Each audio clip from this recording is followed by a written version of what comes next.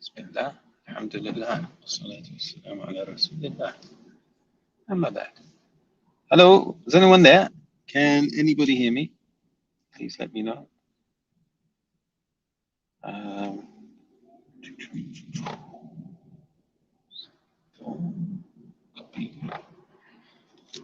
Right. It's been an interesting day, hasn't it? Or a couple of days. It's been quite hectic online. Let me just put the link in the chat. If anybody feels like having a conversation, if you're bored, just jump on.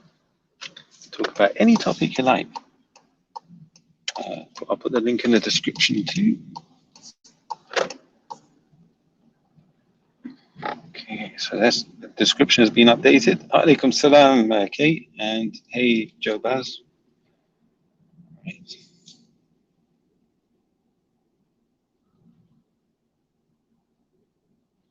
There we go. Link is in the comments. So, yeah, it's been quite a busy couple of days online. A lot going on with. So Kay is saying, can we? I'm going to read comments as well. Yeah. So anyone that wants to jump on and interrupt me reading the comments, you're welcome to do that. Kay says, can we ban YSO for tonight only? I don't mind, you know. Yeah, I don't mind. Who else are going to have one? Jordan M says, Salaam alaikum. Wa alaikum salam, brother. How you doing? Yeah, that's it, really. Yeah, it's a fascinating couple of days, especially if you're in the field of clinical psychology or something like that. If you're a psychiatrist and you want to examine how mental patients would behave in a sort of big brother type environment, this is it, bro. This is like invaluable material and data. Some real mental illness out here. Not just mental illness, but addictive behavior, like drugs. Yeah, drugs and drink. So I'm just driving right now. Yeah, fix this. We got invite Ben and Jordan, says Kay. Yeah, well, the link's there. Jump on, whoever wants to jump on. Omar Razak Aslam Alaykum. Aslam Alaykum. By the way, Omar Razak, you're the one that left that weird comment on my video, right?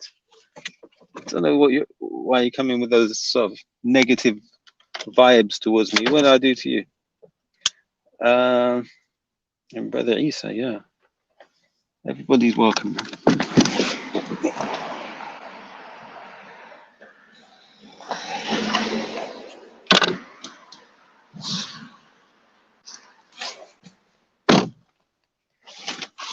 Yes.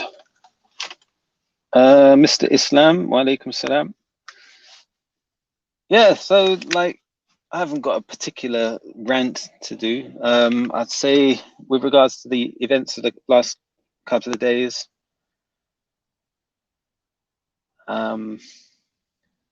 people should be embarrassed, to be honest. Like coming online, screaming at each other, insulting each other, swearing, abusing, threatening. Don't you have any shame? Honestly, Islam has certain qualities that are praiseworthy. One of them is hayat. There's a number of hadith. Ahadith is the plural for hadith, by the way. There's a number of narrations from the Prophet ﷺ about hayat. Al-istihya'u min Allahi haqqa al-hayat an tahfadha al-ra'sa wa ma wa'a wa an tahfadha al-batna wa ma ra'a wa wa'a. So to have like modesty or shame in front of Allah, knowing that He's watching you, right? This is something that's praiseworthy. To be shy. And the correct shyness or the correct modesty in the sight of Allah is the one who protects his mind and his head. So he doesn't look at that which is haram. He doesn't say that which is haram. these are part of your eyes and your mouth are part of your head, right? So you don't think about things that are haram. So you don't engage in backbiting and slander, swearing, foul speech. You don't look at naked women if you're a man and their private parts. You don't share your naked pictures with, this kind of nonsense. And then part of what's it called? And you don't fill your brain with falsehood and deviance. You don't give da'wah to nonsense. You protect your belly as well from haram food and drink. No, you don't intake that which has been prohibited by Allah. You don't drink alcohol. You don't smoke drugs. Protect yourself from these things.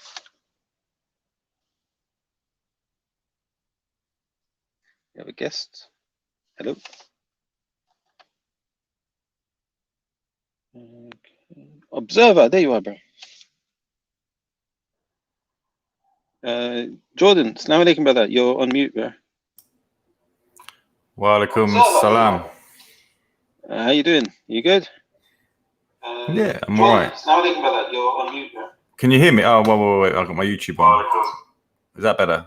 Yeah, that's good. Are you rebroadcasting through EF Dawah? Is that? That's right. How's it going? How was your day? Yeah, bro. It was good. I was happy to see you finally experiencing your first online fitna event. Yeah, well, I'd heard. I think I was getting takfir'd and all sorts. I thought, do I pop? I've been trying to not get involved. I did get involved trying to make some peace between everyone, and that was a big mistake. I learned my lesson there, because the problem is neither side really wants it to end. So, what was I thinking? But yeah, I don't know. It's an interesting one. I hope it all clears, because it just looks a mess, doesn't it? I think, number one, always conscious how we look as Muslims to the outside world. And I mean, could you imagine if you were someone looking into Islam and you come onto these sort of YouTube streets? You'd be like, you run off, wouldn't you? But, I know. I'm thinking, like, why would anyone want to become Muslim watching all of this? Like, but we don't seem worried about it. Like, I don't know. I'm always so conscious about how I come across, and believe me, if people knew what I'm really like, you might not even shake my hand. But in public, really? you have to be. Gosh. You have to be cleaner than people clean. People did say that. People did warn against you. You got to be honest. It's all coming out now. You got to be honest. But we all sin, and the main thing is we fear Allah. We make tawbah and we carry on. Yeah, so true. And so you got involved into your first fitna. May Allah protect you from it, and all of us from it as well. Yeah, I was always advised, don't go near those streams, but I always did, because I like Safaz, and I've always sort of popped in, and I still plan to do that, but I don't know, man. It gives you an opportunity to engage in discussions and in sort of styles of discussion that you can't do on a more controlled platform. So in that sense, if you can sharpen your tools in an environment like these platforms, like the Belly Show, the Surfaz Show, etc., then you'll have no problem dealing with anyone that you find on those. Thing is, I seem to remember it. I remember it sort of being. I seem to remember these YouTube streets being like, all these anti-Islam streams coming out, and the Muslims sort of grouping together and trying to combat it and stuff like that. Now we don't even need G-Block or anything. We got G-Block's actually. I'll probably get less hate on G-Block now than I do on a Muslim stream. I saw it. Yeah, G-Block spent 3 hours this morning just discussing this. I know. They're a sad bunch, and I like going to G-Block just to troll them, to be honest, because they got racists, they got Islamophobes, all of them over there. I love trolling them. I've been sticking the Denmark flag in there all day. Who won, by the way? England won, I'm sure. England won, yeah. So we got, hopefully Italy would do the biz. Yeah. Wow. Okay. Is that how you feel? You know what it is? It's weird how people stick football as like if I don't like football, if I don't like England, if I don't support England football, all of a sudden I don't like my country. That's the ridiculously kind of importance people put on football. Yeah. I just hate it. Yeah, I guess a bit rebellious to football. I can't stand football culture, especially in England. It's embarrassing. So yeah, but there's a stat that if England lose, domestic violence goes up by 38%. So maybe it's better. Maybe it's better if England win.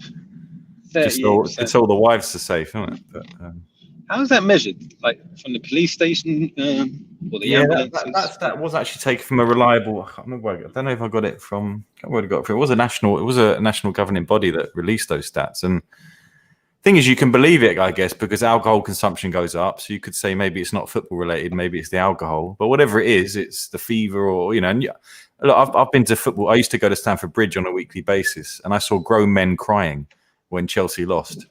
Yeah. I just thought, what is this? Like, what is this doing to people? Yeah.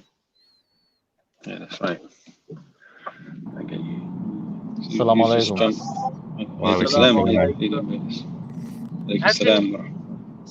How can Jordan say something like that, man?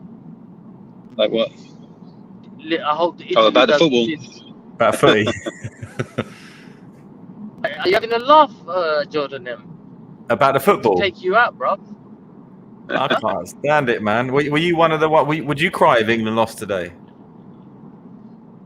I wouldn't cry, but I did in the past. And when I was young, I did. When was it Argentina? When was it? Germany knocked us out. I remember back in the day, I did cry. Yeah. It's for me. Yeah, I've always got my own style. Like there are so many sports out there. Yeah, whether it's hockey, basketball, tennis, whatever it is. I'm not one to just follow a crowd. I don't understand why everyone likes football and it's some kind of national patriotic. And also, the EDL came out of football. The FDLA came out of football. There's no other sport where you get these kind of racist thugs come out of. I just think football is even the game itself, right, is divers, people dive in, abusing the ref. You have to split the fans. Like I used to go to rugby games and you'd sit with the away fans. I used to go to cricket matches. And you'd all have a barbecue. I remember having a barbecue with the Aussies. Football, you have to be separated, and on the way out, they're going to call you. It's changing though. It's changing. Like today, there was a group of us, like big group. There was Danish fans. We all together, like we all watched it, like in the same thing, and there was no like problems like that. So it's slowly changing. In the same pub. Nah, stuff like that, not pub, man. Fans part. Yeah. So it was a thing, innit? Fans thing. But football is tribal, very tribal. Yeah, but it's changing. It's changing. I'm probably generalizing. I'm generalizing, but I think they're fairly accurate generalizations. I watched it at work with my white English colleagues. It went quite well. So it was fun. Yeah. But what do you guys think England's gonna do it, or you think Italy's gonna like crash the party? I haven't even watched one game, so I can't talk. Have they got a chance? Yeah, England are you know what? England, I'm surprised. I'm shocked. Like this is one of the first ones I thought, I don't have any hope, and they're in the final. And all the other ones, I thought they're gonna do it, and they like flopped at some crucial times. But it looks like they're doing it, man. It looks like it. So let's see, innit? Inshallah, they win. Inshallah. Do you know what I like doing? Yeah, when the football's on, like today, I went to a restaurant, then I went to the gym. It's like dead. I was the only one in there in both places. Yeah. Beautiful. Yeah, I can imagine. What did you eat, Jordan? So I had. It wasn't too exciting actually. I had a margarita pizza. Yeah. Nice. Where'd you go? Pizza Express? Prezzo. Oh, yeah, okay. I haven't tried that. Do you recommend it? Is it any good? It's cheap and cheerful, isn't it? Cheap and cheerful, and does the job. So, yeah. Brother Jordan, have you done hijama? Have you ever got cupping done? I've never. People keep. I think John Fontaine was talking about it actually. Yeah. I had a few instances happening to me, and he was talking about evil eye and all sorts, and he was recommending it to me. I was, I Yeah, don't know. I had it done about 4 weeks ago, and it literally changed my diet, everything. I've never been like proper on a course, like eating healthy and stop drinking the fizzy drinks and all that stuff. I've literally stopped it all, just because of the hijama, man. When I saw the type of blood came out of my back, so Does it hurt? alhamdulillah. No, not at all, bro. So you know what? Now, what I was saying, there's a clinic that I know. If you want to do, I'm going this Sunday again. If you want to come back, mashallah, it's a nice proper clinic, and they do it. £40. Yeah, and if you want to come, inshallah, I'll introduce you to the brothers. Yeah, you know, one thing, maybe warn them. My back is pretty tattooed up. So last time I went, these Muslims were like, "No, it's haram, brother." I was like, "Mate, I've only just converted to Islam." Nah, don't worry, man. You won't get anything like that over there. Yeah, it works though. My mom gets it done. It does work. It's beneficial. Bro, it's sunnah, man. Like, I'm telling you, it's like amazing the difference I have. Like since the hijama, I've seen a difference in my body, everything. It's I've lost weight, I'm losing weight. My doctor, I went doctors the other day. He said, yeah, you're losing weight, and my sugar levels 5.2, my oxygen level was 99. Things gone up, like it's gone like improving, and I'm getting an ECG done inshallah Monday, the next day after they done my ECG, checking everything, kidneys, check the liver, everything, and then work on it, and then inshallah get healthy. And taking all the sunnah products, like the barley, organic barley. If you mix it with honey, barley, and milk, Prophet ﷺ said, when someone died, and he said to Aisha, our mother, Allah be pleased with her, said that go and get some barley and with milk, and when someone dies, and or if you have any, it's good for the heart as well. So I have that, and I've seen a difference. And ajwa date seeds, I buy. You can buy it crushed, so I mix that as well in it, and barley powder, honey, warm milk, 30 seconds. Drink it every day, and alhamdulillah, man, I'm seeing a lot of difference in my my physical, everything. So you should try it, and the cupping and all the sunnah products. Black seed as well. I add black seed oil to that mixture, and alhamdulillah, bro. It's we're at an age now. If we start doing it right now, it's prevention, isn't it? It's like the prevention. So before you get ill, start doing it. So I'm doing it before I actually get ill, and lungs and everything is improving, man. It's alhamdulillah, man. I'm shocked, like how. Why I'm not shocked, because you have to have yaqeen in, because Allah said that's why. So I make sure I have that niyyah, that intention that it's gonna work, because Allah said, that yaqeen. You have to have that yaqeen, because look how much emphasis we all put in pharmaceutical drugs, because they just do it like a thing, in it, like you keep on going back to them. This is like the cure, like prevention. So alhamdulillah, it works. So my mom's got sorry, go on. Go on, mate. Go on, sorry, go on. But my mom actually had intracranial hypertension, and that sort of receded because of the cupping. So hijama, sorry. So it does work. So next one, next Sunday, I'm doing my head. I didn't get my head done, back of my head. I'm gonna do my calves and stuff. So bro, if you want to come on the back of your head, yeah, you can do it on top of your head, back of your head, all the sunnah points, bro, wherever you have pain or something like that, you get it done there. And I'm telling you, bro, Jordan, if you get any backaches or any sort of headaches or any sort of stuff, when you see the blood, that like a car, when we do an oil change, it's literally similar type of thing. When you have a car oil change, the oil gets thick and dirty. If you don't change it regular, it clogs up the pipes. So what it is, you take all the bad blood out, so it won't go around, and because then you'll have circulatory issues. If you that's a lot of people have circulatory issues. So once you get hijama done regular, you get all the bad blood out of you. So circulation improves. Alhamdulillah, yeah. So yeah, bro, I'll give you a buzz in it. I remind you if you want to come down. Yeah, let me know. Have you had your first jab yet? Yeah, I had my jab. Yeah. Oh, reactionary. What's your opinion? I'm getting my second one done. I've had both a long time ago. I saw that I saw something shared on today on YouTube that I think tickets to the final are giving priority to people that have had the jab or something like that. That was quite weird to me. That's like almost blackmail into blackmailing the population into getting the jab. I don't agree with that. Yeah, agreed. I agree with you. That's I got both of them, so compulsion.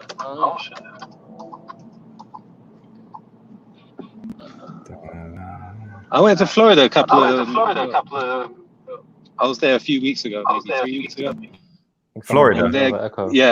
Their governor said, "You're not required to wear the face mask. It's voluntary." So that was a lot of states in America have that policy, though. You don't have to wear it. But I mean, over here, yeah. So I don't even know. Is it mandatory to wear them here in a shop?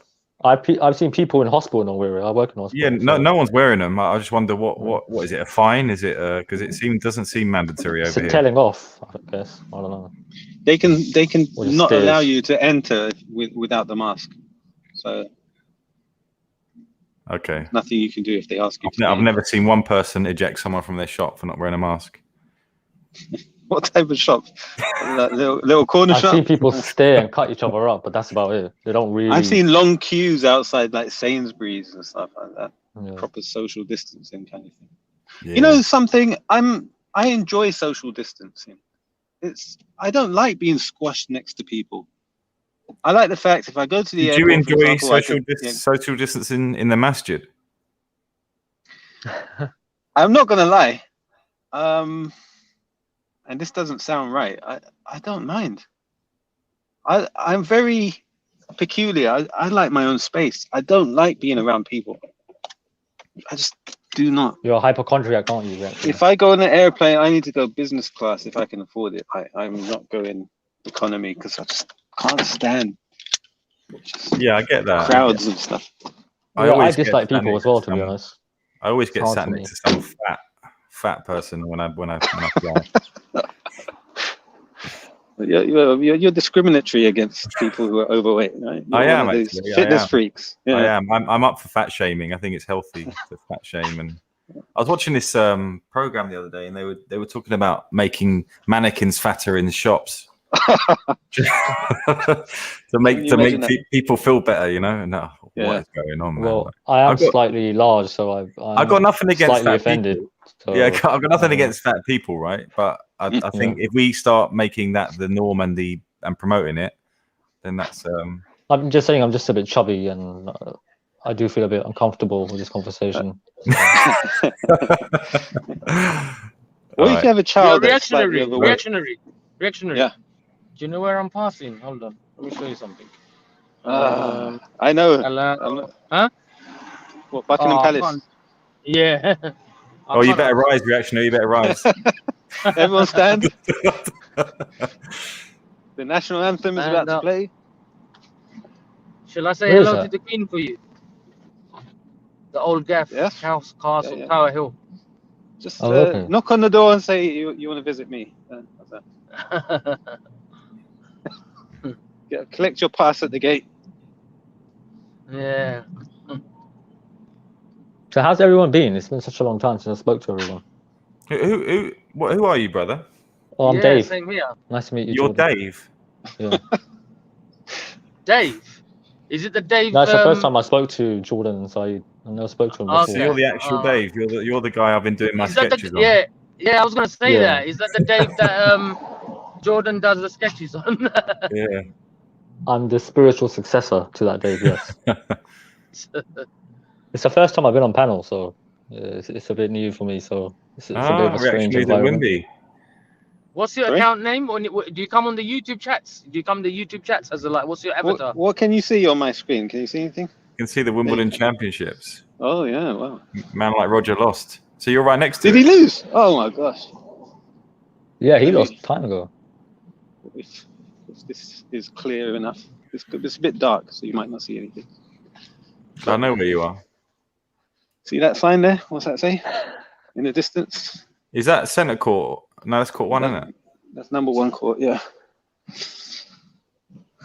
Yeah, that's where the man's at right now. So that's your ends, yeah, around that area, around Wembley.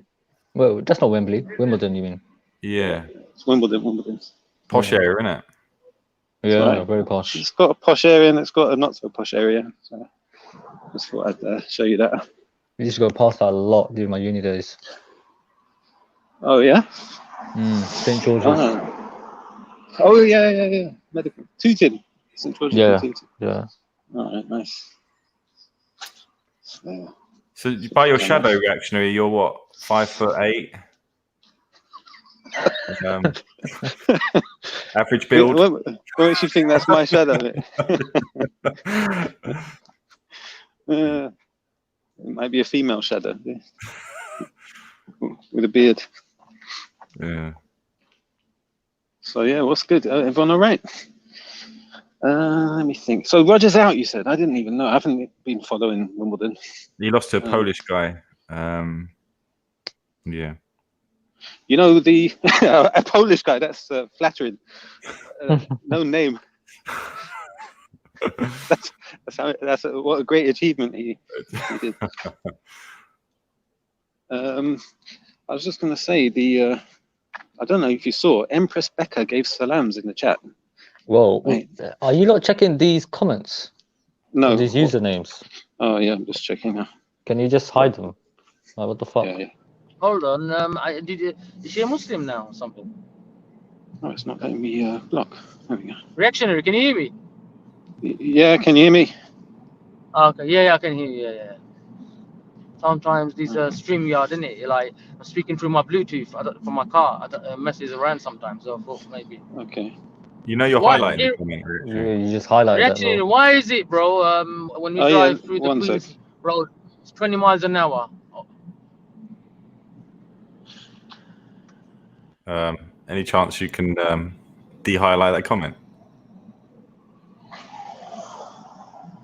1 second. Yeah, Zubaydah, I modded you. Could you take care of the comments for me, please, if you don't mind? Or help out. I'll try and mod a few people. Is it still highlighted? Yeah, it's hard to walk and do that at the same time. It's gone. Okay, yeah. Apologies. There's a lot of these random accounts are just popping up. Just noticing the chat. Destroy that bastard. Oh, there's another one. Okay. Whoa. These guys are fast. Oh gosh. These guys are fast. Do you think it's like one guy just doing lots of different accounts? Or one girl, yeah. It's a conveyor belt of fuckery, man. Shut the door. Right, everyone's like partying, man. Like just because. I like these sort of late night sort of walkie streams that Reaction used to do. He used to do them last year as well. Quite fun. Yeah, I remember once. Where you at? Let me link you up. Yeah, go on, Jordan. Where you at? What's the location? I showed you my location, bro. I'm in southwest London. Huh? Southwest London. Southwest London. Give me exact pinpoint location. I'll come and link you now. Wimbledon, isn't it? Yeah, SW19. Elephant now. Elephant Castle. Oh yeah. Oh, that's not too miles far away, man. I swear that's really far. Probably. Well, not that 20 far. minutes. Elephant Castle's not that far from. How do you? Yeah, that's what I'm saying. About 15, 20 From minutes. Wimbledon. Not that far. I don't know my location. Brother Jordan M, what's going on, Brother Jordan M? How's everything? It's been a while. Alhamdulillah, I can't complain. Man. Other than I don't know, people would have seen that I'm on crutches, so I hurt my leg. So other than that, it's quite cool. I mean, because after COVID, I didn't work much, and then got back into work and thought, oh man, I don't want to work anymore. Hurt my leg, and back in like isolation again. But what happened to your leg, Jordan? Sorry. What happened to your leg? So I did my Achilles tendon, which is like it's like the worst thing you can do because I'm still got like 3 months left in like a boot. Gosh, yeah. Hold on, how'd you do that? Reactionary. Is that Brother Jordan M speaking? Yeah. I don't know. Why does his mic sound like that? It totally sounds someone different. Does it sound? Does it sound good or bad? It sounds like not you. It sounds like someone else. Oh, I didn't even know that was you. Maybe it was me. Maybe it was MIC. Are you guys using your phone?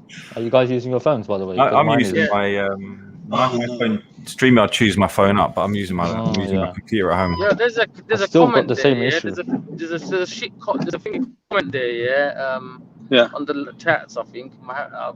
Can you see it? Just ignore the chat, man. It's fucked up. The chat. Yeah, sorry. Anyway, so what? I can't focus on the chat right now. That comment's not gonna. Yeah, don't worry. That comment's not what. That doesn't mean it's true, is it? I mean, so. And it's not letting me block. I don't know. I have to refresh the page. Snakes are out today. Forget them. But yeah, my phone, as usual, is burning up because of this thing. Can you imagine what that troll looks like? Can you imagine that person doing that? What they actually look like, or where they live? That's what I'm saying. And may Allah, you know what? He'll be burning in hell, isn't it? Yeah. You know what I mean? He'll be burning in hell. So, you know what I mean? Inshallah, if Allah don't guide him, Allah destroy him, man. I mean. Yeah, I remember Reactionary. You were walking once, and I think you accidentally put the camera on, and it showed your shoes. Was it you who took that picture, that screenshot? No, I didn't take a screenshot, but okay. I saw. I was on the stream and I saw it, and I sort of flicked back, and they were like orange and grey, and I was like, they were horrible, man. There's gonna be an account called Reactionary Shoes next. Watch. There was somebody came on with an account called Reactionary Slutty Foot or something like that. Really? Yeah. So now we know what Jordan gets up to. He creates troll accounts. Yeah, all the troll accounts, they're actually me. He's got a script that automates the creation of hundreds of accounts. Yeah. That's what it looks like you do, actually, when you're on the camera and your podcasts. Your brother Jordan M and Reactionary. Cameras. Yeah, and everyone. Anyway, inshallah, I know Reaction is not going to come, but your invitation's there. Inshallah, I'm going to try to do a podcast type of studio, type of room, type of thing. If that goes ahead, I'm going to start doing podcasting, like interviews and whatnot. So I'm going to invite, if you want to come and be a guest, and brother Jordan M and all that. But you got bigger contacts than us. We're just you got bigger contacts than us. No, you get the big boys on. You could get Hijab, Ali Dawah. No, man. All the brothers, bruv. See, you know what I mean? What do you mean big boys? Everyone's the same, bruv. I mean, I don't look at it like that. But yeah, man, I'm gonna do the podcast room, inshallah, man. And if that goes to be, that happens, inshallah, then yeah, man, you guys, I'm gonna start doing podcasting, inshallah. Yeah, I think there's not enough podcasts. There's a lot of people opening up panels and stuff. But podcasts is a good idea. Yeah, that's what I'm saying. Inshallah, like that room should have been ready and built by now, but the builders keep on changing the times and whatnot. So, but he said, inshallah, he'll start work in the next 3-4 weeks. So maybe within 2 months, inshallah, if that is ready, then bro, I will have my own podcast room thing ready. You know. I think EF Dower are looking at one as well. They're looking at renting one out and kitting it up and stuff. If my one is nice there, they can come and use my one. Like, I'm gonna make it comfortable, like bathroom. It's gonna be like proper nice, you know, like toilet, everything like that. So yeah, man, you can do late nights, whatever, man cave type of thing. So, there's a good channel called 5 Pillars. They do good podcasts as well. The 5 Pillars. I know the brother. They do it. I think that they do it in the house though. That's the thing, isn't it? The problem is it looks like a studio. It looks like a proper setup. Yeah. It's the problem is doing it in the house is when you live with family and stuff. It's hard. Like you won't be able to talk properly and this and that, and like times and stuff. Yeah. So I've never seen 5 Pillars. I don't think. I think there's 2 brothers. There's 2 brothers that do they interview a lot of these. You must have met Dilly, brother Dilly. the Bengali guy. He's come on the BBC as well. Dilly Hussain. I think I know. I think he might have actually done a speech at the Uyghur protest. I think it might have been. Yes. That's the one. That's him. That's him. Yeah. Yeah, I've never met him or anything like that. I haven't seen many of his things, but yeah, I guess I'd recognise him. Yeah, you'll recognise him. You must have seen him in the Uighur thing when you went for the podcasting with him. Is he part of Uighur? Is he Dilly Hussain? No, he's not part of it. I don't know if he's part of it, but he does go there a lot. Okay. Yeah, who was there when I was there? Sabor's always there. Imran, is it Imran Hussain? Yeah. Isa. And what about thinking? What's his name? Mohsin as well. Mohsin. Yeah, yeah, he's cool. There. Yeah, Dawa Digital. Yeah. To be honest, at the protest, there were a lot of distinguished guests, from what I understand, a lot of sheikhs, but I don't actually know who they are, and I quite regret that because I'd like to have spoken to them and stuff. But I didn't know what the lineup was or anything. It just turned up. Just rolled up, yeah. It was rocked up with a bit of paper. Yeah. Oh, you actually wrote it down? Yeah, go up to them and say, "What are you saying, fam? What are you saying, fam? You waste man. You're a waste man. Waste you." I'm just gonna hang on to my battery tries because it's nearly dead. It's burning through my battery streamline. Yeah, alhamdulillah. It's good. I haven't spoken to MIC in a long time, but it was nice seeing you again, bro. Yeah, man. I was quite ill this year, so I had to take a bit of time off in the beginning of the year. Otherwise, I would have been more active. Yeah, to be honest, this whole fitna thing that's been going on, I think it's dead, to be honest. I think it's time to move on, personally. I don't know what others, how they feel about it. It's a complete waste of time. It would be nice to know what to do to resolve it. I mean, I tried, and there's a brother called Jat and Rando, but to be honest, I don't think I knew enough ins and outs, maybe. Because you go along to one side and do you know they did this, and that's like, well, they did this, they did that, and you end up having to condemn it or whatever. But really, you just want everyone to just move on. You present the hadith that even if you're right, you can still walk on and get a reward. It doesn't make a difference. But people still want to carry on. So if people want it to carry on, it's very hard to. But yeah, I don't know. It's boring. It's boring. Yeah, it's just pointless as well. Like, Hadith get used around when it suits. You know, when it suits one, for example, when it suits somebody, then that's when people use hadiths. But when it's like doesn't suit you, you want to ignore it and to get it. Yeah. But this doxing and turning up to people's houses, I don't know where that became normal. Also, when calling people nonces and groomers, I don't where does this all become like normal place now? Yeah. Like the G block people, isn't it? With the nonsense and groomers talk. And I don't really know. Manny Cinder channel that really started that, didn't it? There's a lot of Muslims that call each other groomers as well. It's not just non-Muslims. Well, now they do. Now they do. Sorry, Jordan. I cut you off there. I can't remember what I was going to say. But you're right. Yeah. You know, a Muslim calling another person groomer publicly, where you've got people loving that and jumping on, you know, love to classify all Muslims as groomers. Mad. No, I don't really fucking give a shit. It's divide and conquer. That's what they want to do. The Islamophobes, what they want to do is the dividing and conquering. Do you get it? They try to like that's what their plan is, isn't it? It's like some unfortunately some of the Muslims are jumping on it without realizing that it's not about Asian, it's not about Arab, it's not about this African or whatever. We as a one ummah, you know, and when you start dividing and whatnot, that's what happens. You fall into things without realizing. Yeah.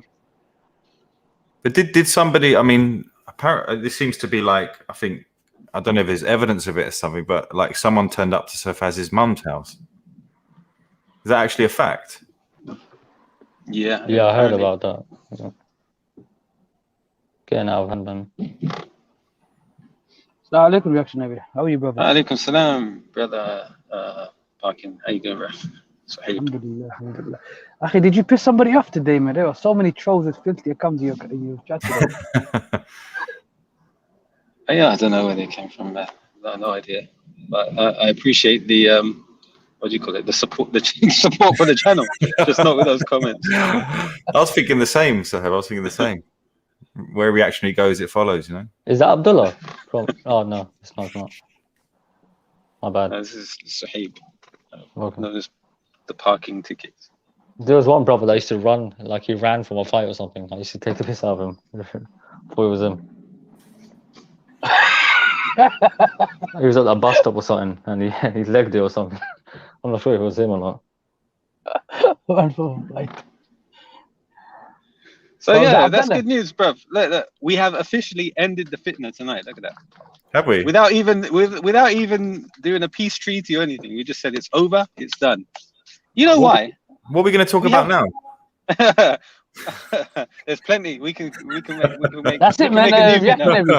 Nah, that's it. You're Chief Jagolia. Might as well just shut the show down now. Alhamdulillah. There's so much Shall we to make talk a new about. fitna? So much to talk about, man. All right. So many other things. I don't know. Yep. Last year we had That's so one. many good discussions. This year I just looked back All right. at the shows and I said, "Whoa, Jordan, whoa." Yeah. you like this one? Go on. Does the F Dawah ever talk about Buddhism? Yeah, Hamza does. I mean, Hamza goes after. He's been going after Hinduism. Which one's got the monkey army? Oh, Hinduism. Hinduism, yeah. Monkey army. That's a bit racist. Yeah, but yeah, to be honest, but not in general. Mostly it's Christianity, isn't it? Monkey army. But since They worship the a monkey panel, god called Hanuman. That's what I know. Yeah, to be honest, I don't know a whole lot about Hinduism, but apparently somebody got some monkey army to sort their problems out for them. But the thing is, for me, as a Muslim, I don't really like laughing at other people's beliefs because we've got beliefs that other people may laugh at as well. That's the first time I heard of the monkey army. We're not atheists, you know. We believe in the supernatural, so yeah.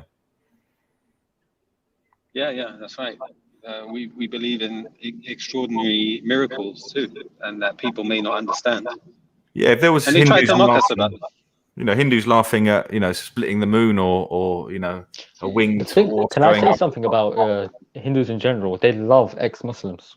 Like most of the there's this guy called the Apostate Prophet. Most of his subscribers are from India. If you look at what's going on in India at the moment as well, would explain. That's what I've noticed. I'm like, whoa, why are they all Indians? Allah says in it, in the Quran, in it, they will be the awliya of each other.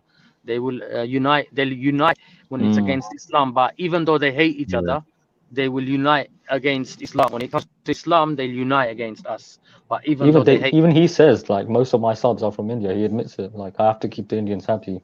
Because Indians are the most like actual. I'm not talking about like outside of India. India, I'm talking about. They're one of the most Hindu racists, and they're out there. Like against Islam. Yeah. They love ex-Muslims. They grab up Muslims. Yeah, they grab up Muslims, old men, cut their beards off, accuse them of eating, like cow meat, and what they do to them. Now, so Paul calls them house atheists because a lot of these ex-Muslims, or they look up to the West and they just want to, they buy into this, Islam's backwards, the Western values or where it's at, and that apostate prophet is one of those house atheists that just wants to be white. But he's actually I didn't know much about him, but he sent me an email 2 days ago for challenging a formal debate. Formal debate, brother Jordan. Listen to this, yeah. In Twitter, I had a back and forth with him, yeah, and I asked him. I can't remember what I asked him. And man blocked me, like after just a couple of questions, and he blocked me. So and he wants to debate with you. Yeah, he's been slapped around by Farid, Mohammed Hijab. Now he's coming after, he's been coming after the new Muslims now. But to be honest, I wanted to do it, but obviously the advice from the other brothers is, don't go down into the gutter. There's no point. So yeah, I'll send back an email just saying no thanks. Yeah, because they'll have a script in it. Yeah. Yeah, you could do one of those Dave videos, like you read his email. Jordan, I'd like to debate you, and then just look at the camera and raise the eyebrow. That's true. Yeah. I could do that. Yeah, I mean, which is the one that 8 pages of the Quran? Is it him or is it another one? That was him, wasn't it? Was it actually him? Well, probably more than one of them, yeah. But I mean, he did it on. These guys are vile, man. They come across, Yeah. the email is all nicely written. I'm just sincerely want to know your beliefs, why you entered Islam. What a load of rubbish. I don't think I've ever met a nice ex-Muslim, wherever that means. But Yeah, no, they're all. they're all nasty. They're all. Yeah. The ones I've met that call ex-Christians, and themselves ex-Christians are nice. yeah, the ones that call themselves ex-Muslim, like they actually use it as a badge, like a badge of honor. They, like 99.9% of the time, they got built-in hatred for Islam. So they're like just hatred, They link, it's so shocking. As atheists, they link up with Christianity, and they'll start backing up Christianity over. Do you get it? It's just mad. Like their hatred, Yeah. Yeah, but His accusations of me were that I'm, I converted for clout and fame and money. When I don't have a PayPal, I don't have a Patreon. I checked out his channel. He's got a Patreon with like 500 members. He's got PayPal. This guy's clearly setting himself up as a career just to hate Islam. So I think he would be on dodgy grounds coming at me with any arguments like that. It's interesting when we talk about money and relating it to Islamic causes. In the UK, I feel there's a problem with money in that it's like constantly exiting the Muslim community, and it's going elsewhere. How it's being managed elsewhere, I have no idea. But because of that, Muslims are in a dire state. Statistically, I was looking at this website called Muslim Council of Britain, and they had research on the status of Muslims in society, whether it be in education or in employment or in a prison system. And the Muslims are always in the top percentiles of the worst situation in society. yeah. And I've actually worked in prison, and there's a lot of young Muslims in jail, man. Too many young Muslims. Do you mean in the West, or do you mean internationally, globally, or? Oh, I'm talking about London, where I worked. In London, so you say Muslims are in a bad position in London? No, Definitely. I mean, criminality-wise, in prison, the UK, like, prison population is quite high.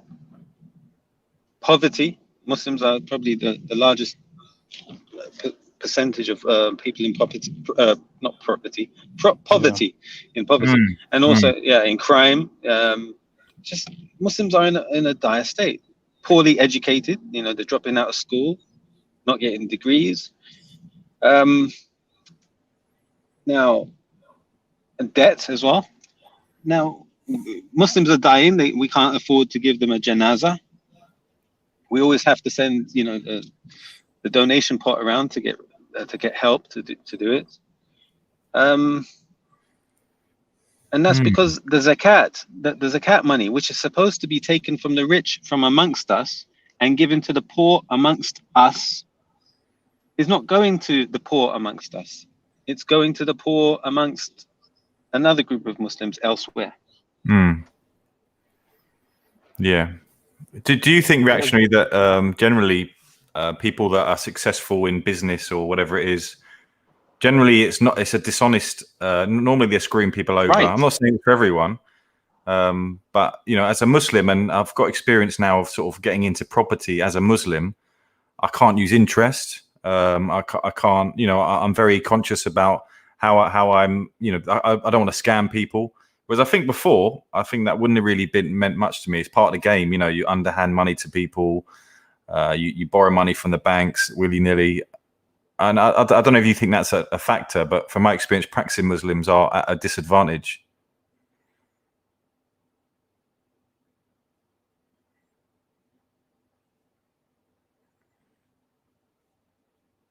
Give me a hell yeah.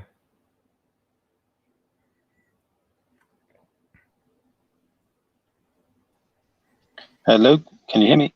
I can hear you. Oh yeah, sorry. My signal went there. I'm not sure. I didn't catch all of what you said there, bro. To summarize it, I was saying a practicing Muslim that can't that can't use interest, that is honest, is going to be a disadvantage. I also think Muslims don't. When I look at how the Jews operate within businesses where they look after each other, they inherit. They make sure they inherit things down to their children and things like that. Muslims don't seem to have so much of that. This is in my experience. Yeah, I agree with you, and it's observable. I mean, part of it, I suppose, is the largest part of our Muslim community is immigrant. So, and most immigrants come with the intention of returning to their home country at some point. So, yeah, good point. They're looking at helping their home country economically rather than the country here. However, their children end up growing up here. This is where their life is. And what happens when they lose their job? They get, I don't know, multiple sclerosis or some sort of illness, and they can no longer provide for their families, or they get divorced, and the wife ends up being evicted from her home, and she can't get, she can't get benefits. They kick her off benefits because she's not going to take a haram job. There's all sorts of issues, and who's there to help them? Like, who is there to help them? That's a good point. I point. looked at the Muslim charities, and I plan to do an experiment one time. But I'll do a video experiment and record it and upload it. But what I've looked at is these websites, these Muslim charity websites accepting donations. You can click on the front page, you can click on the banners. There's just so many means to donate to them. However, try and request money from them if you're in need. There's not a single option, not one option. Try getting their phone number and saying, listen, speaking to somebody there, I need some money. I lost my job. I've, lost I don't know, I'm in dire straits. I need to pay for emergency plumbing. There's nothing. They'll say, sorry, sir, we send our money to such and such country. Okay, so what do I do then? Don't know. The only one charity that I've found is called National Zakat Foundation. Okay, they're the only charity that I've come across that actually spends on the poor in the UK. All right, now I haven't tested them to find out if they, how easy it is, or are they about what they preach? Do they actually help, or is it just, marketing? Which I plan to test at some point. But this is really disappointing, and I don't know your thoughts on that. Yeah, I wasn't aware when you said that Muslims are the most financially. I wouldn't have guessed that, to be honest. And I guess I've met some very rich Muslims. A lot of them from Saudi or Dubai. But you're right. Probably the immigrant levels probably does mean there's probably issues in this country. And I think with so many Muslim countries all around the world in dire need, like Yemen or Palestine, we tend to donate our money over there, and they're the all the Uyghurs. That's where we tend to throw the money, and maybe we don't look inwardly enough at this country. You're right. I think it's something I will probably mention to the EF Dawah guys. Actually, if that's true, if there are Muslims in this country struggling to make ends meet, maybe we do need to help. Yeah, definitely. And we do have Muslims in need. Yes, there are urgent. I mean, there's let's say you've got £1,000. Okay, there's nothing stopping you from sending £800 to Yemen and spending £200 on the Muslims in the UK to the UK, and send 99% elsewhere. There's nothing wrong with that. Yeah, but like you zakat. Said, we have to have the charities for that, don't we? And you said there's only one. Zakat, yes. Yeah, correct. Only one, yeah. And even they're almost impossible to get money out of. So, actually, even though you raise a good I'm just point, putting myself in the shoes of a poor Muslim. Yeah, go on. No, you're right. Obviously, even though you raise some good, valid points in terms of a gap in the market for the Muslims who are worse off in the UK, who are in need of assistance, in terms of these charities looking overseas, they're looking at it as a matter of life or death. Do Yeah. you get it? So obviously there are people in Yemen or other poor places. They're waking up every morning, not sure how they're going to provide food for their children, and whether their children would survive the end of the week or the end of the month. So they don't have no clean water. So for them, it's a matter of life or death. And that's what these charities prioritize. I'm not trying to diminish the points that you make. You raise some valid points, but obviously someone needing to fix their plumbings emergently isn't really going to be in a risk of losing a baby, as opposed to someone who doesn't have clean water. Yeah, it's true. And I went on a lot of charity streams over Ramadan, and one point that was raised, there were a lot of dawah streams, and someone was saying that the more people that become Muslim, the more charity that will end up going abroad. So the more we sort out the Muslims in this country, the more zakat will be paid, and Muslims by nature will donate. So I guess there's that argument as well. If we do look after the Muslims in this country, you could, in theory, assume that then there'll be more charity coming from those ones that you end up looking after. But yes, but if you've got 20 million people in starvation in Yemen, it's hard to maybe turn to England, where there's a benefit system even for the most struggling. But here's the point, brother Jordan. The parking then is there, but many people fall out of it, and once they've fallen out of it, there's nobody to help them. Yeah. So if you look at, there's case studies on this National Zakat website of a sister who was sleeping in a park with her kids, right? That's it. And she was starving. They found her, she was malnourished. Okay? Malnourished. She didn't know where she could go to for help. Go into this shelter. They gave her pizza, ordered her pizza.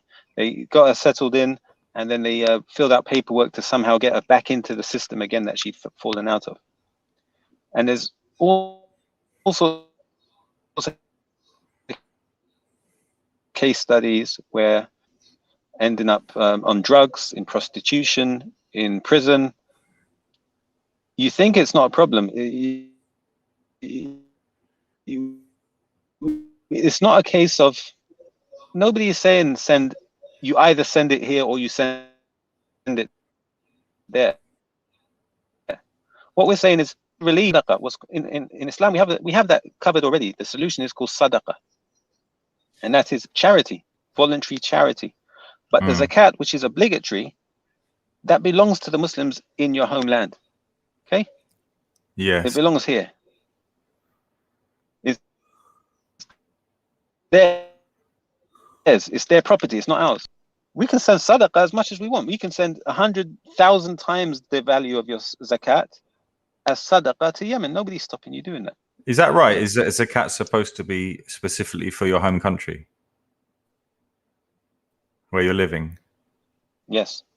The Prophet sallallahu alaihi wasallam, he said when he sent one of the companions, I think it was, he said, you're going to the people of the book. Make the first thing you call them to be La ilaha illallah. If they follow you in that, if they obey you in La ilaha illallah, then command them with the salah. Say that Allah has commanded them to pray 5 times a day.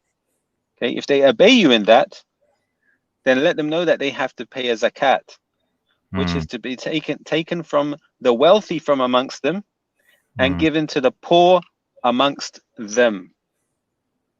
All right. He didn't say take the zakat and bring it back to Mecca. No, it was to be taken from their wealthy and given to their poor. Sorry about this, right? And when you talk about this, right, people are in such shock. They say, "How dare you say such a thing? We've got Muslims who can't get water in this country and that country. We have relief, Islamic relief. That's the idea of Sadaqa. We don't, but zakat belongs here. That's where it belongs. So yeah, and probably the average Muslim, I would imagine, saying the average earning Muslim probably ends up giving more in Sadaqa than zakat anyway. I would imagine. Yeah. Obviously, it depends on the individual, but that's right. And how does that money get distributed elsewhere? Like, why are they still in poverty? Like, what's changed? I often ask that. So 2 years ago, I set up a Yemen fund on my channel, and it was like 20 million people in starvation. 2 years later, I checked the stats. There's still 20 million people in starvation. But I'm sure in that 2 years, millions of pounds or dollars have been raised. Yeah. So yeah, it does make you ask questions. It's strange. Then you've got the United Nations who's setting up funds for them. You've got Saudi Arabia who's bombing them, are the ones who are also sending millions and millions of dollars in relief as well. Like, and those are the official organizations. Yeah. So what's going on? Where's our money going? Yeah.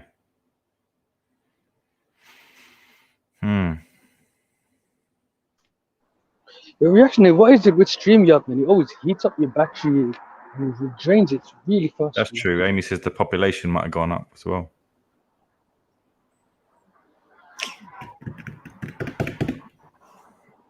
StreamYard's one of the worst apps to use, man. It kills your battery, burns up your phone, man. Yeah, I jumped on Surfaz earlier. I think I lasted about a minute before my phone chewed up. Probably a good thing in the end.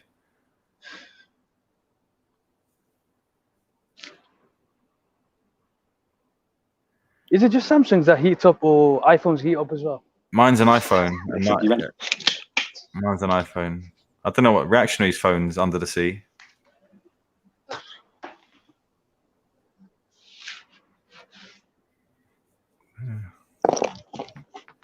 Reaction comes across as a person that, if his laptop is a Mac, his phone has to be an Apple.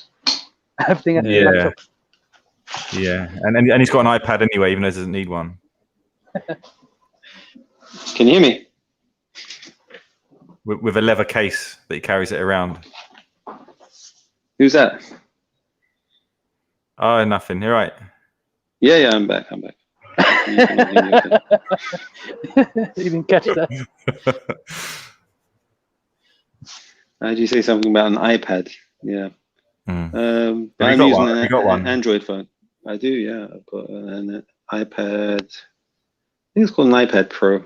I'm not trying to show off anything. I'm just telling you what it is. An iPad Pro. You did say it like, I've got an iPad Pro. That's what it's called. That's the name. Yeah. But yeah, it was the top of the line one like a year ago. I think there's a new version that's come out now. Yeah, I think that's one I got. What, last year's one or the new one? No, I got last year's. Yeah. Again, never use it. Yeah, I've used mine extensively, and it's got 5G. No, not 5G. It hasn't got 5G. It's 4G. But it's got this eSIM and Wi-Fi. So were you actually just one question, and you don't have to answer it if it embarrasses you. Were you one of these 5G conspiracy theorists before the vaccinations and all that? No, I wouldn't say I was a conspiracy theorist. But you were, weren't you? You could say I was a skeptic, okay. of sorts. So. Okay, so now you happily use it on your 3 devices. No, I'm using 4G, but that's why my signal's so bad. Okay. I haven't updated my mobile phone in, I don't know. I've had this since 2016, I think, or no, 17. Yeah. Reaction, there's 2 trades where you can recognize a conspiracy theorist. They'll take issue with the word conspiracy, and they would package it as a what's that word that reactionary just used? A skeptic. Yeah, that's right. There's a Muslim channel called The Muslim Skeptic. That's it. Yeah. Are you guys involved with them? Daniel Akikachu. Yeah. He seems alright. I haven't seen much, but he seems very knowledgeable, that guy. Yeah, he seems to be interested only. He goes after the Yaqeen Institute in America. Yeah, well, he's quite by the book, isn't he? He's like doesn't want to see any milking of the deen. I heard him like the watering though. Yeah, and I heard him defending the "beat your wife" verse on Essie Dower. Yeah, he was saying, yeah, you can physically restrain your wife. You can do this. You can do. I thought it was a really interesting perspective because he wasn't shying away from anything. He's unapologetic. Yeah. That's good to have people like that around. You find sometimes in dawah you can see people, whether you're talking about the age of Aisha or other things, trying to say things to appease the person they're speaking to. Yeah. And there's something quite respectable about someone who just says it as it. I think there's got to be a balance, doesn't there? I guess he's quite full on. But in America, they just label him as a disgruntled ex-employee because apparently he used to be involved with Yaqeen Institute. But the Yaqeen Institute, like with that Jonathan Brown and stuff, the stuff they've been saying about LGBT and gay marriage and stuff, it is like blows your mind how that can be coming out of her. And then seeing the other guy as well. What's his name? Omar Suleiman with the people at the borders doing those libation. Rituals. Yeah, libation. What a word! Like that was shocking because I've seen a couple of lectures of Umar Suleiman. Surprisingly, they were really good lectures. So to see that happen was a bit of a shock.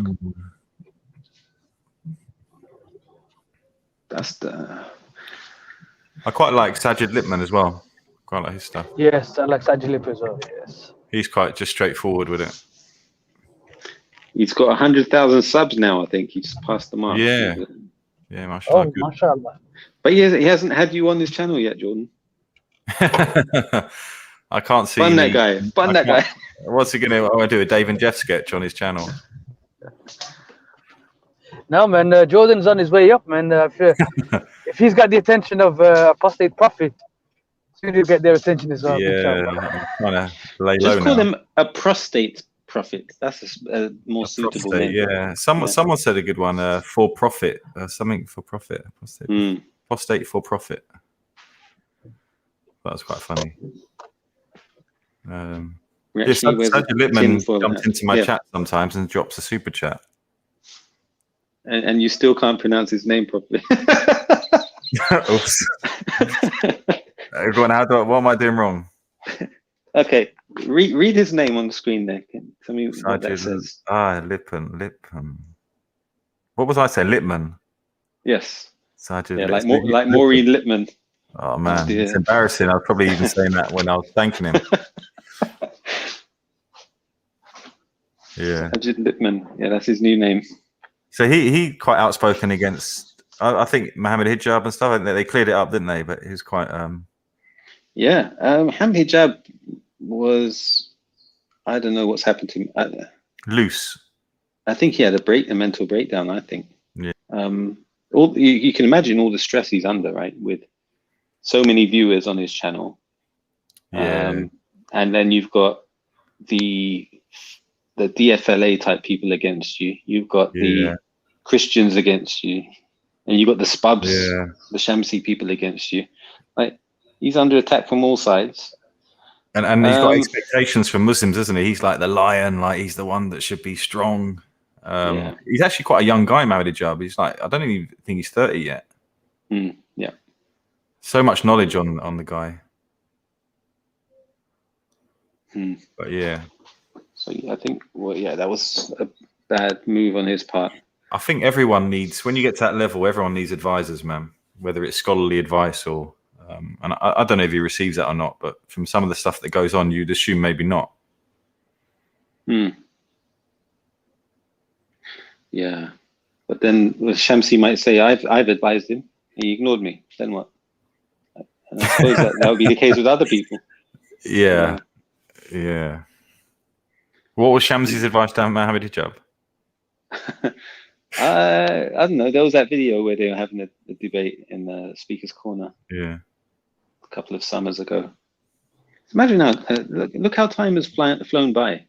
It's now about, was it 4 years or 5 years that we've kind of been on these hangouts for Speaker's Corner?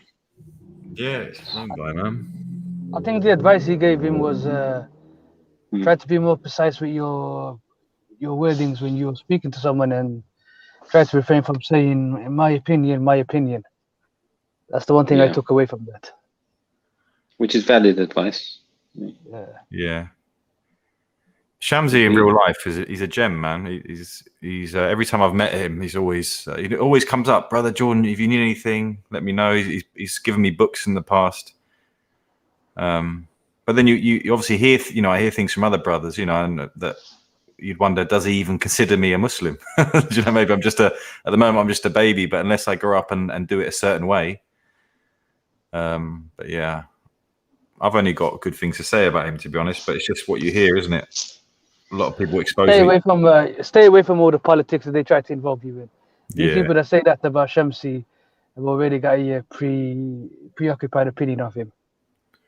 Yeah, the thing is, you go to Speaker's Corner, and you see which brothers pray together, you see which ones do this. It's interesting, the dynamics, and it should be more united, man. Because Shamsi is amazing at. I think he's the best at debating like the EDL and the racist lots. I think he's good. You think so? I thought Hamza would be the best at that. Well, I thought Hamza hasn't really had a chance. I think they run from him. I think they avoid Hamza since he destroyed that grooming gang lady.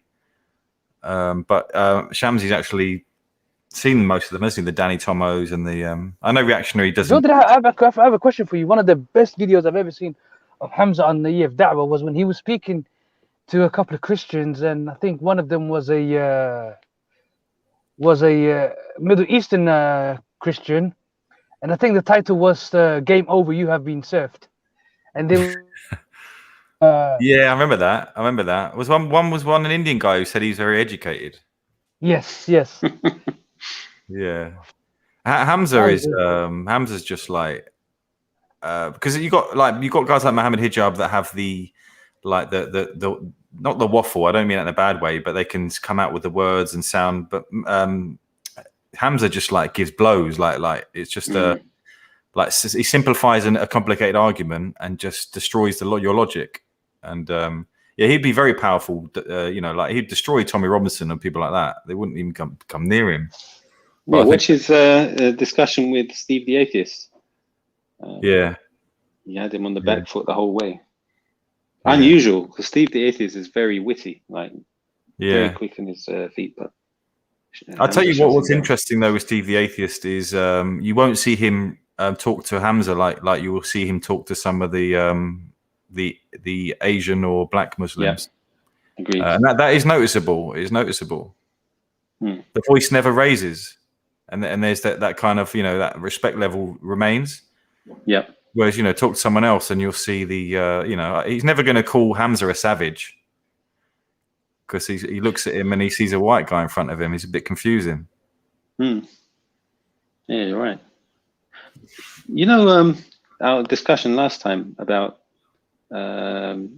speaking up, those who benefit from racism or white supremacy, should they be speaking up against the system they're benefiting from? I think we got to the point where you said that you saw certain people, and I agree with you. Some people, their behavior is kind of virtue signaling activity. Yeah, I gave the example of the middle class people at the BLM rallies. Like, there's nothing more cringy than that lot, is there? That are there probably treating their black employees terribly, but they're happy to be at BLM march, and they'll be the same ones that will turn up the following week at the LGBT march, and then they'll be at the Extinction Rebellion rally. Yeah, and that's what they said about Lewis Hamilton. Like, he's doing the knee and all that stuff. Yet all of his staff that he employs are white. None of them are black, which is what's that about? But then I thought you gave an example of Isa after that about a different topic slightly. Rahimahullah, may Allah have mercy on him. Yeah, where he was confronting, or when I say confronting, he was dealing with the Nation of Islam. Now, could that be called virtue signaling as well? From Isa? Because in what sense? Because he was arguing against the black supremacy argument, okay? And the people at the BLM marches are arguing against white supremacy. So, brother, just gonna say my batch is about to die out here, so alhamdulillah, I'm gonna jump off, and thanks for letting me out. Yeah, good to see you. Big up parking ticket. Bro, add me on Hangouts, please, because you've disappeared. I don't mind. Oh, okay, say nothing. Yeah, I'll give you a message, inshallah. Okay, bro. Walaikum salam. Yeah. Yes, it's a good point. Is that virtual signaling? I reckon, you know, the guys like Raven and Shakara probably saw him as a sellout. It's probably different from that perspective. Would you say, arguing against the black supremacy? And to be honest, Issa's argument was, and he actually used me as an example. If you remember the debate with Leo Mohammed, he said, "Oh, I've got this brother called Jordan. He's a white revert," and he was wondering, "Do you consider all white people evil? Are they born evil?" And then he sort of intellectually says to them, well, if we created the white man, does that not mean that we are the devil as well? And Leo Mohammed had no answer. He went, "That's a good question, brother," and then waffled on about something else. But yeah, I guess do you think that would be from a black person's point of view to have that opinion, whether he is virtual signaling or not? Yeah, to me it seems like almost the same thing. And I'd say Shakara and Raven would probably have that opinion, wouldn't they? And I think they showed that, but Issa, may Allah bless him, destroyed their arguments as well. And like I said, he was always in a tough situation at the park because he'd have the black. I'm not going to call them supremacists, but you'd have one group seeing him as some kind of token sellout, and then you'd have a certain Muslim group as well seeing him as, you know, why are you for, you know, why are you part of black betterment? You should be for all. And so he was always stuck between a rock and a hard place, but dealt with it in the best of manners, whatever way, whatever situation. And if we look at the life at the time of the Messenger of Allah, sallallahu alaihi wasallam, and whoever's read the Seerah will know about when the Quraysh, who were dominant in society, were oppressing the Muslims. The uncle of the Prophet sallallahu alaihi wasallam, Hamza, happens to have the same name as brother Hamza, but Hamza, he chose it after that. He stood up and defended the Muslims. Now, people could have said you're kind of like virtue signaling there too, but I think that demonstrates that it's important to have people who might be benefiting from an act of oppression, to demonstrate that they don't accept that oppression. I see your point, and I've been one on my channel to talk about white supremacy and things like that, and I wonder, you know, some people probably look at why is this idiot talking about that? But I agree with you. I guess there must be a thing where if it's coming from a white person, admitting it, because that's probably the first part of solving something, isn't it? The people doing it actually saying, well, actually, I first acknowledge it's happening, because you can't change anything that you're denying exists. And you see a lot of even these online racists, you know, oh, there's no such thing. And to be honest, a lot of these people probably come from a lifestyle where they haven't really seen the white privilege. You know, if they've grown up a certain way, they probably haven't seen it. But there's one certain one that's got like black, you know, mixed race children. How she can't see white supremacy and stuff. It's like, it's just like, but yeah, I don't know if I went off point there. But. No. So this was a good discussion that was had on Right Reactions channel with Mr. IC3. Who argues that Bun Ralph. that weird I was gonna about to say big up Ralph. You're gonna defend him. Now, to be fair, you made a good point in his defense last time, but I still can't. That's fine. There's reason for that, for you to do that. So Mr. IC3 was arguing that there is such a thing as white supremacy, and Ralph was saying, no, there's no such thing. Ralph believes there's no such thing as white supremacy. It doesn't exist. You cannot prove it statistically or with any sort of evidence. Isn't he an example of it? He's desperate to be one of us. Or do you think that's not true? We live in the UK, he said, and in the UK government right now, there's how many Indians? You've got Sunak, is it Rishi Sunak? You've got Priti Patel, you've got Sajid Javid, although he's Pakistani, not Indian. But there's just so many. So where is the white racism then, or the white supremacy, should we say? Where is it? I wonder if we'll ever get an Indian prime minister. But he would be English. So it depends who you ask, right? If you ask a traditional English heritage, but the very people that Ralph, the ethno-nationalists or whatever, surely they don't consider Sajid Javid an Englishman. They definitely don't. No.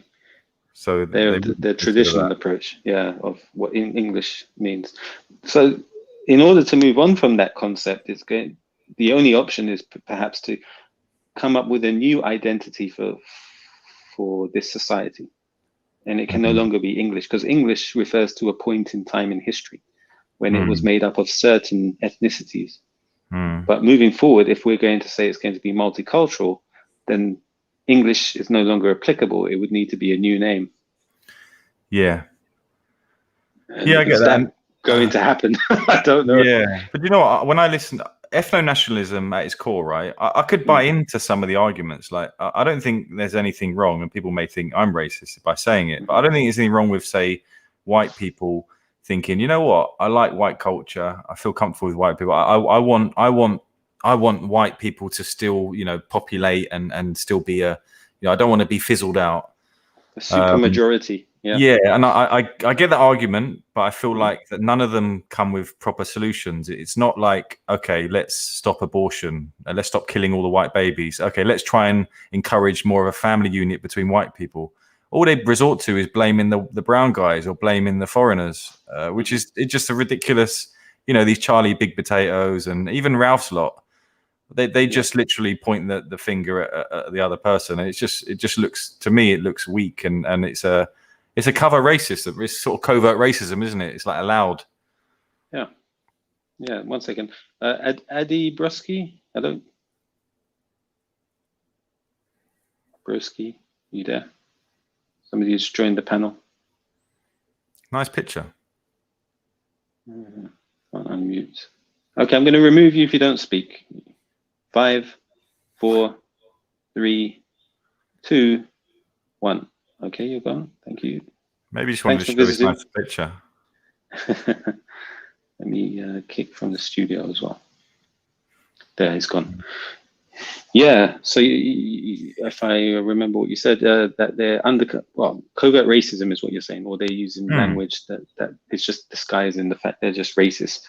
Yeah, I think the racism in and of itself, is it necessarily bad? Now, it depends what we mean by racism. Yeah, right? How would you define it? How does racism manifest itself? Well, let's define nationalism. Nationalism, is that a good thing?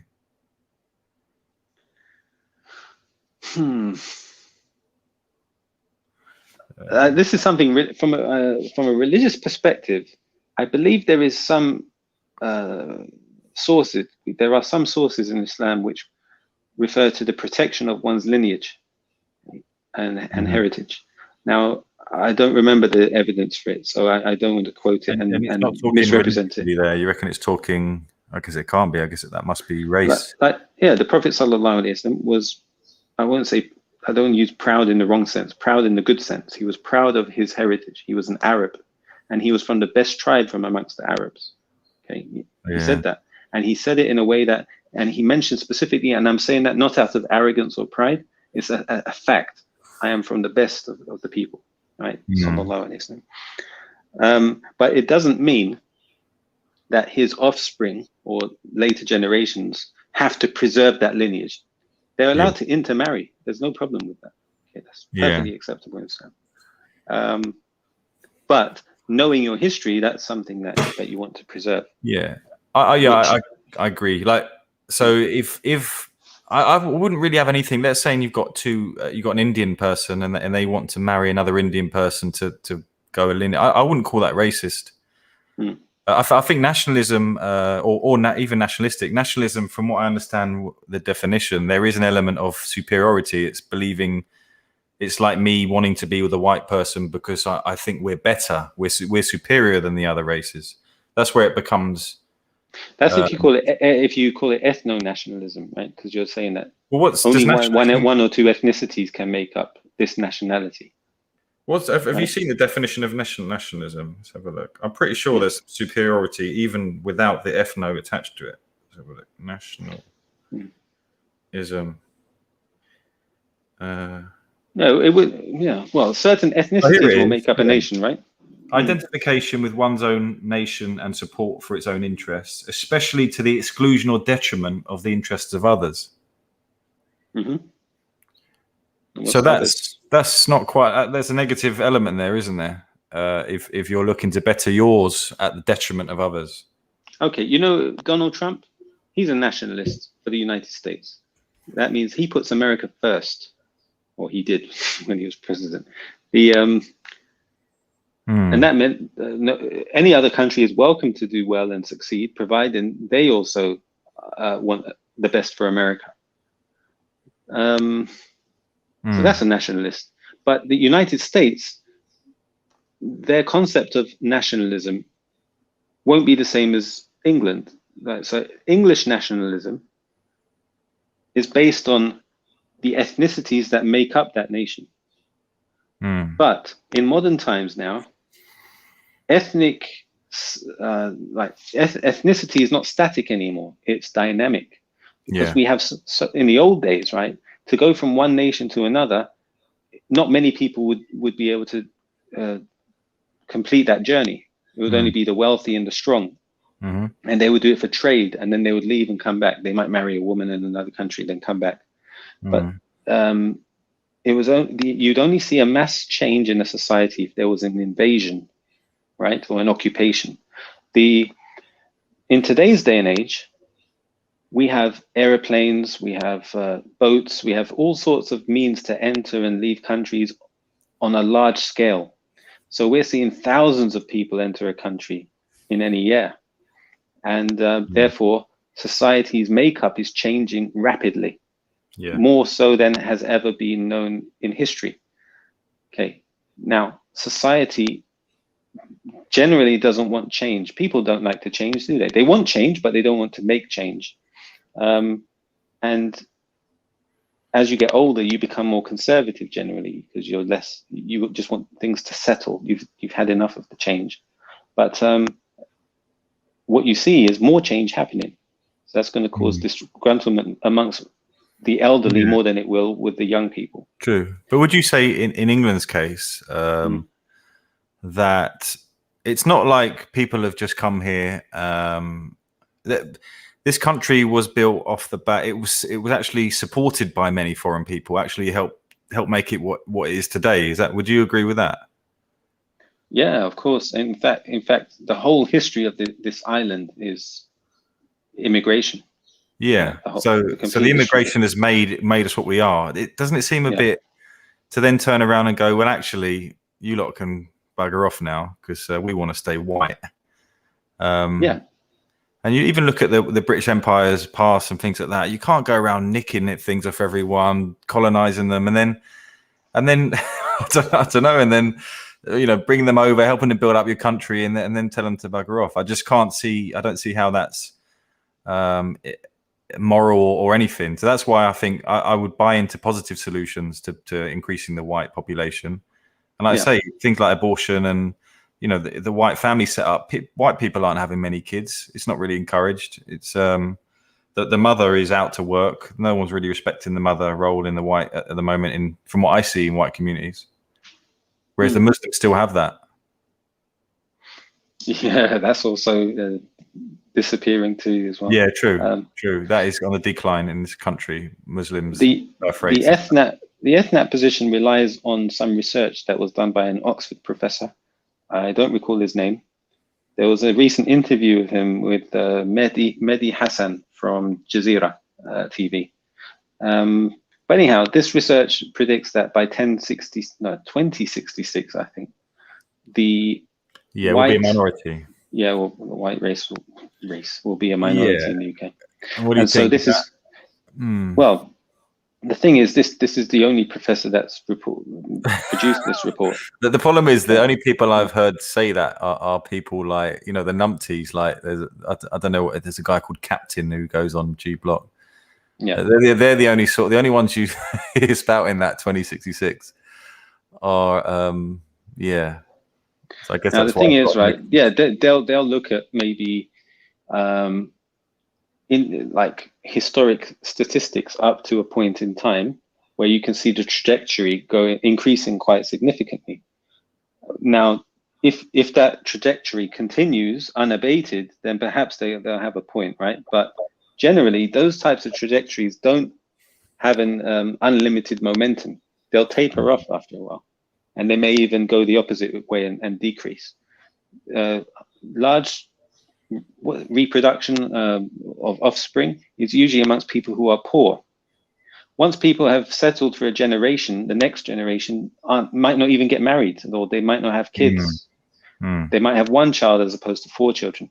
And I bet if you look at any Muslim family, not just Muslim, any immigrant family, the second generation is probably going to have a lot less kids than their parents. But I may be wrong. It's just me thinking. Yeah, I think you're right with that. I forgot what I was going to say. I had a really good point. It lost me. Yeah, because I bored you to death. No. I find this interesting. I was going to go back to like ethno-nationalism. I believe, would need for these values that because they seem to have a respect for Islam, a lot of them, or a connection to Christianity. The traditional values of a religion. Is that fair to say? Yeah. I don't really see ethno-nationalism buying into liberalism or anything like that, and they rarely are part of that. They normally lean more towards the religious side. Yeah, I don't know if there's a contradiction in their Christianity and their ethno-nationalism. I suspect there is, but with any text, you can probably manipulate it. There seems to be a respect for Islam from even like your mate Ralph. I don't know, a newfound respect for Islam. And I've even heard people like this Charlie Big Potatoes and others comment very much like Islam is strong. We need to be more like them, what they have. They almost respect what Islam is and what the Muslims have. Is that fair to say? Yeah, Brother Jordan, have you heard Joe Rogan change his stance? Have you heard? I heard. Yeah, he's been bigging up Islam as well. So I'm like shocked like how he was talking about Islam. Yeah. Well, I was wondering if these ethno-nationalists, if an option is convert to Islam. That was my message to them. Convert to Islam, your values will improve. You'll end up having more babies, and they can create, white-looking buildings as mosques. So yeah, give Ralph my message that if they do that, I think that's the only solution for them. Yeah, and some people are like Claire Hoare, who came on the channel a few days ago. She used to be involved in the BNP. She said she's promoted something called secular Quranism, right? She wants to apply the Quran or the Sharia in the UK, even if people don't accept Islam, right? They want that as the law, because that will restore the patriarchy. Okay, wow. Right now. So what's interesting, and I was looking at this, exactly what you're talking about, Jordan, a few days ago, the day that Jada Franson came on his channel, came up with the following conclusion. I may be wrong, but this is my hypothesis, well, my thesis, shall we say? And this is what's it called? People talk about Christian values or traditional Christian values, right? And they mean by that. They don't even know what it is, bruv. They don't know the meaning. Well, that's a good question. What does that mean? Well, we think about women dressing modestly, helping the poor, living with your family, values, respecting your parents, respecting your elders, manners, after your neighbors, charity. So they're on the line of Islamic values too, aren't they? What they're talking about. Yeah. But they don't mean that when they say and that. Here's my point. Well, here's my point. When you look at Christianity, are these values that we're talking about, are they in Christianity? I'm not sure. Yeah, maybe some of them, right? Sure. Like if you look at the commandments and stuff, which is probably, you could say they're in Judeo-Christian values. But wouldn't you say Christianity's also evolved, doesn't it? Because it's lost the battle with secularism. So you take gay marriage, for example, which is something the ethno-nationalists seem to be against. Yeah. Well, Christianity now allows it. Good. So here's my answer to that question then, and it is, when people talk about traditional Christian values, that's not actually what the values of the UK were. It just so happened the country was Christian, and it just so happened these were their values. But why did they have these values? They had them because they were influenced by the superpower of the age. The superpower of the age, for a number of centuries, the superpower of the world has been who? It's been Islam. Yes. After the Romans and the Persians, it became Islam. Islam took over Yeah, for centuries. And what you see in the West today is people adopting values of where? Of the United States. How are the United States values propagated? Through Hollywood and the movie industry, right? Back in the day, Islam was the world's superpower, and the West looked at Islam and thought, we need to adopt their values to be successful. If you go around the Muslim world today, you'll see people who look at the West and say, we have to look like them, we have to dress like them. It's flipped on his head. Yeah. And this is already mentioned in the Sunnah of the Prophet ﷺ, that you will follow the people who came before you, footstep by footstep, right? Yeah. So this You're is exactly the nature right, of things. And it's, I guess, getting them to realize that, because they won't even realize that that's happened, will they? I guess it's communicating in a way. But I think you're exactly right. What happened? What you know, a lot of the stuff isn't Christian values. I think they became British values. Yeah. But like you say, it was probably copied from the powers that were. Yes, and that was Islam.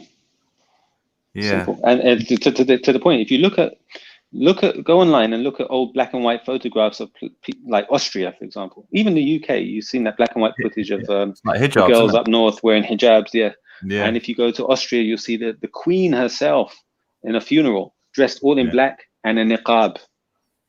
Like she's wearing, you'd think she's a Muslim. She looks like she's from Afghanistan, the way she's dressed, identical. Okay. Yeah. So that, and what about the wedding dress? Look at the traditional wedding dress. Yeah. The veil, the head to toe clothing.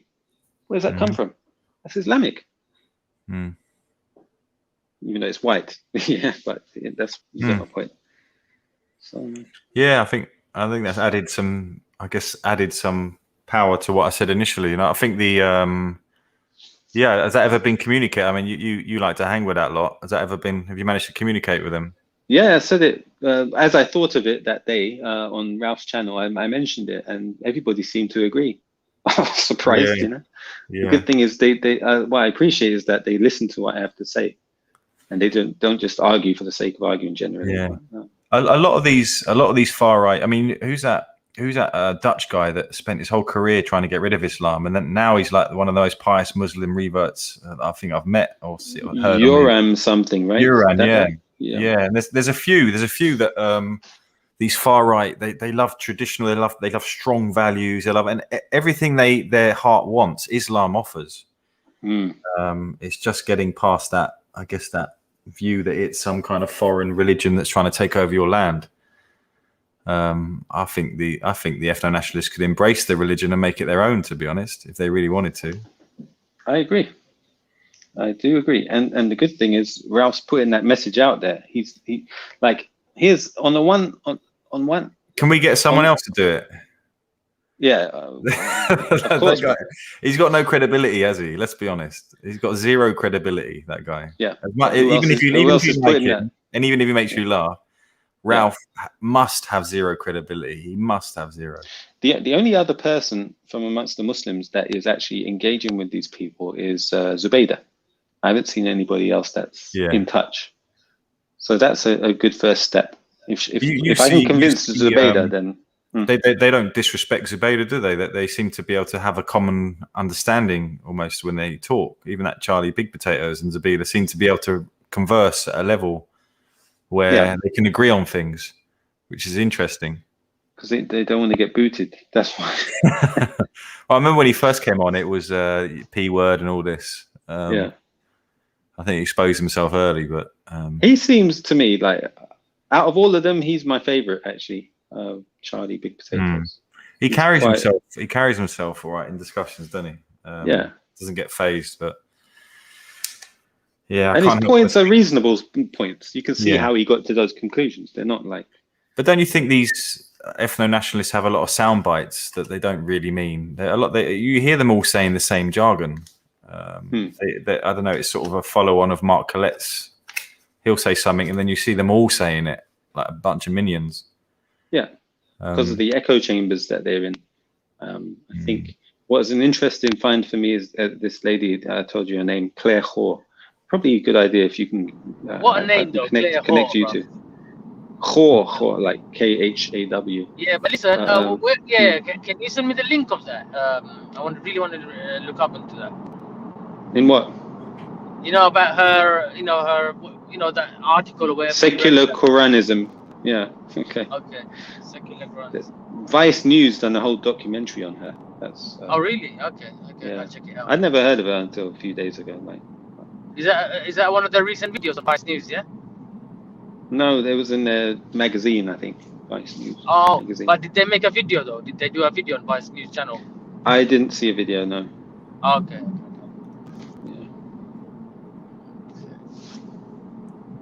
Have you seen Libya, man? Recently, what's been happening in Libya? Like, how the country falls, bro. Like one of the hadiths, isn't it? Just come to be, you know. How what's going on in Libya? Like a burger, $17. Hmm. You know, like, and the currency, bro, over there is dollars now. You know, like look how America, bro. You know, what I mean, what they do, man. They disrupt, they cause problems, and then they get their currency going there, bro. You know, just to grow their the weight of the dollar. You know, like they destabilize, cause problems. By the way, did you see the election result for Batley? Yeah. Galloway didn't win. I couldn't believe it. I can't believe that guy with his China stance. What's all that about? That's really suspicious. What did he say? He said that the it's a myth, you know, and it's not really happening to the Uyghurs. Who said that? George Galloway. What? Really? Yeah. Listen, I was in Dubai during Ramadan, and I met a Chinese guy, a Muslim Chinese guy. He's not from the Uyghur side. There's a lot of Muslims in China, like millions of Muslims. And he said, what's going on in that Uyghur place is nothing to do with Islam. Muslims are not, other Muslims like him, his community, they've got no issues with the government. Yeah, I agree with that. Because it's not only the it's not only the Uyghurs that are being oppressed in that area, is it? It's the other minorities around as well, even the Christians and everything. Yes. So what appears to be the case is there's a separatist movement there. Okay? Yeah. And so the government is trying to suppress that or stop it. Just like what happened in Spain with the Catalans who wanted to separate from Spain. They sent the army in. So you think the Chinese government don't agree with what's happening? You think they don't want to de-Islamify people? I think that is probably one of their tools that they're using to pacify the separatist movement. Yeah. If the majority of the population there is Muslim, then how can we do it? There's going to be multifaceted. That's going to be one of their tools. Is it because they're Muslim? No, I don't think so. But they're going to use that as a tool. At the same time, I think, I may be wrong, but I believe the West, in quotes, the West, one of their next targets is China. Okay. Right? Yeah, and what they're doing is going to try and cause instability in China by helping support and propagate the separatist movement. And so they've already started, bro. They already started. Yeah, so you'll see lots of media coverage of the Uyghurs in the BBC and good. Elsewhere. I agree. Then that may. It's a bit like when Labour jump onto the Uyghur issue as well. Alhamdulillah, obviously then they may not be doing it especially for the Muslim sort of reason. But the point is going on though. Do you have any doubt? There's no doubt it's going on. The testimonies that have come over, there's pictures and everything. There's no doubt it's going on. I don't think even this country, even our government is saying there's a genocide going over there, and that says a lot. If the West wasn't funding this separatist movement, okay, there wouldn't have been an issue. This is another argument, okay. So what the Chinese government is doing is a reaction to the separatist movement. What's caused the separatist movement? After hundreds of years of them living in China peacefully, why are they trying to separate now? Because there's foreign interference. And so what's going to happen is there's going to be a war with China, inshallah. It's probably going to be the case. And who's going to do the fighting? Who are going to be the foot soldiers? It's going to be Muslims. Why? Because Muslims have seen images on TV of our brothers being oppressed. It's the same thing that happened in Afghanistan to take down the Soviet USSR. Same thing. May Allah destroy China, man. And then when Muslims take over and win that territory from China, then they'll be called terrorists, and the West will attack them. So, yeah. Well, you know what? I don't know. I don't know if I agree, because how many Muslims do you hear talk about the Uyghur plight? Online a lot. I see Sabur, I see yourself. It's not one of the top. Yeah, but it's not one of the top ones, is it? That's one of the reasons why Sabur, I think, pushes it, because there's so many other ones, which rightly so, like Palestine and Yemen, that need support. Okay, what about the Central African Republic? Agreed. That also needs it. Yeah. French Agreed. Kashmir replaced the Muslim government there and invaded. India as well. India, yeah. 200 mosques were destroyed in the Central African Republic. Or was it 300? Yeah. We don't hear a word about it. The thing is, look, the Uyghur crisis, you're talking about people being gang raped, people being split from their families. You're talking about almost Nazi Germany kind of, people getting sterilized. Is that proven, though? I don't know. Is it proven? Well, if it's not true, because I watched all of the tribunal and stuff of people coming over. There must be some extremely good actors, all lying, publicly and all doing that. And I don't really buy into that, to be honest. So what's George Galloway saying then? What's he? He's just saying it's not happening, or saying it's exaggerated? He said it. There's definitely not the stuff that people are saying is going on over there. Chinese government would never do that. That's that kind of stuff. And I don't know, to be honest. I think the Chinese government possibly, and we used to speak to that Yan Han guy. Yeah. Scared to talk out against his own government. This is it does seem very fascist kind of dictatorship kind of way, and they almost like they've created a religion, the Chinese government, haven't they? And even before I heard about the Uyghur crisis, I knew what China was sort of like. So yeah, I guess that's why I started to look into it more. Well, Did you see the appreciate that? No, I didn't. What did I miss? Scary, man. It's just a lot of people. It was the same guy that I forgot his name that organized because the same thing would happen when the Srebrenica, when the Bosnian genocide was happening. Oh yeah. There was denial. Nah, nothing's happening. Nah, and this guy did a tribunal and got lots of testimonies together. Anyway, brothers, I'm off, man. Assalamu alaikum. Assalamu alaikum, bro. Big up, Saeed. Thanks for coming, bro. Yeah, no problem, Akhi. Thank you. Yeah, it's good that you're raising the awareness. I remember Sabur interviewed somebody called General Spaulding from the U.S. Air Force.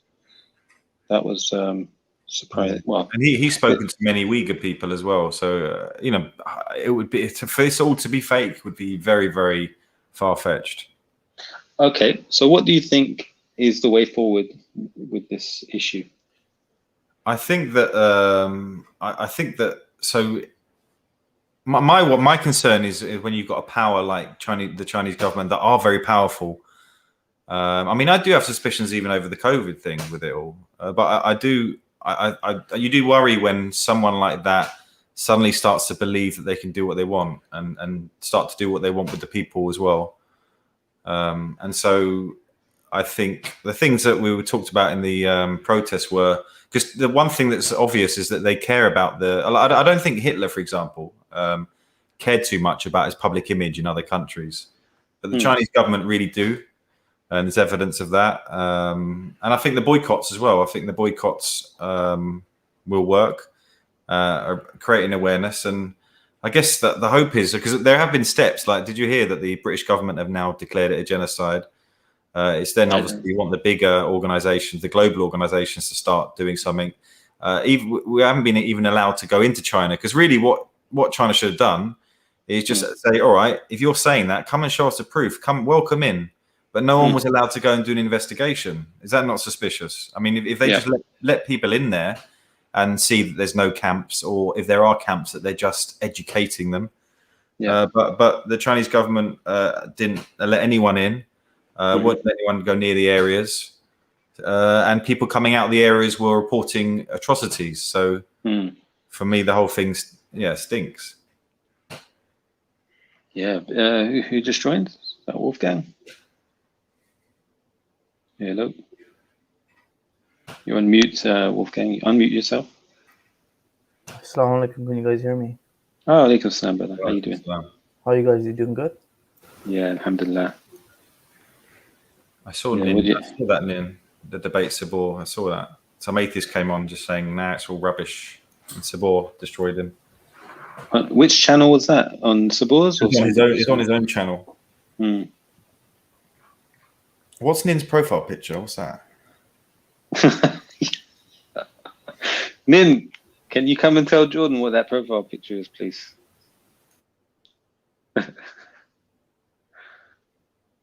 Nicholas. Yeah, Wolfgang, what do you have to say, bro? What are your thoughts? Well, regarding the China thing, Yeah, about the Uyghur situation. I think any time a government doesn't allow foreign media or investigators to come see what's happening, that's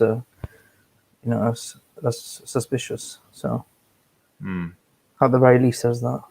But that happened with Saddam Hussein, right? They said, you've got weapons of mass destruction. They showed all the evidence, the satellite images, and they said, allow us to send in our UN independent investigators to have a look. Yeah. Saddam said, yeah, okay, come on. It was all lies. Yeah, I agree with that. And I think even, didn't a million people march in this country against it? I think even we all thought that was fishy. So how do we trust what we're being told now with the Uyghurs? But the difference there is that Saddam Hussein did say he let everyone in, didn't he? He did. Yeah. And all the evidence that Colin Powell and these people presented was a lie. Yeah, you're right. Fabricated. But don't you think China would be better off just letting people in? Or are you saying that we could fabricate things and make up things and show that there are people there? I think China's probably saying, look, we've seen what happened in the past with Saddam Hussein. All you're talking is a load of BS. We don't give a damn about you, right? We're a sovereign country. We do what we want. Stay out. I think that's what Okay, reaction. Let's say you're right about people uprising and wanting to separate.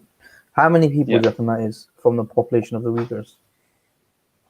I can't answer that. I don't know. How many people do you think they have in these camps? I don't know that either. So the number we're told is 1 to 3 million or whatever. Yeah. Right? So I think, in your opinion, given your current opinion on the whole matter, like, what do you think is that 10,000 only? And all I'm saying is all I'm saying is based on history, which is recorded as fact, we should be skeptical about what we're told. Okay. What these people tend to do is pull on our heartstrings. I would like it verified. I would like confirmation. And I think you're right. We should push for, investigators to go and have a look. The issue, though, is I'm still not, what's the word? I'm not going to be blind to the fact that our governments have a history of fabricating things, and you're right. Pushing an agenda. You're right to be skeptical, but I mean, you're equating sort of like finding weapons of mass destruction to 1 million to 3 million people in camps. I mean, they're slightly different claims, aren't they? Yeah, we were shown satellite images of these weapons batteries that Saddam had, right? We've seen satellite images on Google, on the BBC News website, that shows mosques existing 1 minute and not existing the next. So in the Uyghur territories. Now, who's controlling this media? The same devils that killed over 1 million people in Iraq. But what doesn't do help? We think they're doing it out of the goodness of their heart? Do they really care about the Uyghurs? Of course no. not. Why didn't they care about the Central African Republic? Right? No, I think you're right. I think in one sense, the Uyghur Muslims are lucky that it's in that position because, like you say, the media are going to be all over this, and I think that's a positive, I guess. Even though I know what you're saying, there could be fabrications and stuff like that. And you're right. Do you know what? They're saying there are exaggerations and fabrications from the media. It's still there's just too much there for it not to be happening. I mean, let's be honest. Even if there are 100,000 Muslims being raped and tortured I mean, that's still enough to be protesting, isn't it? And doing something about it. Also, it doesn't help when you have Chinese officials on the official Twitter accounts making statements like, "Oh, we're stopping these baby-making machines from making babies now because of what we're doing." Yeah. Something along those lines. You're right, and the history goes back years and years. There's been reports of this for decades. sterilizations, of them trying to keep them, control populations and stuff. And if you look over history, it looks like it was always going to lead to this. Yeah. Yeah. I get where reaction he's coming from as well, because the West is always trying to make uprisings and things like that. You've got to be suspicious of what these, and people do have an agenda against China, like America. Anyone who's a threat. Imran Khan is a traitor to Uyghur Muslims. Yeah, I don't know how. I think that if I was Imran Khan, and I knew if I spoke out about the Uyghurs, I would lose my job or something serious would happen. I hope that maybe they're doing smarter things behind the scenes. I could be wrong; they could be complete sellouts. But I think sometimes these people aren't just going to publicly, go against China, because that could be their job gone, and could be things that will affect. But China's like Pakistan's strongest ally, so yeah. So just Imran Khan coming out and going, right, you lot are raping and I'm hoping there are smarter things. So that's Veli fighting a Russian.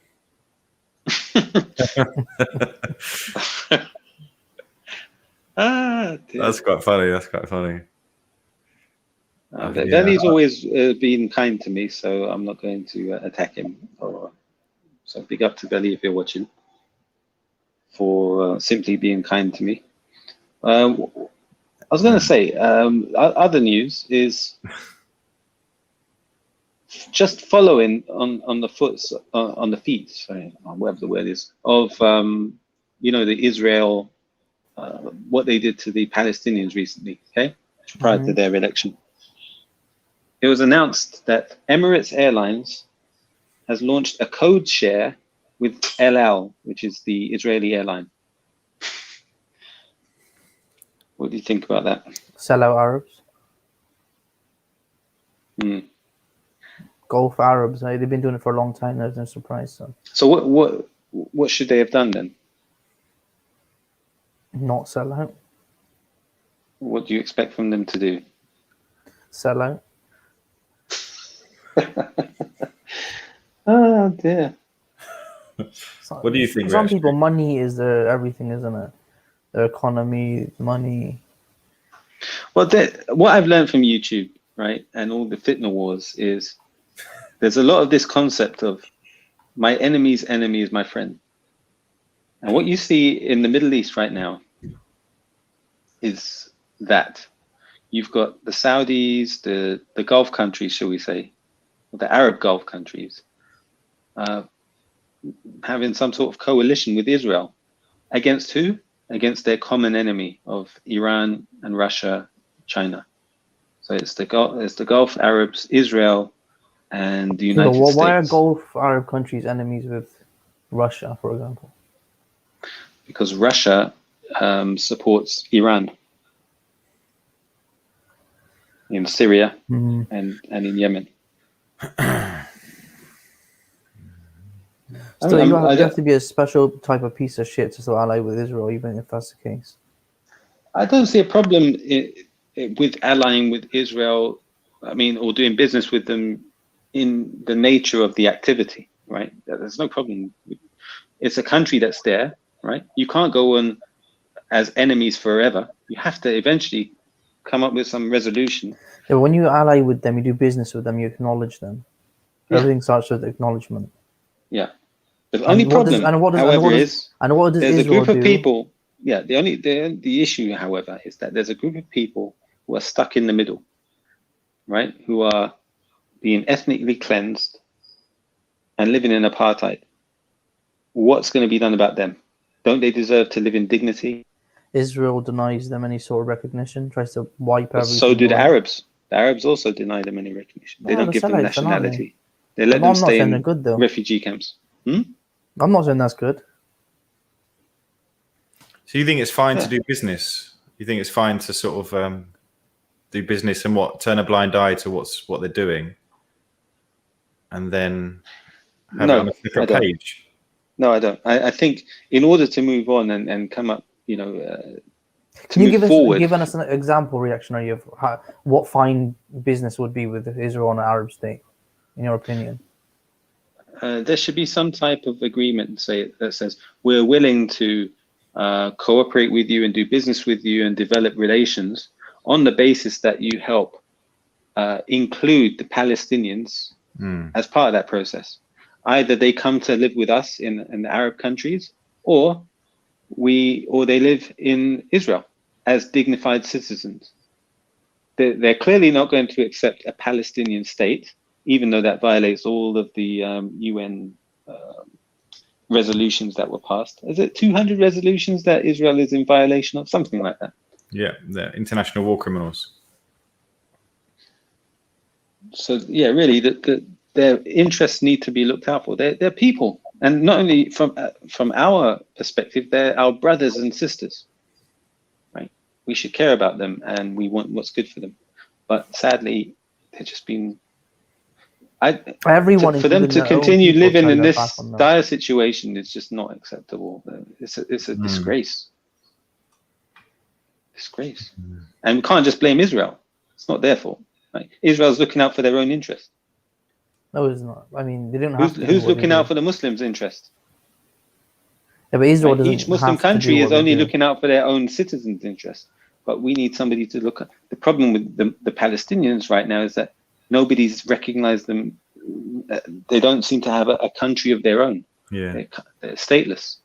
You hear any British politician asked about Israel, they say, "I support a safe and secure Israel," and what's it called? They refer to the Palestinians of people, don't they? Yes, the Palestinian people. They never refer to Palestine. That's right. It's like it doesn't exist anymore. Correct. And you look at those pictures of the map where the country just gets smaller and smaller. And now you just have two little cities, the West Bank and Gaza. Yeah. And yeah, go on. No, go on. I was going to change topic, but I was going to say, we were talking about India earlier. Yeah.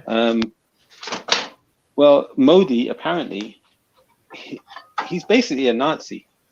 Yeah. Right? There's no difference to him and the National Socialist movement of. His party's ideology comes from Nazism. Yeah. They even have the swastika. Yeah, but that dates prior to the swastika of Nazi Germany. Yeah, that's right. I'm saying, ironically, it's the same symbol, right? Yeah. Oh, a symbol can be used for a bad later on, can it?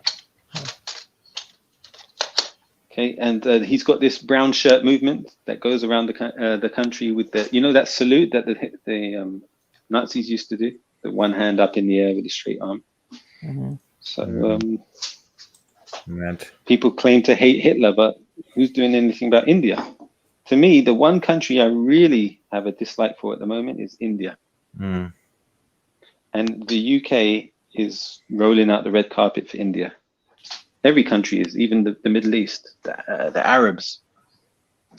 You've got, what's that? Those people, the UAE, Abu Dhabi building the world's biggest Hindu temple.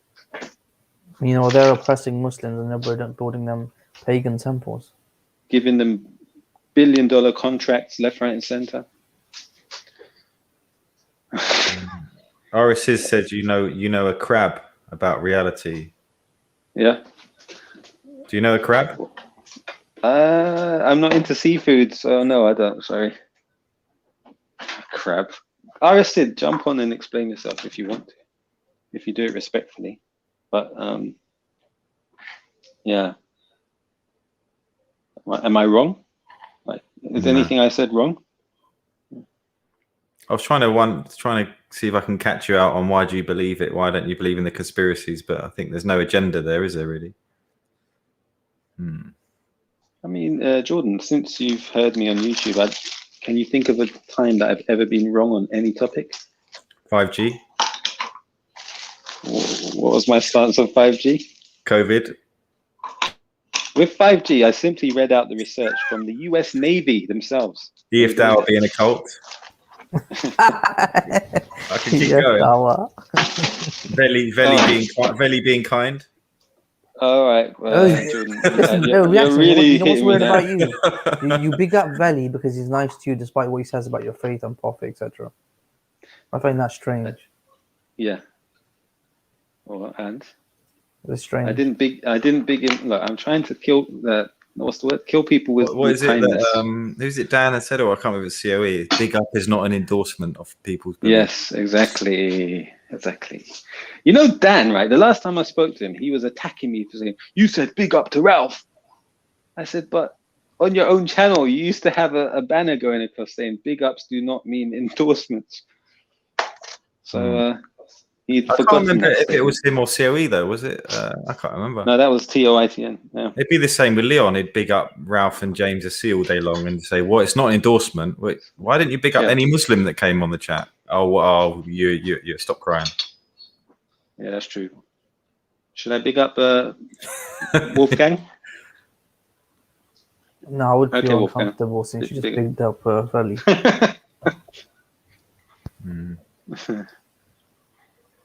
So apparently there's I've been asked, what's your opinion on the House of Saud? I'm not sure. Have they got a hotel? Or is it just a house? But I'm not a fan, to be honest, right now at the moment. To be honest.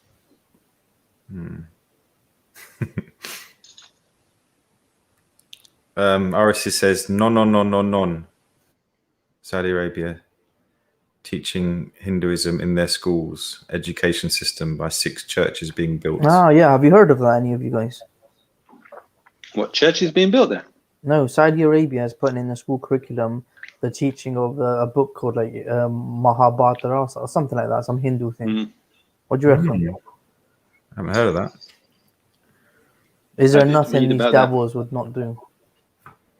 I think if they teach it in a critical way, and when I say critical, they teach it with critical thinking. So it encourages the students to know that this is the reality of Hinduism.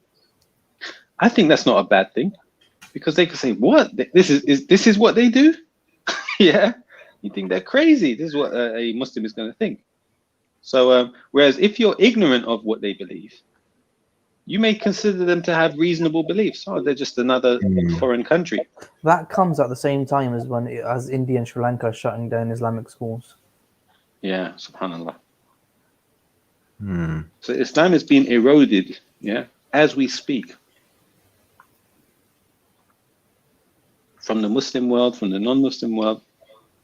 In Hungary, they've banned, I think they banned any Islamic immigrants in Hungary. Is that right? Yeah, Hungary's really bad. The far right have taken over, haven't they, that country? I remember I was there a couple of years ago, and even just the normal sort of guy walking around the street seemed racist when you speak to them. Yeah. I had a Hungarian colleague who I really got on well with. Really nice dude. But then you're going to say to me, oh, he's always bigging up people that are against Islam. But, interestingly, they're quite conservative. So I was told that they have recently banned the teaching of any advertisements, right, that have LGBT is banned if it's targeting people who are under 18 years of age. Which they do that here. Why would an LGBT thing even target someone under 18 of age? Weird, isn't it? It's to normalize it, isn't it? It's to say that if the society believes that there's nothing wrong with it, then you have to do it at a younger age. Just the fact that people are thinking about promoting it to children is bizarre. Like what they're doing with schools here. Yeah.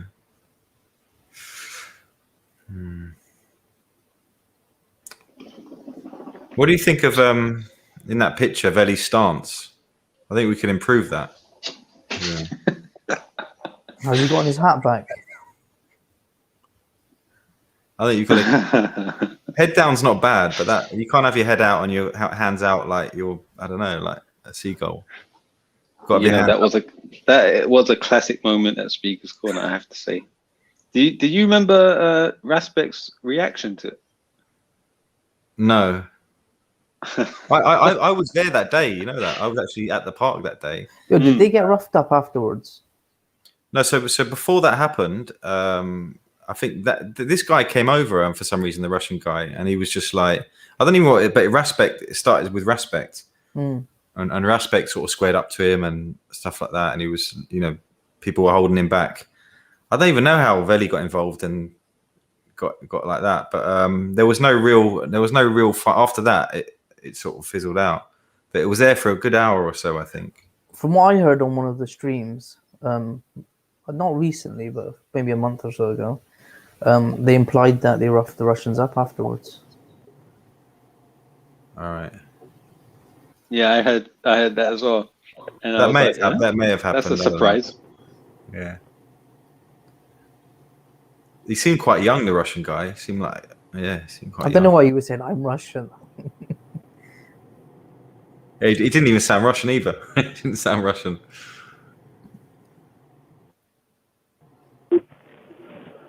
Yeah. You just joined?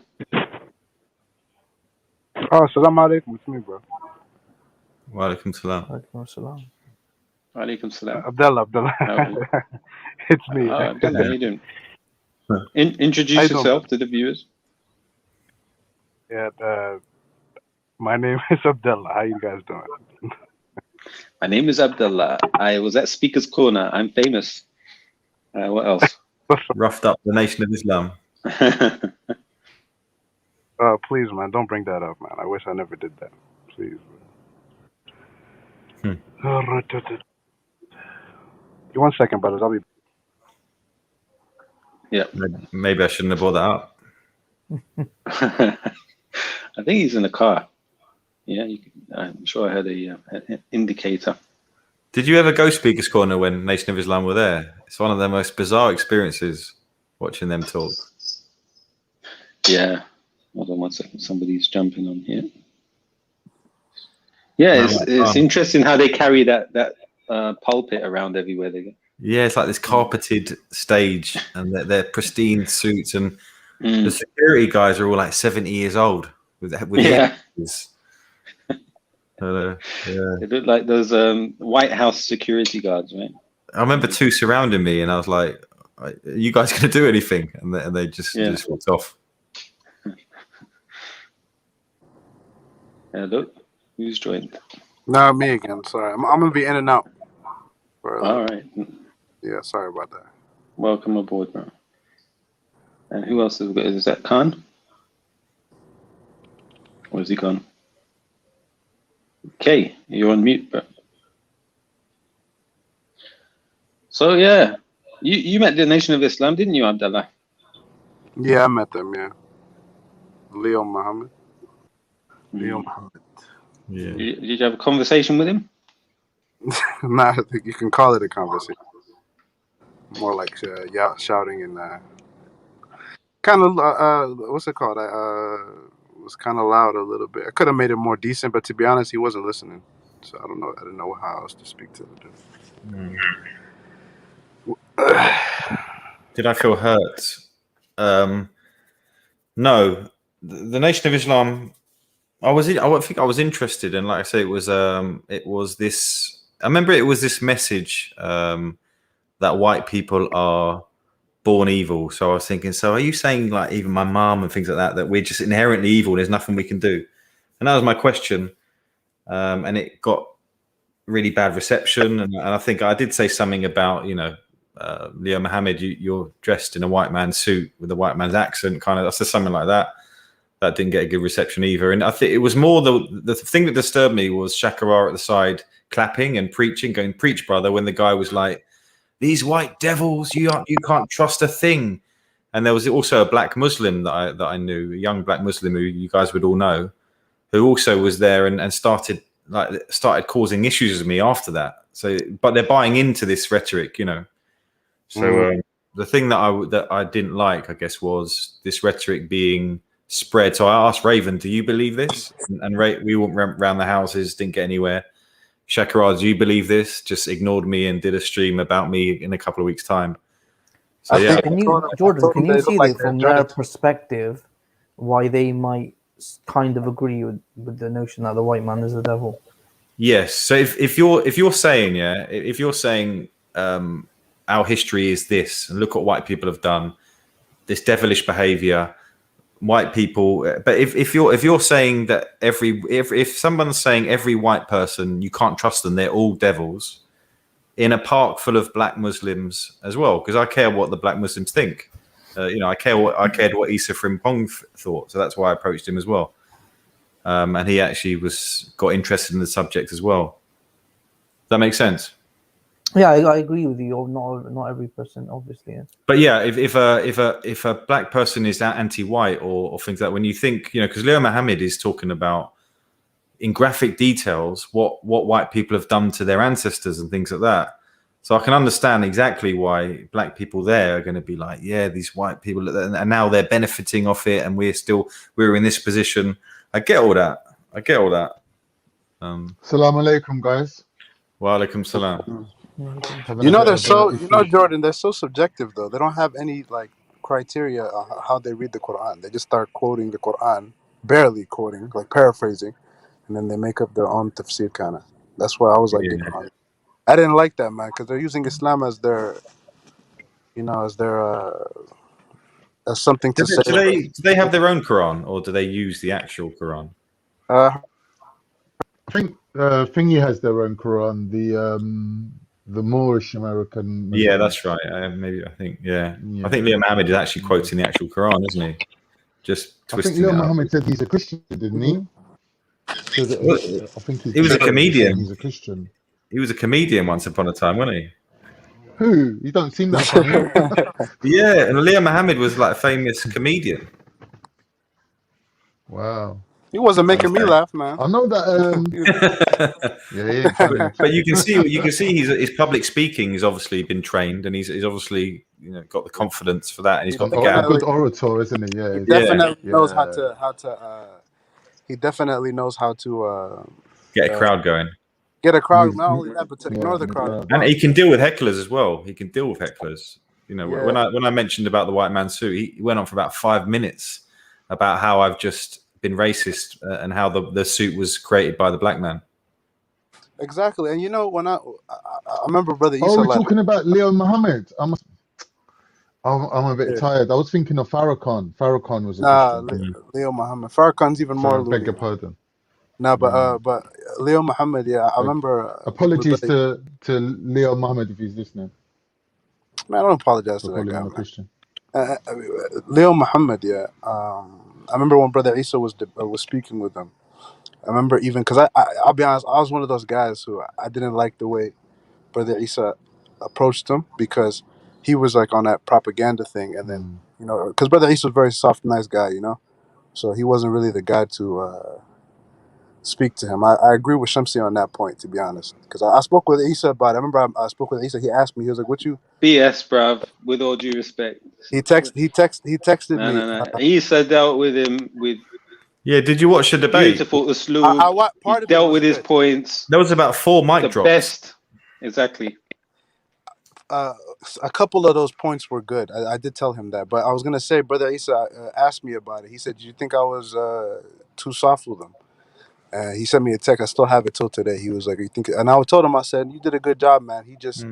But don't you think, Abdullah, that if he was harsh with Leo Mohammed or things like that, it would have descended into a bit of madness. But he managed to keep Leo Mohammed on he kind of dissected him with respect. It's one of my favorite debates, because he sort of kept everything.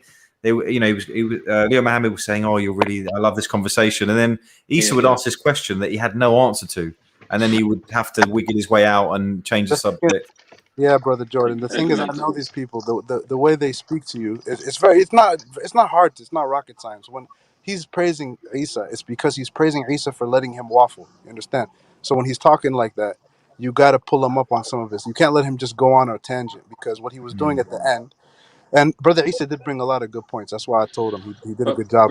He basically said, we created the white man, so are we not the devil? And and that was just like boom, like Leo Mohammed was like, that's a good question. I'll tell you. Can I add something very, very briefly? I think, Abdullah, what you're saying, Abdullah, makes sense if the objective is to win a debate or to defeat your opponent. Okay, but what Issa did was soften his heart.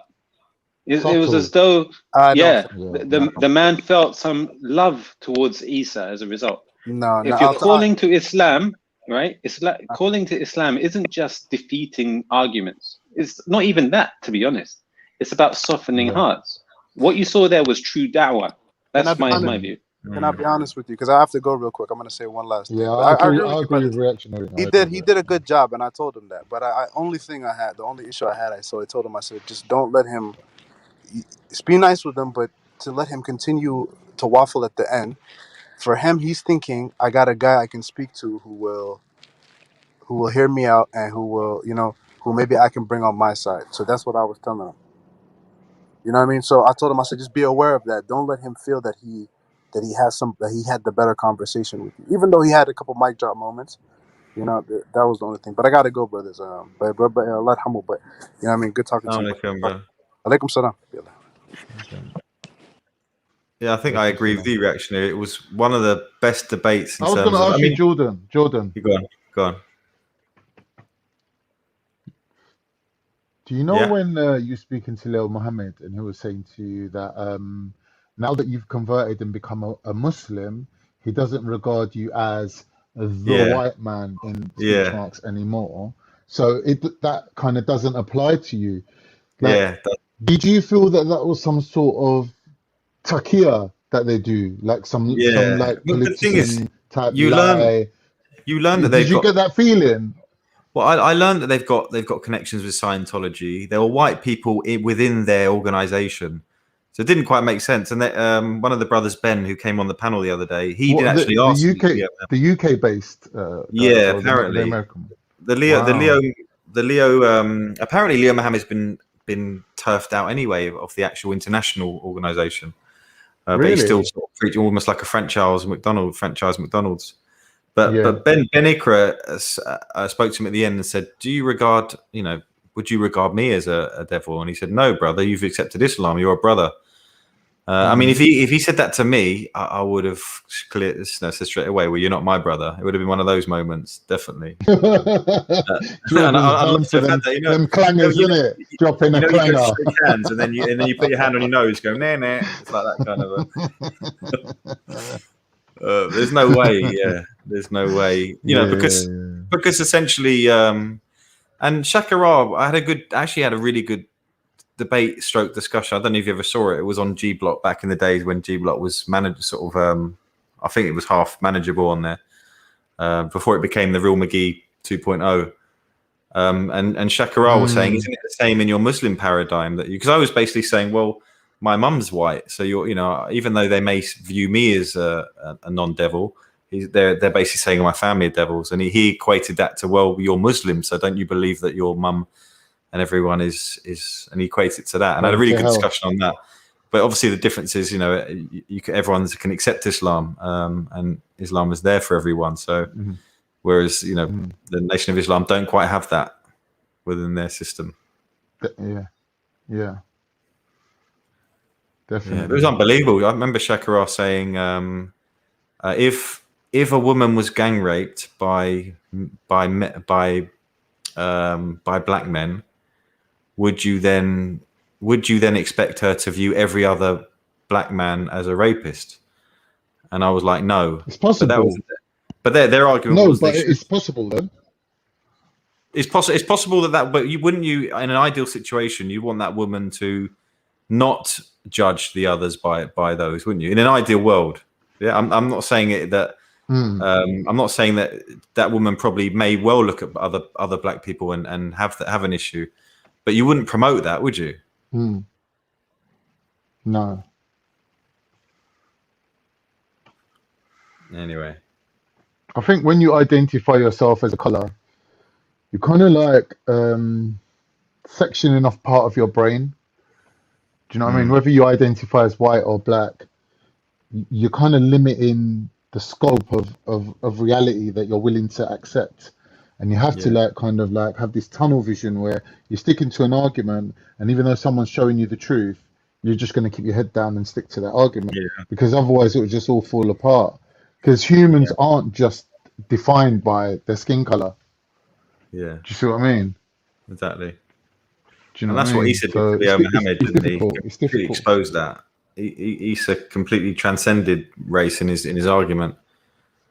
Yeah, it's probably my Definitely, favorite debate at definitely. Speaker's Corner. That one, Isa and Leo Muhammad.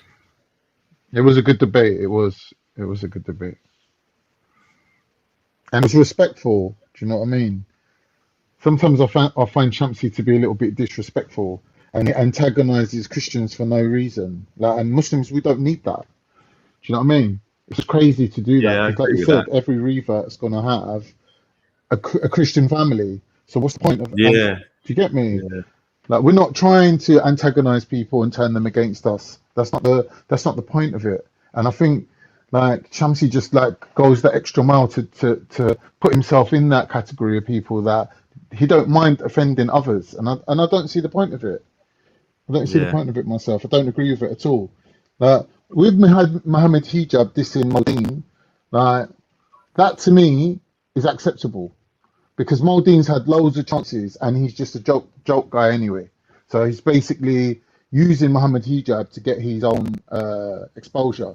So Muhammad's basically saying to him, you can't come here for free, chat shit to me and diss me and then walk away, and then next week you're going to come back and do the same thing. You have to take a loss, innit? You have to take an L. So I'm going to basically, embarrass you so you don't come back no more. So that to me is yeah. acceptable because, Muldean, he's just a piss taker on that respect. Like, and all of that, Yeah. his associates. You know like, this they were taking the piss. Christianity versus Islam is heavily rooted, like even in our Dawah material and everything. Like, when I was looking into Islam, I remember it saying, God is one, not three. And I've always thought, I don't really need, God is one is enough. I don't really need to compare every single thing to Christianity. Because for me, Christianity is irrelevant. Islam is true whether Christianity is there or not. Yeah, but that's got to do with the This is your location. a misconception. It's a misconception on the part of the Muslims. Why is this Dawah table full English of Jesus people are material? Christian? Yeah, but the misconception is that English people understand Christianity and that you can use their basic understanding of Christianity to kind of nudge them towards Islam. But I think that's a false belief because majority of English aren't that religious. Exactly. That's And exactly Christianity itself is a bit of a mystical kind of understanding as well. Like, it's not just black and white. So you can't compare a mystical belief, which is kind of esoteric, to like Islam, which is logical. It just doesn't work. And I think well, no, they're breaking down the Muslims majority need to belief kinda, like, in that said country. So get here it some would be feedback. Christianity or Maybe atheism. I think Muslims need to get a bit of feedback from British Muslims, like reverts, and say to them, what was it for you that kind of like made you see like Islam as the truth? Yeah. Like, I've seen that, Khan. I've seen it happen a lot in the park. So you get somebody, a Muslim giving really good dawah to a white person, an English person who arrives, and they're talking about the Gospels and how can Jesus be God, and the white guy's like, I don't really, I don't know, mate. It's just shrugging his shoulders. Doesn't really know. I'm not And that's the coming from that. majority I'm of not coming from people. that. Yeah. There's very That's few right. practicing Christians in the country, so it's not really, like you say, there's not a real need to go deep into the Bible anymore. The message, I would rather see more of Muhammad, peace be upon him, on the Dawah tables, and his message rather than littered with Jesus and maybe trying to talk about the Trinity not being true, because I don't know, not many people care about the Trinity, to be honest, in my experience. Exactly. Another thing I picked up, Jordan, from watching Speaker's Corner, and Bob the Builder keeps saying this all the time, and I agree with him. The Christians don't have to agree with every single thing that's in the Bible. What makes them Christian is that they believe that Jesus died for their sins, right? That's it. Yeah, you point out contradictions in the Bible to them, it's irrelevant. You're just winding them up.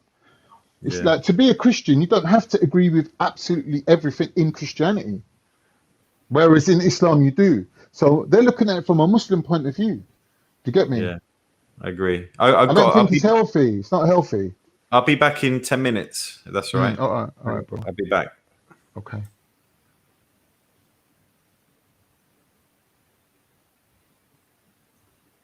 Yo, bro, it's your turn to talk, man. Come on. I cut you twice. I apologize, by the way. Yeah, in regards to the Dawah material, the fact Hmm. is, it's going to be aimed at Christianity or atheism, isn't it? Being that we're in England, so. Hmm. And in India, it would be aimed at Hinduism if they were allowed to do it and weren't killed for doing so.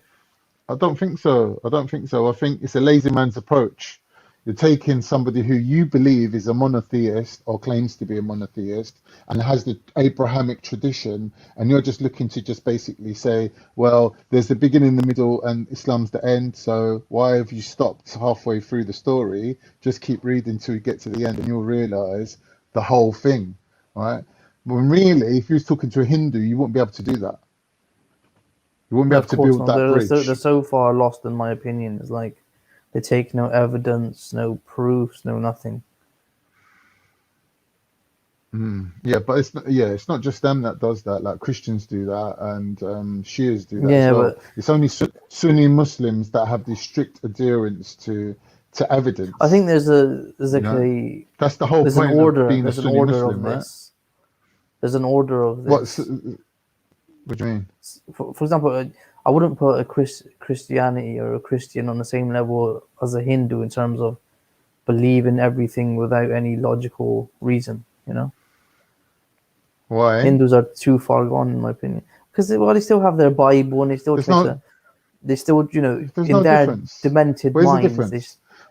because they still have their But if Bible. you can believe that a man died, or the man's the son of God, if you can believe that, or if you can believe that a man died and come back alive, or if you can believe that a lot of things in Christianity, to be honest with you, what's But the they aren't difference between that worshipping in cows. Hinduism? Put it that way. Sorry, what?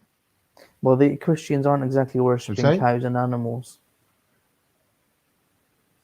So that's a big bit of a gap there. Yeah, yeah, I get what you mean. I think there is a lot of misunderstanding between Christians and Muslims, right? So when a Muslim says there is only one God, right? There's one God, right? And that's Allah. What he means is something completely different to when Christians say God is one. When Christians say God is one, what they mean is there's three gods or three elements of God that act in unison, or there is a oneness between them. So when they say God is one, we regard them as monotheists. But then when they say that there's elements within that one, then we fall out with them. Do you understand? Yeah. So, yeah. So there's a lot of misunderstandings. Muslims are looking at Christianity through a Muslim veil. And this is like, it's the same thing as the argument between Shamsi and the two Jews. When the Jews said to him, you're looking at Judaism through a Muslim paradigm. What debate are you talking about? The recent one? The one where it's called, it was Moses, black or white, and he starts off with the younger guy, and then the older guy steps in after. And Shamsi gets like really animated, and then the black lady gets involved as well. You know the Because one I've I mean? seen one recently. Cause I don't watch nothing anymore. I've seen one recently where Shamsi goes to the Jews. Are you allowed to marry your sister? And they were just trying to dodge it. Basically, they said back then you can, and then Shamsi said, okay, did God change his laws? And they said no. Then he would say, okay, so are you allowed to marry your sister today? But they wouldn't answer him for obvious Yeah, reasons. what that argument was, I think the argument was about abrogation.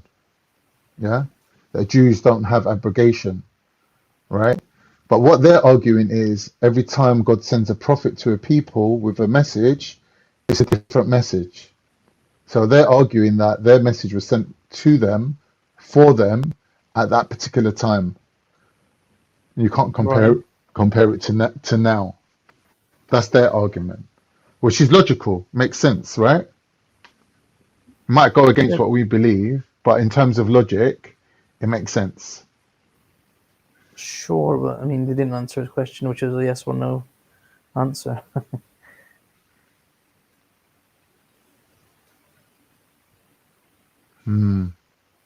Well, How tell me you about been yourself, bro. anyway? Where are you from? Have you been going on What's the your name? panels lately or not?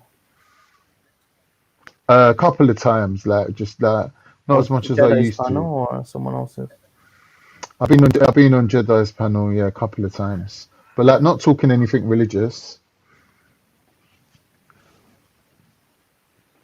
Just talking about health and fitness and nutrition, basically.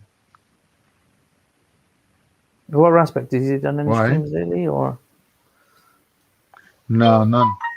Which is, I none? think, it's a good move. Okay. Yeah, yeah, ain't done nothing. I think like you could catch Respect on Insta. Have you got him on Instagram? We'll have to see. No, I don't have an Instagram. I don't What's have your a name, personal bro? Instagram. What Wolfgang. what was your name? Wolf. Wolfgang. We spoke before, right? Yeah. What did I say? What's that? Yeah. You sound different. I'm thinking maybe you're tired. Is it late for you? No, I'm on UK We time. spoke before. Do you not remember? Yeah, I know exactly Are who you? you are. But it's 3 a.m. Yeah. All right. Cool. Not So I a used to see problem. you on Jedi's panel a lot back in the days. Yeah. Yeah, man. I like them guys, man. I spend a lot of time with them online. There's a lot of banter, a lot of entertainment. It's quite fun. Assalamu alaikum. Got back. Welcome assalam. Alaikum salam. What's that number?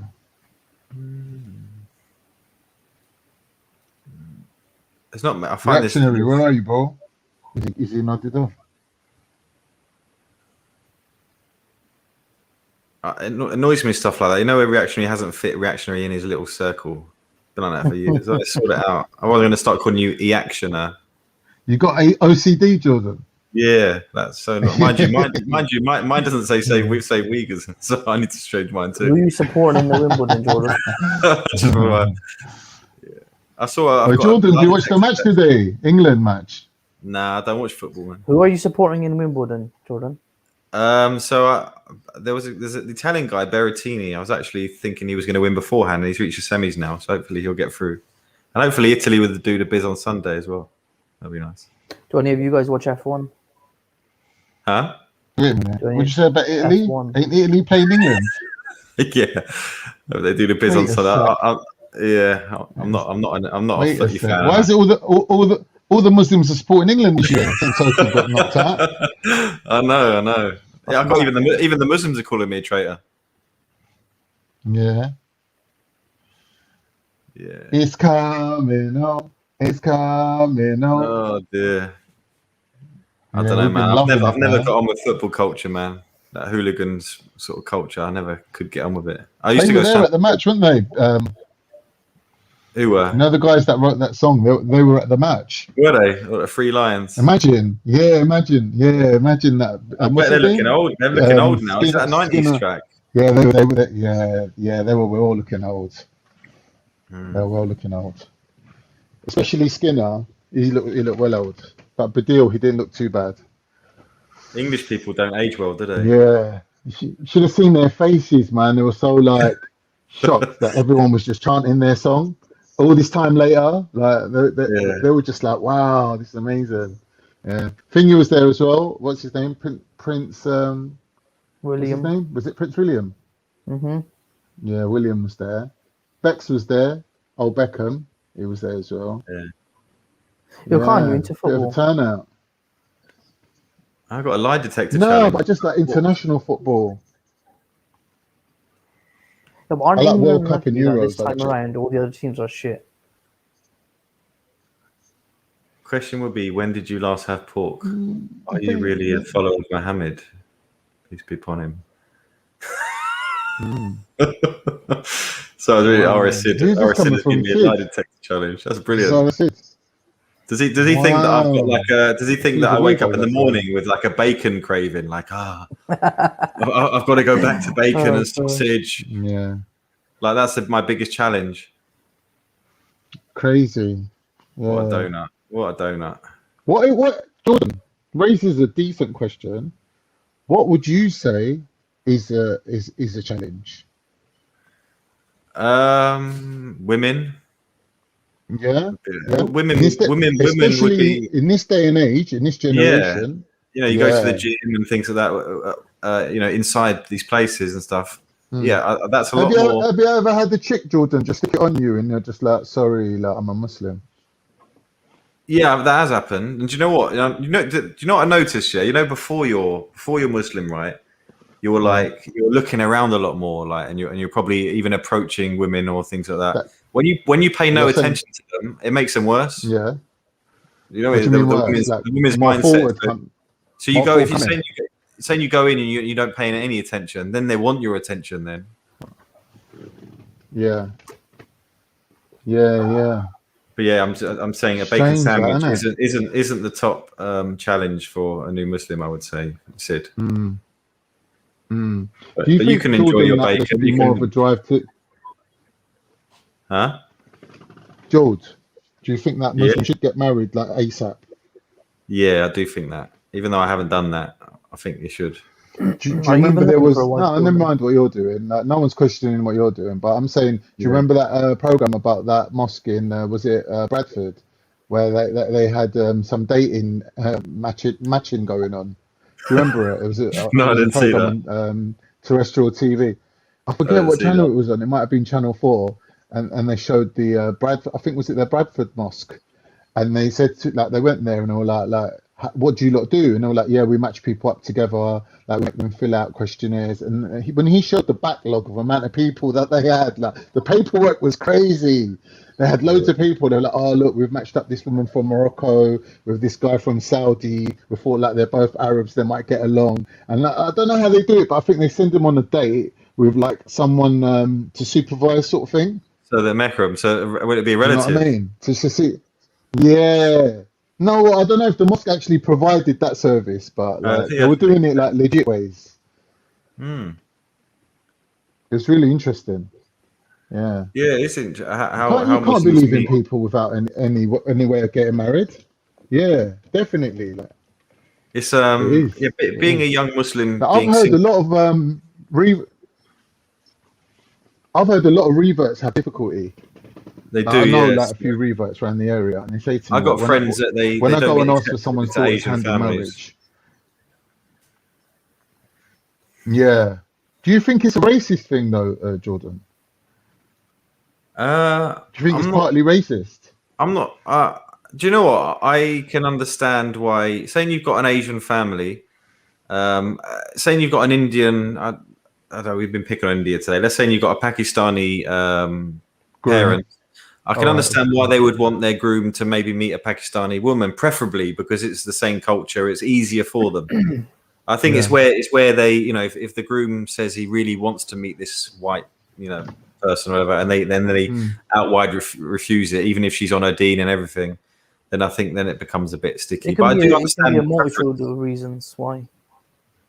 Bacon challenge, man. RS has got a thing for bacon. I reckon he baths in it and rubs it all over himself.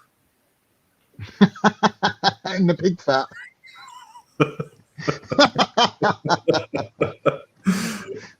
You little heathen bastard. And he's thinking, I love it so much. How can Jordan have given it up? How can Jordan have and given up these bacon baths? That's it. He's one unconventional guy, man. Yeah, strange. He's a strange man. The internet really does unite the mentally ill. yeah. Facts. Big facts. Is he trying to tempt you back out of Islam with bacon? Look, we've got bacon for you. Could you imagine me strapped up to a lie detector test, sweating? Oh no, I had bacon months ago. I just couldn't resist it. Yeah. Jordan M exposed. Bacon lover. Oh God. Or Sid going, I told you so. It's funny what you're saying about women, right, and their influence, because I've got mates that are Jehovah's Witnesses, right, and Jehovah's Witnesses, they sort of use women to like entice you into their faith. Yeah, they do it in a really sly way. Like when people come knock on your door, it's always a man and a woman. Yeah, Do you know what I mean? And they use the woman's like femininity to kind of like sort of lure you in. If they do that, it's a bit of a cult, Jehovah Witnesses. You know, when you get visited by Jehovah's Witnesses, do you welcome them or do you shut the door? No, I just say I'm a Muslim and they just run. They're like, all right, mate, see you later. And they just peg it. Yeah, all my neighbors started doing it now. Like, all my neighbors are doing that, even the white ones. They're like, we're Muslim, leave us alone. Yeah, no, they come to my door. I'm like, they say, oh, hello there. They're expecting me to just shut the door because that's what they experience everywhere along the road. And then I say, oh, nice to meet you. And would you like us to tell you about why we're here? And then they start telling me, and I say, please tell me. And their faces light up. They can't believe they've met somebody so welcoming. You end up giving them dawah, Yes, I always do. For it. That's perfect. You're a dean teaser. So interestingly, reactionary, you're visibly Muslim then. You don't even need to say. Sorry? You must be visibly Muslim. Don't be duxed in. Don't be duxed in now, Jordan. Well, you said you open the door and then they expect a straight reaction. So I'm assuming you. No, I said that they expect a door slammed in their face, and when I don't slam the door, because that's how the rest of the neighbors treat them. Well, they see guys like Khan and stuff. If you want to like show them that you know what you're talking about, say to them. Like this is what I do. I say to them, do you believe that Jesus is the Archangel Michael? And they'll look at you dumbfounded and they'll be like, yeah. And then you're like, get out of here. That's the most ridiculous thing I've heard. But they can't say no because that is actually what they believe. They believe that Jesus is Michael, which it doesn't say that in the Bible at all. So I don't know where they get that from. They just change. Can you imagine a Jehovah's Witness turning up at Hamza's door? That'd be hilarious. You'd invite them in for tea. Darren. Yeah. Why do you believe that? What's your point? Yeah. Get his camera out and put them on the live stream. Who told you that? Yeah, they're up in tears. That happened with Jaffa once, right? Jaffa had these does he not debate no more? Mormons come up to his house. Do you remember? On Muslim Matters. Oh, he filmed it, didn't he? Mormons came to his house and he ended up putting them on camera on the live stream. And then they invited him to their temple. I remember. Two young guys. Yes, yeah. Yeah, I remember that. They came across nice, but proper like simple, wasn't it? Proper yeah. I had a couple of those come to my house. Do Mormons do that? Yeah, they do. What, Mormons? All the way from America? Yeah. They came to London. They came to the park as well, didn't they? Jobs spoke to something. And they ended up we had a good chat. They ended up inviting me to their gym where they play basketball on Saturdays, I think it is. Yeah. Got on well with them. Did you go? No, I didn't have an opportunity to. Reactionary, did you grow up in London? I think so, perhaps. Maybe, not sure. Did you Allegedly. Would you take the bacon challenge? How did you... Yeah. How did they got this turkey bacon? You got a this love for bacon. Like, where did it come from? If it's turkey bacon, will it come up as a lie? Actually, I'd be like, it's turkey bacon. React. I feel that me and React got something in common, that we both love Jews for some strange reason, and like, I don't know why I love them, but I just love them. Like, I'm really intrigued by them. Like, I always ask them questions when I see them, and I always talk to them. Okay, and why is that a common thing between me and you? I just feel that you have that same sort of respect for them that I do. Yeah, I get those vibes from Reactionary too. Do you not have that? I respect everybody, except for Hindus, but like, I'm kidding. But it's not just the Jews. You don't give them special treatment. Yeah, I respect Belly. I respect. Who else? Yeah. You respect Sikhs, Reactionary. Like, I'm open to speak to everybody. Yeah, that's it. To be fair, I have a lot of good friends. I don't know why. Yeah, I've got a couple of good Jewish friends too. Yeah. How did you guys meet so many Jews when there's so few in number? I had my first boss at work was a Jew, and to this day I know him. Really good guy. Do you know Like, what? really good guy. I'll give you an example. I'll give you an example of why I love Jews, right? I was in IKEA, right? And you know, in IKEA, when you get to the end, the drinks are bottomless, right? So if you buy the cup, you can fill up the drink as much as you want, right? And if you're clever, you'll buy one cup and basically your whole family can use it. Right? And I saw this Jewish family, right? And I was thinking, I bet that's what they're going to do. And I was watching them. And I said to my girlfriend at the time, watch these Jews, right? And she was like, what are you doing? What are you doing? What are you doing the Jews for? It's out of order. So I shut up, just watch what they're going to do, right? So like, he sent his daughter to buy 2 cups, right? And bear in mind, the girl that's serving the cups up is the same girl. She looked like Filipino, right? And she was selling the hot dogs. And you know, the hot dogs are pork, right? So there was this dilemma now. How are we going to get the cup without the girl that touches the pork touching the cup? Because then when we touch the cup, we would have indirectly touched pork, right? So the Jewish guy's so clever. He sends his daughter to buy 2 cups, right? So she goes up there, she puts the money down. She says, can I get 2 cups, please? And you know when they give you 2 cups, 1 cup's inside the other cup, right? Yeah. So the girl got 2 cups and offered it to the young girl. The young girl put her hand inside the outer cup and stuck her fingers like in a V, like gripping the cup from the inside, and pulled it out from the other cup and looked at her and went, yeah, you can keep that one, and walked away with 1 cup that she paid twice as much for. But obviously, because all 5 of them are using the cup, oh, okay, yeah, they they're ain't still losing saving, money, right? Yeah. And I was like, wow. Like, but the woman was shocked. She was like, why did you pay for 2 cups, but you only took 1 cup? And she was standing there like befuddled. And I was like, that's mad. Filthy pork that's the hand, maddest thing I've seen in my life. Yeah, exactly, the filthy pork hand. Yeah. So they didn't touch So the RSid.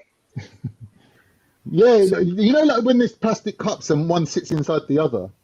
Yeah. Right? So the woman was holding the outer cup. She held it up and she then put her hand inside the outer cup and didn't touch the other cup. Yeah, you know, I reckon they did that. I reckon they were worried about the RSid pork challenge. I think so too. But they definitely passed it as a family, as a unit. They worked together. You know, like Crystal Maze. Hey, sussed it, mate. I was like, wow. Can you imagine a Muslim doing that? I don't know why, but I just love learning about Jews, man.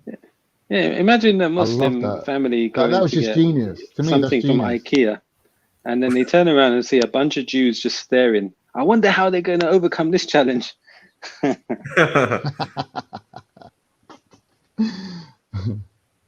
remember I see this Jew in Tottenham Hale, and I went up to him and I goes to him, "Are you not allowed to eat prawns?" He looked at me and he went, "Prawns? Prawns? What is this prawns?" And I just thought, he don't know what prawns are. He definitely don't eat them. And I was like, right, mate, thanks for your help, bye. And I just walked off and just left him there. He's like, okay, and just walked off. But like, you know, Muslims eat prawns, right? No, do you eat prawns? There is a manhaj that doesn't, isn't there? Actually, the Malikis. I've had Muslims say anything from the sea is There's definitely one school of thought that doesn't allow I don't know how true that where that comes from. Of the sea.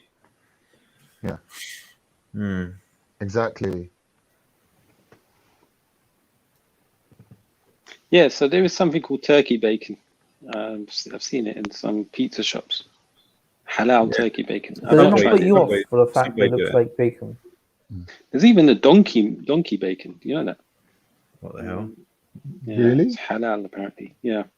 What country you been going to? I think that was in the UAE in a hotel somewhere. Yeah, I don't think we'd eat donkey over here. We'll eat horse meat instead. Most of our burgers have got horse meat. Tesco. Yeah. Naughty says, "What's the ruling on seafood?" Yeah, you see food and you have to eat it. Dead joke. An old one, but a good one. I saw. Yeah, I went back on my old Facebook posts from before I was Muslim. And really? I put this post up, no joke, and I had a Muslim friend complain, and I shut him down straight away. So my local, I like Subway, and I used to like my ham sandwich Subway, and my like ham. Right. 12. I used to get the foot long, hearty Italian bread, and they decided to take ham away and replace it with turkey ham, and they made the restaurant halal. And I remember putting it in my Facebook post. What next? Really? They're taking away our ham. What on earth next? What's going on in this country? And I had some Muslim friends that were like, "Jordan, are you right, mate? Like, what's wrong with turkey hams? Oh, that's not the point. We eat ham in this country." So, yeah, it's interesting going back to old sort of. That really upset me at the time. Did you used to go pub a lot? You used to go pub? Yeah. After work, you'd go for a pint. Okay. What was your favorite brew? What do you call it? Beer. Or I used to like the ales and stuff, but I used to. What would be my favorite? Maybe Amstel. A connoisseur, but okay. I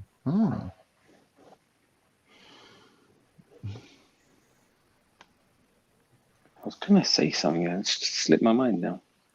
Yeah, I'm happy to take the RSC test on beer or pork or anything like that. But those haven't been.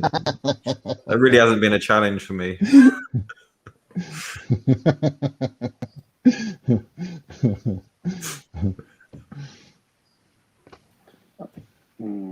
Yeah, people got funny ideas, you know. People got weird ideas. I swear to God, like I don't know why, but like when I was young, and I was like a lot stricter than I am now, right?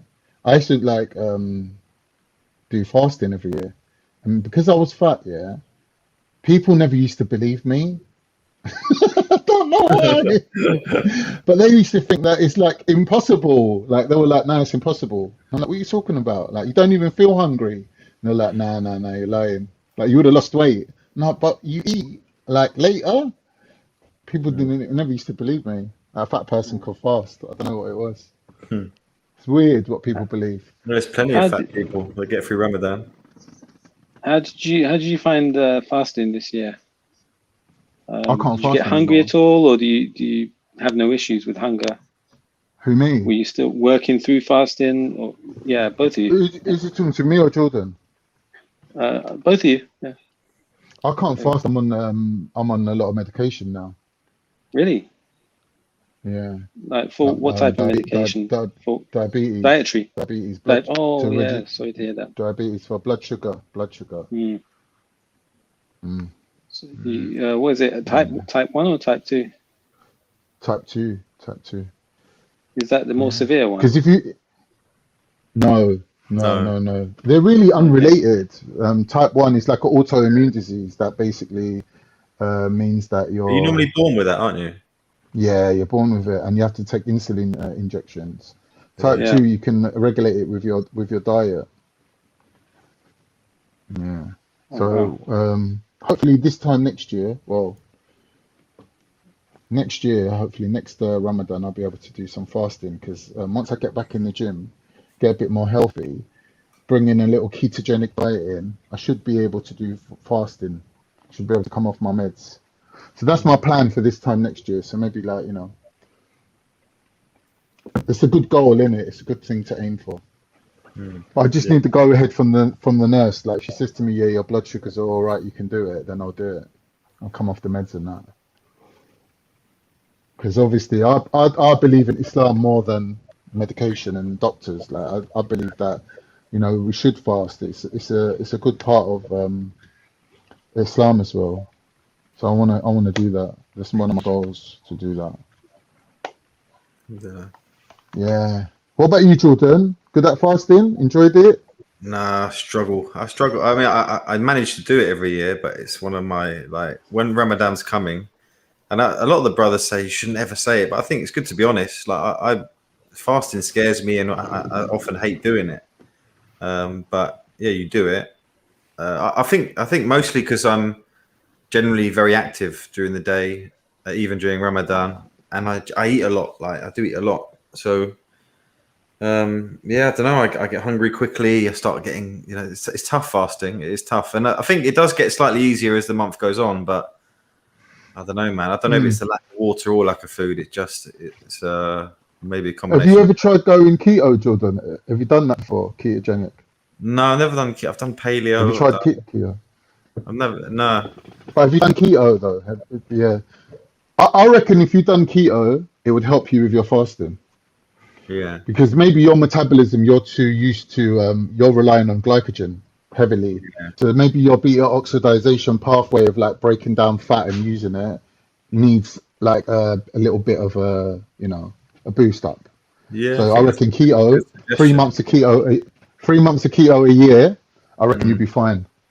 Maybe on the build up to It'll Ramadan. help you as well with yeah. Because they call it the fasting mimicking diet. That's what they call it. It's a fasting mimicking. It mimics fasting basically. Yeah. Yeah. Definitely.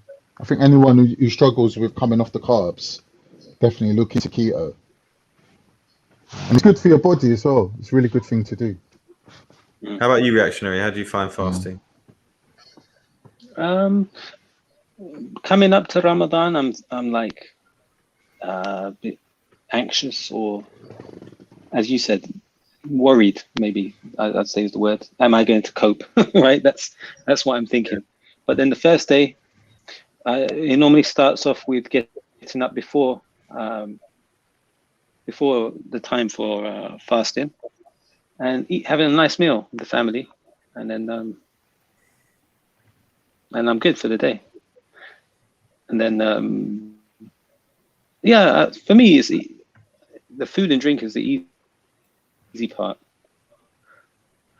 If I'm active throughout the day, it can be a little bit difficult, but when you're driving down the road or walking down the road and you're seeing beautiful women, well, depends whereabouts you are in London. Some areas you won't have any beautiful women, but generally if you see beautiful women everywhere you look, so making sure you don't look twice, and not harboring certain emotions. You're just not allowed to look twice. Yeah. Yeah. That's it. So you're allowed to look once to make that's the the challenging count, bit, right? Yeah, you can't long that first look out though. Exactly. That's the only difficult thing for me. Like the rest of it is, alhamdulillah. I enjoy it, and what I really enjoy is the trying to read the Quran during Ramadan as well. That's really. I mean, we should read the Quran all the time. I try and make that a goal if I can. So I find that helpful, but so the rest of it I don't find difficult. R.S. Sid with his So thank you, Mr. Jordan. You don't have to call me Mr. Jordan. And please reconfirm you will take a lie detector test on your honesty with Islam and its rules. All paid for, and it's recognised by the police, CPS, to use in court. Are you taking me to court? Jordan, am I going to court? You better watch out for this. Sid, you know. That's not how you spell liar. But I think it's not, is it? It's not. I think that I think it's an A. But the thing is, I've watched Jerry Mikhail, Sid, and apparently there are reports that those lie detector tests they come back for like propaganda reasons. How do I know you're going to doct it and say, and it'll be publicly out there, Jordan eats bacon? I have to put my trust in your hands. You might be paying them with all that money you got.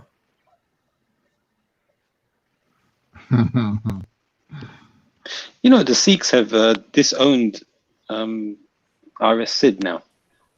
I found that surprising. Who are the Sikhs? Where did you read that in the Sikh Times? Whichever Sikh I've come across online, they've all sort of disowned him. They say he's not a real Sikh. Sikhs don't disown Raj says a lot. I do get the feeling that he's an anti-religion kind of, that guy. Yeah, I've had conversations with him. I think he's a bit of a conspiracist as well. Like he goes for the conspiracies, Where bacon fits in, I don't know, but obviously that's part of his thing. Look at this comment. Mr. Dave. I'm trying to think what 10 questions are. I'm trying to think, what in an Islamophobe's head, what would they like to hear, Mr. Jordan? Did you To ever prove look you're at not a liar. Mr. Jordan? Yeah. What sort of questions would they be? Would he want to ask? He would want to know if you've been circumcised. Are you circumcised? Yeah. Yeah, He'll that'll probably be number slip a one. couple of questions in there unrelated to Islam, just some sick questions that he might just be interested in. Well, the first question is always going to be, are you married? Everybody asks you that. Well, that's normally the Muslim question. Yeah. But what would you ask somebody to see if they're really a Muslim? That is peculiar. Sid, can you tell us Recite how you plan the Fatiha. to eat? Would you request? Oh yeah. Oh, you get that. That's the Shamsi. That's the Shamsi test. I'm the next Muslim. No. Recite the Fatiha. I can't. Yeah. You never were a Muslim in the first place. The Shamsi test is, do you know Sheikh Rabi'? That's his test. Oh God. The what do you call it? The takfiri tests. They'll say, do you make takfir of MBS? I think it is spelled school. Good question. Good question. This is my last message. I feel sorry for Muslim. Where's that? Is that just me? Or I feel sorry for Muslim. Is that a question? Oh yeah. This is my last Is that message. a question though? I said, don't do it. I have a feeling, I have a feeling this is not his last message. No, he's gonna jump off the bridge, I think. Would you take a lie detector test that this is going to be your last message?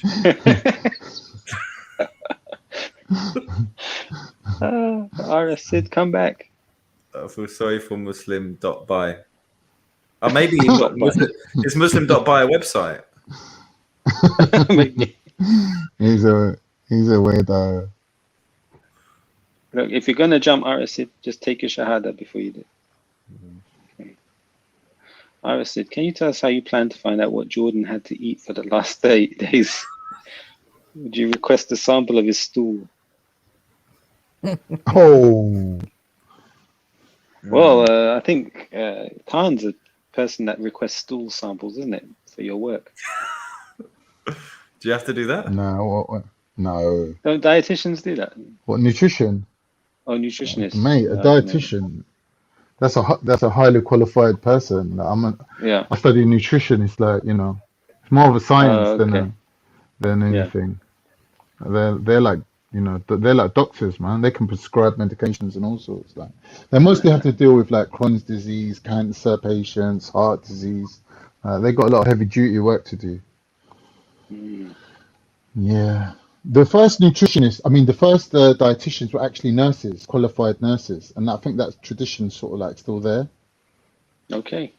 And they took them to Nazi Germany to refeed the people in the camps, and ironically they found that if a person's like near death and they're very weak and you overfeed them, they will die.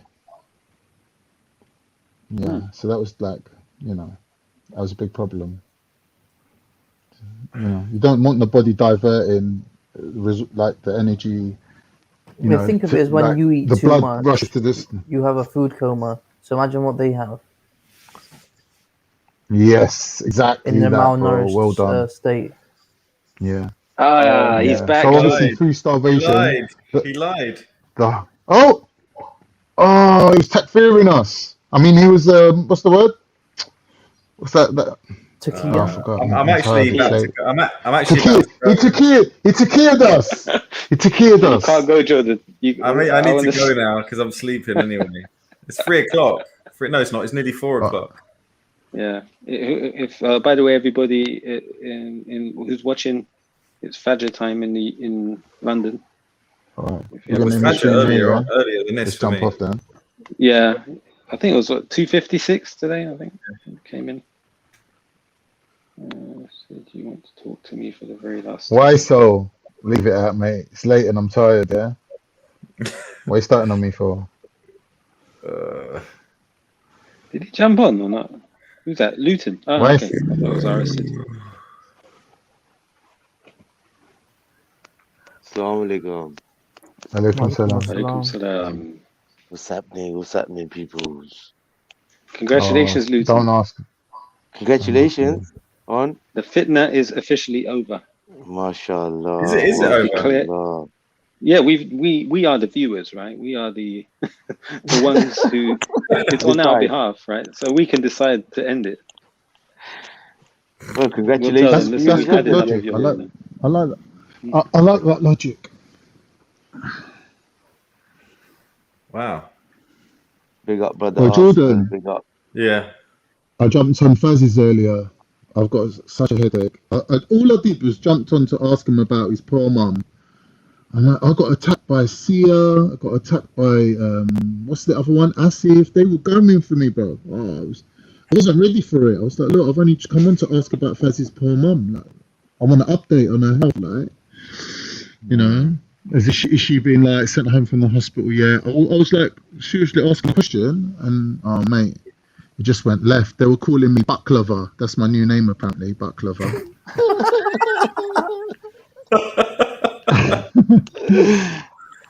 Yo, Jordan, Got we actually, roasted. RSid wants a link.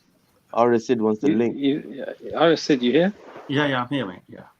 Hello, Oh, Arisid. How are you? Tuadi. I'm good. How are you lot? You right? Yeah. First of all, before you start, have you been drinking? Listen, my friend. You know what? One thing about me, I'll tell you. Have you been eating bacon? One thing about me, my friend, What can I happen? will tell you. Anything can happen. Anything can happen. I work more than any of you put together. I'm still working now. Do you eat bacon? Congratulations. Yeah, I'm still working. And that's the time that, I sit, I listen and all that sometimes. And I sleep hardly 3 hours a day because of international. That's all. I'm still working. And yeah, it's good. Because you're international. Because of the internet. Sid, can Oh. I ask you? Timing problem, my Sid, friend. can I ask you a question? Yes, I need to ask please. you a question, Sid. Yeah. As an elder, can you please intervene between Raj and Triller, because Raj is bullying this poor boy, and it's really unfair. And I think Raj does listen to you. Maybe just suggest to him, give him a little nudge, and say to him, remember when you used to get bullied? Now you're the bully. Poor Triller. Everyone's bullying this guy, man. I think as an elder, you can do this. You can achieve this. You can do this. I think this is a job for you. I believe in one thing, yeah. What is, you know what? Everybody comes and speak. Eventually, they don't even know what they want to do themselves. They just come and like I found out the Faz House have been this all this crap and all that. Yeah, it's really sincerely. I tell you what, it's so stupid. Yeah. Okay, then what? What's the punchline? You go to somebody's house and all that. The punchline is if you call the punchline, Sid, if the punchline is if you call someone's wife a bitch and the man asks for an apology and you refuse to apologize, expect to find them on your doorstep. No, I tell you what, my friend, yeah. If somebody says something to me like that, first of all, anybody comes to my house, there is about 4 friends of mine, they will take you directly into the garden somewhere. Yeah. And then if come to the house, yeah, don't just go knock. Put him in the car booth, take him and kids serious point story. Yeah, come back. Sorry, yeah.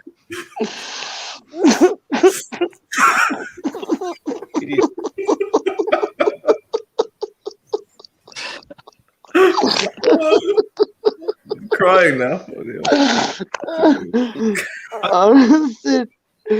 These 4 friends of yours, are they waiting at your door all the time? What the fuck?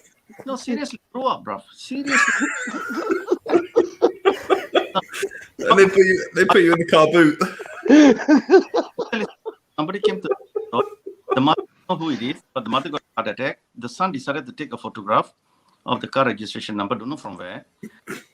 And you know what I did? I told my firm, I said, can you find out? There was nobody who was in the hospital for heart attack. There's no police case and all that. Because I was worried. I gave a call. I'll tell you straight up. I gave a call to Bash, Sid Bash. I said, can you please find out if he's all right? Whatever it is. I don't really care. But when it comes to things like that, if anybody needs help, I'm always there. But when my guys, my lawyer find out, they say, no, there's nothing like that. Then I just kept quiet now. So why do such a drama and all that? Why? And you know what? There are people who are very serious. They really care. And you cannot misuse people like these. Don't. And then you know what? When really something happened, everybody's just going to laugh. They say he's lying. Don't do that. Sorry, mate. I'm just being honest. What, you sent somebody to check if Sir Faz's family was okay? Is that what you said? Yeah. And they said nothing happened. No, they didn't say. Listen, I am not going to get deep inside this. It's up to them. The only thing I can say is this: the mom is fine. Alhamdulillah. That's all I was trying all day long. I've been trying to find out about mom. You know what? What happened is that whatever it is, human as humans, how can you just see somebody is in trouble and all that? Now you do not help. That's not my way of life. First thing I sent when I found out, I sent a message to Sibash. I said, is he okay and all that, blah, blah, blah, blah. Then I said, if he needs anything, I'm here to help and all that. No, this is private, yes. And then when I found out the mother, I said, probably they will need any help, whatever it is, I found out from the hospital. So you've got Faz's mum's address? No. I don't need that, Mr. Jordan. I don't need that. But you know what? Wherever somebody is staying, you have to just give a call to 9. I've got contacts. So you're saying you contacted the hospital somehow, or your people contacted the hospital? Yeah, my firm. I told them, I said, make sure anything, blah blah blah blah. So okay, can we just not talk about that? Let's speak about something. Wow. And that's how I am. Anybody in this world, if they got any issue, I will try my best to say, quietly. I just want to do that. Make sure. Listen to me. When you come, when you're sent to this world, he doesn't ask you. When he takes you from here, he doesn't ask you. Simple. That's the yes. Life. Good. The biggest good lie of life, you're alive. The biggest truth is you're going to die one day. Yes. And death, all they this call death the equalizer. This person is saying this. This person is saying this. One thing about Faz, I'll tell Faz, you're very wrong. I will say again, you're very wrong, because you know what? I did appreciate a lot of channels and things like that. The only channel who have really destroyed, I'm very sorry to say, destroyed, they spoiled the name of Nabi Muhammad Sallallahu Alaihi Wasallam and Islam and the community is this. And this is the only way I get insulted from this stupid channel that I decided to do this thinking that they needed help and all that. The rest, do anybody knows anything else about it? What I'm doing? But Sid, didn't you give him the money to start the channel though, Sid? Yeah, I did. The $2,000. Wasn't it you that gave it to him? Can't, bro. Please, let me say something. There is about 6-7 channels that I did, and Muslim channels that I help. You don't need money to start a channel. It's free. Yeah, Jordan, you know what? You can't do that, Jordan. Sorry, I think okay, whatever they needed to buy and things like that. I said, but my question is, nobody has anything to speak about. Why is it always because of the fitna on Muslims? Muslim coming there, panic attack, you'll make heart attack. This problem, you'll make that problem. Come on, man, grow up. What are you trying to get? What do you think you're going to make money from this stupid bloody YouTube? Is that your life? Go and spend 6-7 hours somewhere else, man. And the only thing is that people listen to you bloody stupid YouTube, Muslim channels and all that. There might be 1-2 people who doesn't know what is happening. They are totally naive. When they listen to you lot, they will insult. They will insult me. Sid, you've just spent about an hour in the chat accusing me of not being a Muslim, and now you're on here like some sort of I want all the channels to be. What are you on about? Okay, Jordan, okay, Jordan. What are you on about? Jordan, just talking absolute rubbish. Jordan, I've got reasons to believe you're a liar. Okay. What's the reason? What's the reason? Jordan, what is it? A feeling in your belly? Okay, I'll keep quiet. You speak first. I'll mute. His 4 friends told him. What? The four Have I got friends. something to say? The four Oh. friends. Did your informants tell you something, or is it? What is a Muslim, Sid? Shall I speak now? Normally that's what happens. Yeah, so I'll speak. Jordan, believe you're a liar. All right, let's have a nice thing. Let's have a nice debate. Let's have a nice conversation. You know, I think keep before it civil. normally Keep it civil, Sid. Yeah, I'll keep it civil. So normally, don't be calling anyone a liar. Just put your case forward. Jordan's here to answer your questions, and maybe he can, think, help you to come to a peace. I think a liar would need a motive. So maybe you could come out with what's the motive? Because lying about being a Muslim, there'd have to be some gain to it, wouldn't there? Free curry. Don't you have it? Sid? Yeah, Jordan, don't you have it? Which gain do I have other than what I believe? What do you believe? So if I believe in Allah and the Prophet, peace be upon him, and I declare my shahada, that makes me Muslim. Is that it? If you think I've eaten a pork sandwich or a bacon sandwich 2 weeks ago, that doesn't actually make me non-Muslim. It makes you non-Muslim, mate. No, it does. So your lie detector would end up making yourself look silly because you don't even know what a Muslim is. Islam. I can teach you the rules and regulation what you're not supposed to follow. So basically, take a lie detector test. I'll pay everything. So if let's say it comes back. Jordan M's eating a bacon sandwich on Wednesday morning because he couldn't resist it. Yeah, I bathed like you. I bathed in the bacon, rubbed it all over my body. Does that mean I'm not a Muslim? You are not a Muslim. Now what? And okay, but can you prove that to me, or can you? Is this just... So let's work this out. So pork is a sin. Eating pork is a sin, right? In Islam. Are you saying that if I commit sin, I'm out of the deen? Okay, take my test. Take my challenge. Do a lie detector. I will prove you're not a Muslim. You're planted. Good night. God bless.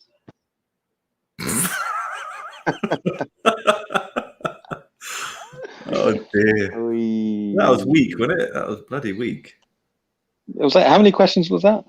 That was not even one. It went back to the bacon sandwich, and like I say, pork isn't really a real issue for me. But saying it did come back that I'd eaten a pork sandwich in private in my own home and made toba afterwards. Yeah.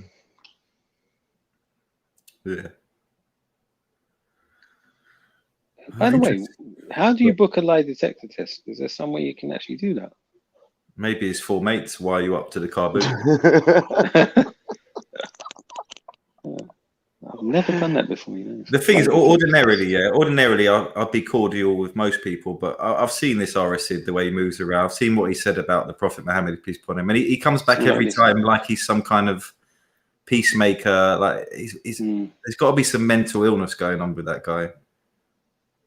Yeah. Or maybe split personality. I don't know. I don't want to disrespect him completely, but I don't know. He's not well, man. He's not well in the head.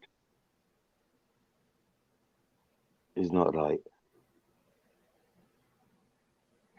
Well, try and show me somebody online that you would say is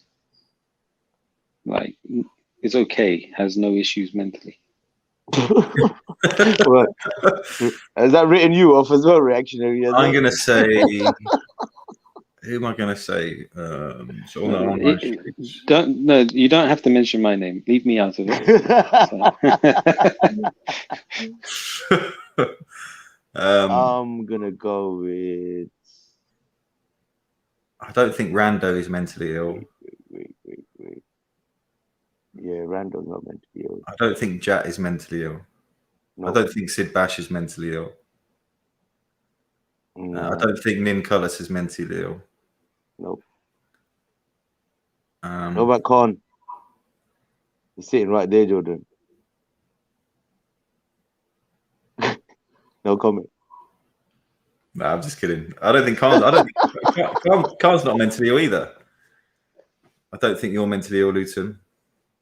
But there are a lot of mentally ill here. Thanks, Jordan. Thank you, Jordan. Jordan mentioned all the names of the people who are either on the panel or watching in the chat. Yeah, You clever. didn't Right? include Hamza. You didn't include Hashim. Oh yeah, but I thought you meant in these kind of like in the you know when depths you say of these this is the depths. Yeah, some people don't lurk down here. Arsenal goes, Rodney K is defo tapped. I think Rodney K is definitely tapped. 100%. He admitted it though. He talked about the medication he's on and everything. Yeah. But yeah, it's true though. No, I can't think of. I'm trying to think. Is there anybody that I haven't noticed issues with? James Jones is pretty surprisingly quite stable. What? In spite of his non-Muslimness, he's quite a stable individual. Yeah, I would say he's like a nerd, isn't he? He's a bit of a nerd. He's not mentally ill. He's like a nerd. Yeah, correct. Besides him, yeah, that's pretty much it. Tehran Poole doesn't seem too bad either. She's nuts, bro. Yeah. She's super nuts, man, super nuts. What about would you say like Imran, Abbas? These guys are like all clued up. Yeah. What's the doctor's name? The thing is, can you judge yourself? You know, reactionary, you gave yourself the judgment. I'm not sure I know if I'm mentally well or not, or I can judge myself. Yeah, good point. The fact that you did, maybe. I was joking when I said that, by the way. What I would say is that I think everybody has varying levels of illness, mentally, if that's the word. You know, mental problems or is narcissism a mental illness? What? Apparently, it is. Yeah, narcissism. Well, yeah, it's a diagnosis anyway, definitely. Because that's obviously quite prevalent on things like online and YouTube. Yeah. I guess I've got some form of issue where I'll jump on panels and don't end up leaving. I'll just stay. Like a bad smell. You just sit there. I'm not going to answer that one. Hey? That's about that's insult number 21, Jordan. I'm counting them. I'm still behind on yours. At least I do mine on the panel. Bro. Yeah, someone's asking. Nin Cullis is asking, does Why So Religious sound nuts? He's definitely mentally unstable. That guy. Why So Religious? Y'all be safe. Y'all be safe.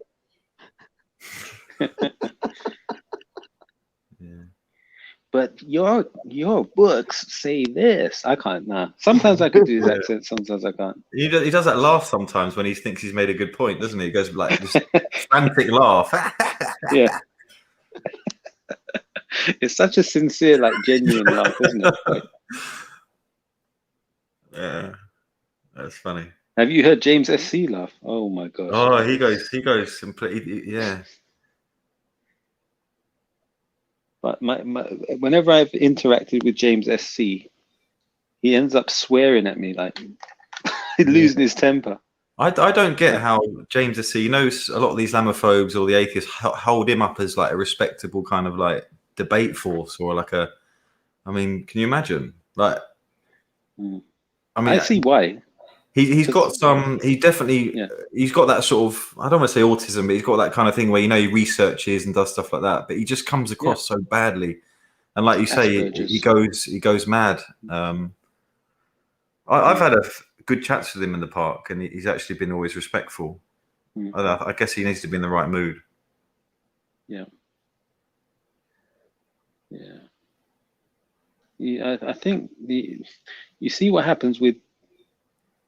Christians, their da'wah, they call it Christian apologetics. And a lot of the Muslim da'wah people, they model their da'wah on the Christian apologetics movement. So they'll do the same types of debating. And that's what you see with Zakir Naik and his predecessor, Ahmed Didat, rahimahullah. So what happens is both sides, Christians and Muslims, they come out with texts that they sort of memorize, or scripts that they'll read, common questions, common answers.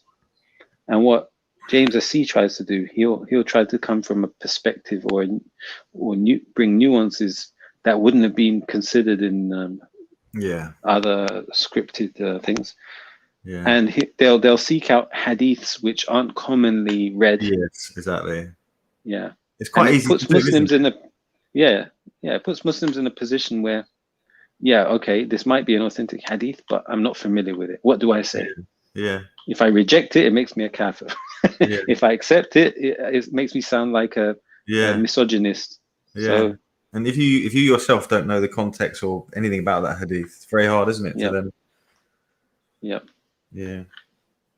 And so that the age of marriage is a common one, isn't it? But that's been dealt with. We can answer that quite easily. The average Muslim cannot, though, isn't it? This is a good training ground. I've seen some terrible arguments for the age of Aisha, like ones that really,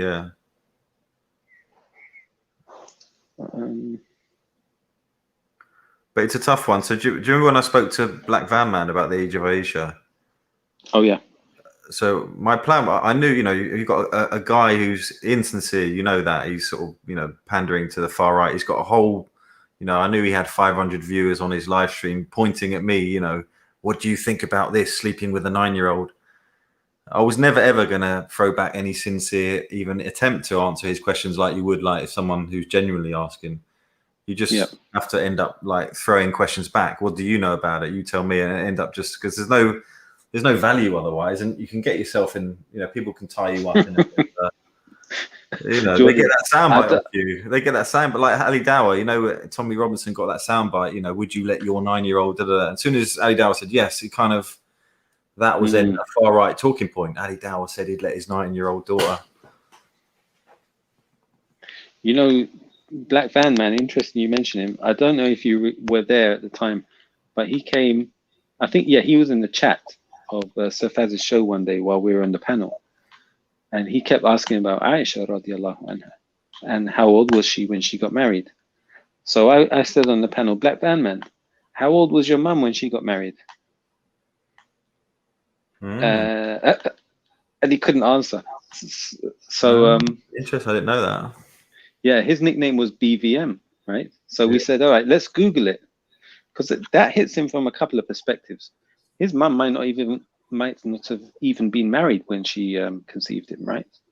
So that knocks him on that's 1 point for us, 1 point against him. And the other perspective is, how old was she? Was she underage? We don't know. Yeah. We don't know anything about his mum, but he wants to talk about Aisha. Yeah. So, and then we Googled online in public, we Googled how old was BVM's mother. Google answered 12 years old. How on earth did Google know that? We looked into it. Apparently BVM is the abbreviation for some character in Christian history. Yeah. Wow. It was a classic moment. It was hilarious. Yeah. Oh, brilliant. From that point, BVM never mentioned Aisha. Huh? He got slapped in a pub. Remember, he was there. He was like all like chummy, like, yeah, my mates are all here. Yeah. You said with Ralph, Ralph there as well. Whacked him, and then we didn't see him again after that. I think he thought he'd grown a family until one of them gave him a bit of a reality check, which I'm sure Ralph had as well in those circles. You think you're in with them, but at the end of the day, you're never going to be one of them. You effing Pat. Yeah. I won't say the word. Yeah. Just because I say Pat. Yeah. I'll leave it as Pat. But BVM was a bit of a COE kind of character, I'm only neutral. I just, but so how comes you've only ever filmed at Tommy rallies? Well, I'm just, they sliver all around, like, and never. I much prefer someone just says it with their chest. I actually really have an issue with Islam. I'm actually against Islam. But you see these, characters sort of sliver around it. Even G Block do it. They sort of sliver around it, and you'll see, you know, I'll see Ultra Funky on Gin and Tonic in the chat, you know, agreeing with all the creatures over there, and then he'll come back on the panel and, oh, but we're against all religions. Why are people so butthurt with us? And it's a real like slimy kind of approach, isn't it? You'd much rather they just said it. Oh, Khan dropped off. I didn't realize. Well, sorry. Yeah, man. What accent did I do? What accent did I do? Which accent are you talking about? Yeah, okay. Didn't do an accent, did I? Or it's just my accent? Maybe he's talking about somebody. Who are you talking about? You mentioned BVM. You mentioned Ralph. I'm not sure who else.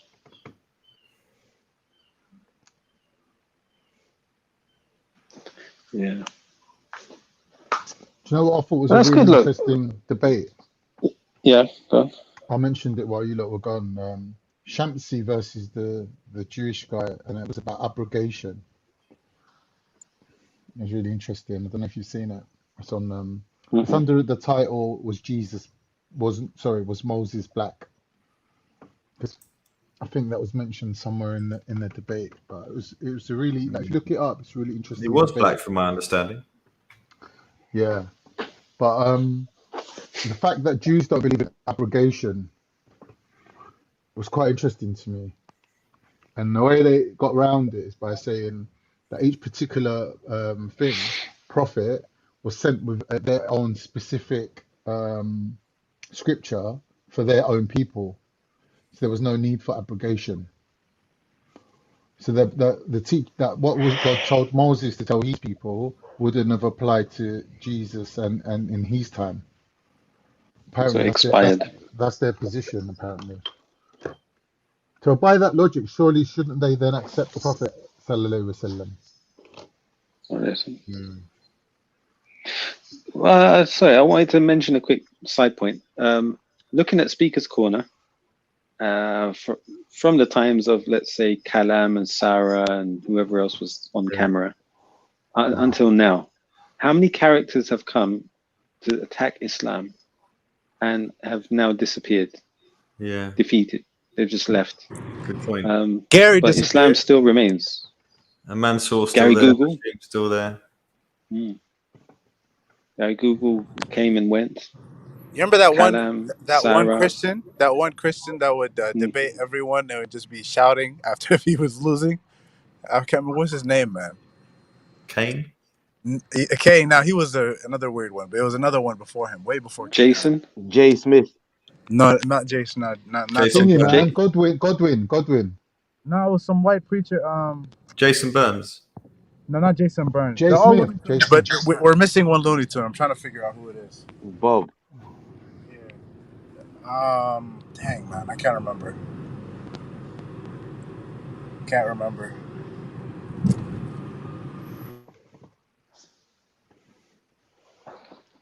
He just invented a character that we. Who's the hijab debate with Bob, the recent one? No, I haven't. How was it? Really good, actually. I really enjoyed it. Bob put it on his channel as well. We've got a rate hijab, man. He's got a super brain. His brain is amazing. Hello. Yo. Yeah. Why does it do that? Kalam was before my time. I don't really know a lot about Titans TV or Kalam or something. I think I came just as that was all. I never saw any of his live streams or. But I hear was Tan before your time? Who? Tan? Yeah. No. I was there at the park when Tan was there. So Kalam was there that day. Oh yeah, I mean, when they evacuated Tan, there was like hidden agents. I remember. I know. I mean, I've met Callum in real life and I've spoken to him and stuff. But he sort of wasn't in any debates. He just used to come to the park and sort of. I know he argued a bit there, and I think he was part of the security and stuff. But there was no Titans TV or anything like that. Yeah, there was. It was before all that. Yeah, so I never saw any of that. I think when I came to the park, I never saw a Titans TV live or anything like that. So apparently, there's a lot of people around now from Titans TV. They knew each other before, like Jupiter, James Jones, all these people. Sia. Gain. Gang used to go on there. M Stacks. They used Really? to go on this channel. Yeah. These guys are old school, man. You'd never I guess used to it. say M Stacks, why are you going on there? And he's saying that stuff about Islam, bro. It's crazy. He used to say some of the most awful things about Allah. Yeah, he was a slippery character, wasn't he? Yeah. Indeed. Complete weirdo. Yeah. I never liked him. He's got that snaky side to him I don't like. I don't like the guy. I just get bad vibes from him. I remember Big Bro. I remember. I don't remember Big Bro ever being disrespectful to Islam or anything, but he was sort of leaning on the free speech Tommy Robinson side, which was bizarre. What his role was, from my view, was to subdue Muslims, to put them in a position where they would allow the Prophet to be insulted. Yeah. So he'd come with that thing about Speaker's Corner is about freedom of speech. You have to accept it even if you hate it. Yeah, but that really only affects Muslims. It doesn't affect any other religion. Yeah. See, certain people, sometimes I think they only turned up because, like the success of Ali Dawah and Ali Dawah took it to another level, right? Like with the charity work and all that. So people must Ali have put Dawah took it. No. Ali Dawah got big when he faced Tommy Robinson. That was it. Yeah. Before Tommy Robinson, he was. I think his name was Fred, by the way. Sorry, I don't want to interrupt. Fred. Anyone know a Fred? Who? Fred. No. Right, said Fred. I don't know, man. I don't memorize these people's names, man. I remember Ty, a guy called Uncle Ty, they called him. Yeah, he was the most waste of time ever. Oh my God, this guy would just say the random thing and say, "What is truth?" And then 100 people would say the answer, and he'd be like, "That's not truth." Like, did you see Hamza versus Ty? Yeah. Brilliant. Hamza was just like, "What's your point? You're just rambling." Because I remember there was this whole introduction. I've come here. I'm going to prove you Islam wrong, and there's the whole thing about he had all this knowledge, and Hamza was just like, "What's your point?" And he never got to it. Is that the one where Hamza just walked away in the end? He got fed up. Yeah. There was a hilarious one that I saw, and these were because I was obsessed with the Iftar as a non-Muslim looking into it. I remember seeing one with Sarah Garvey. It was hilarious. Sarah was like, "Can a chair come from a monkey? Nothing from ourselves can come from." And he thought he had some winning argument, and Hamza sort of I think debunked his for him. But Sarah then went on to white people having envy for the black man's thing. So went all around out about this. It was hilarious. That's it. Sarah was like, I don't know, just another one that seemed to be highly rated, but never really saw him put coherent arguments together. Did you guys see Sarah's one of his latest performances on some guy's podcast about that he's just talking about his relationship and no, I don't know what he's doing now. I haven't kept him. It was so embarrassing, like the things he was saying. I know he debated Tommy. I saw a bit of that. Debate. First one looked like a friendship, and the second one was like. No, this is well after that. Okay. But yeah, I know what you're talking about. That Tommy thing. Is it the one where he's talking about him losing his kids because of his baby mother? Saying that she had like 4 partners on the go, apparently. That was so cringe. He didn't state the reality, which would have been she found out he's a gay and then left him. That's probably what happened.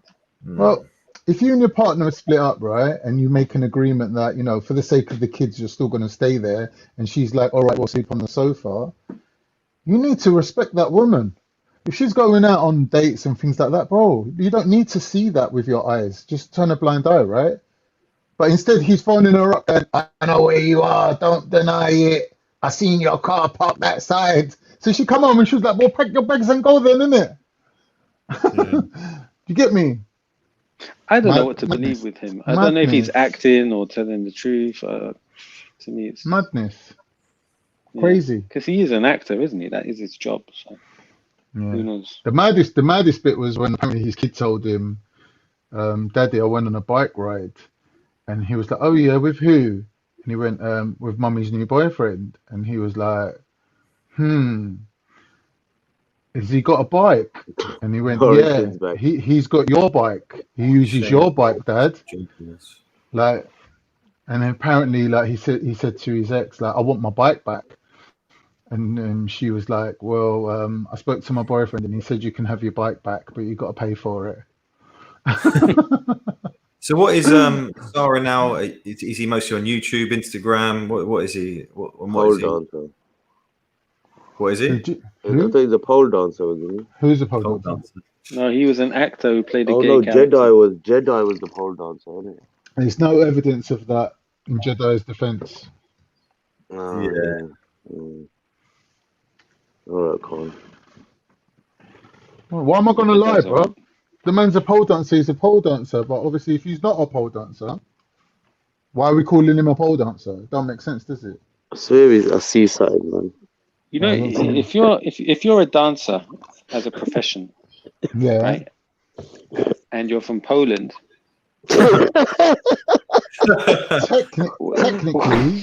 technically, what does that make you? You're a pole dancer.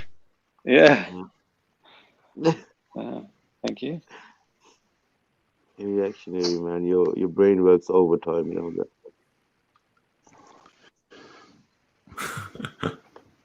Yeah, I don't know what is he saying? Shame, wrote Jahils. Is that a spelling mistake or is that a word? I never heard that word. Shame. I've never heard of that word. That's good English. The one word, wrought. And he wrought his punishment. Is that what it means? This one, it's not in context. It's in the wrong sentence. Shame wrought. I don't know what that means. That's what happens when you probably types it in and then Google Translate and puts it in English and types it in the chat. No, one of his four picked out mates 3 words from different parts of the dictionary and just put them in a sentence. Apparently they do that in Japan.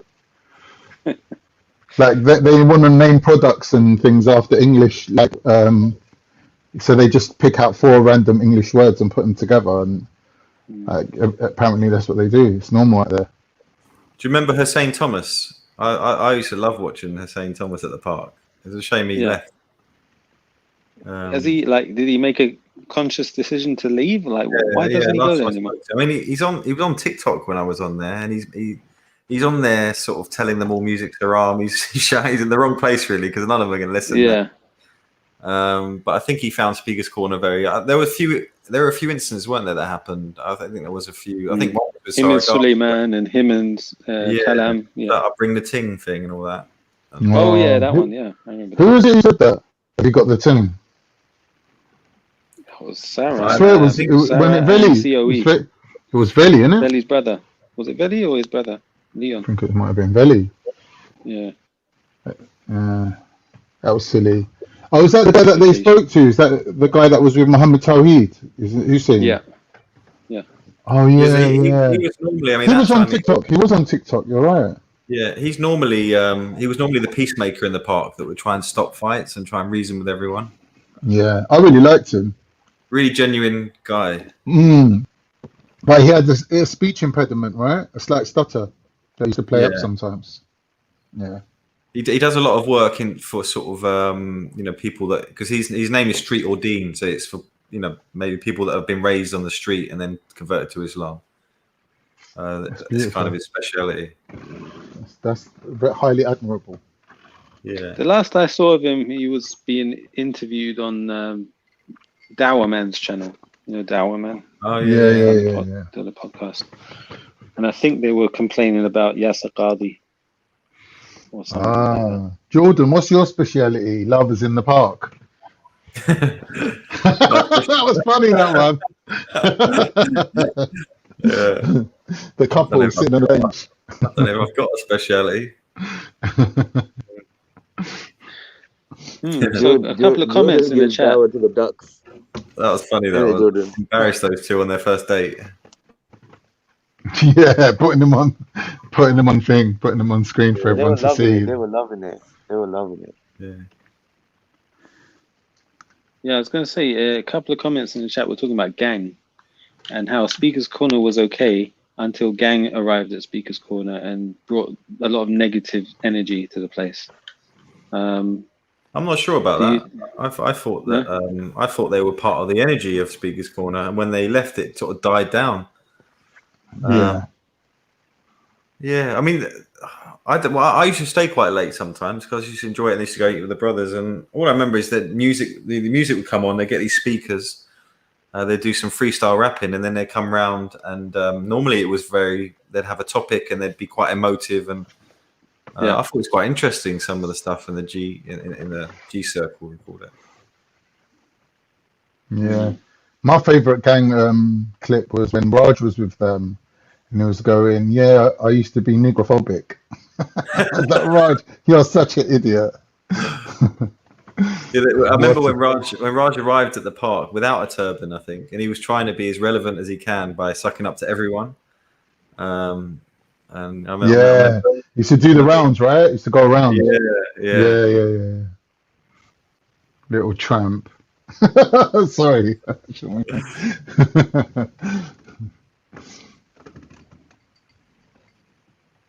I think he's one of his claims was all Salafis. Is Steve Barnes finished there now? Yeah. Oh yeah, and then he said, "Oh, I met Shamsi, and now I like Salafis." He said all Salafis should be go to Guantanamo Bay, and then he met Shamsi the following week.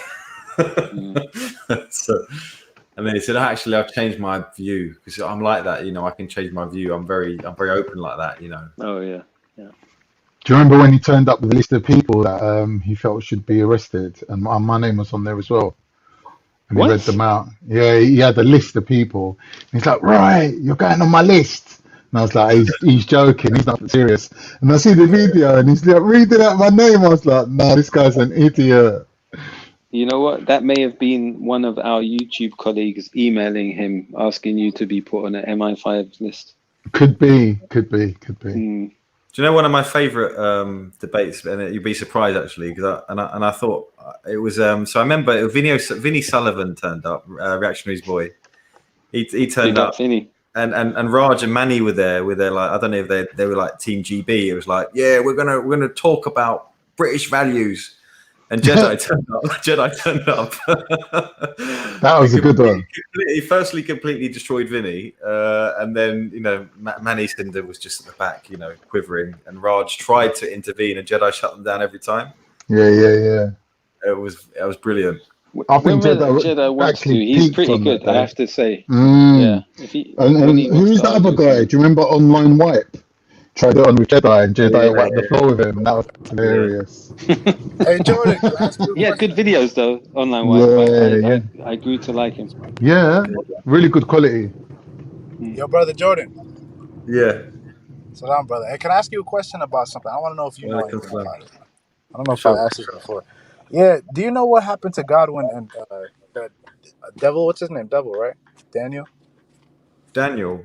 Daniel, what, the Christian? Yeah, the two Christians. Yeah.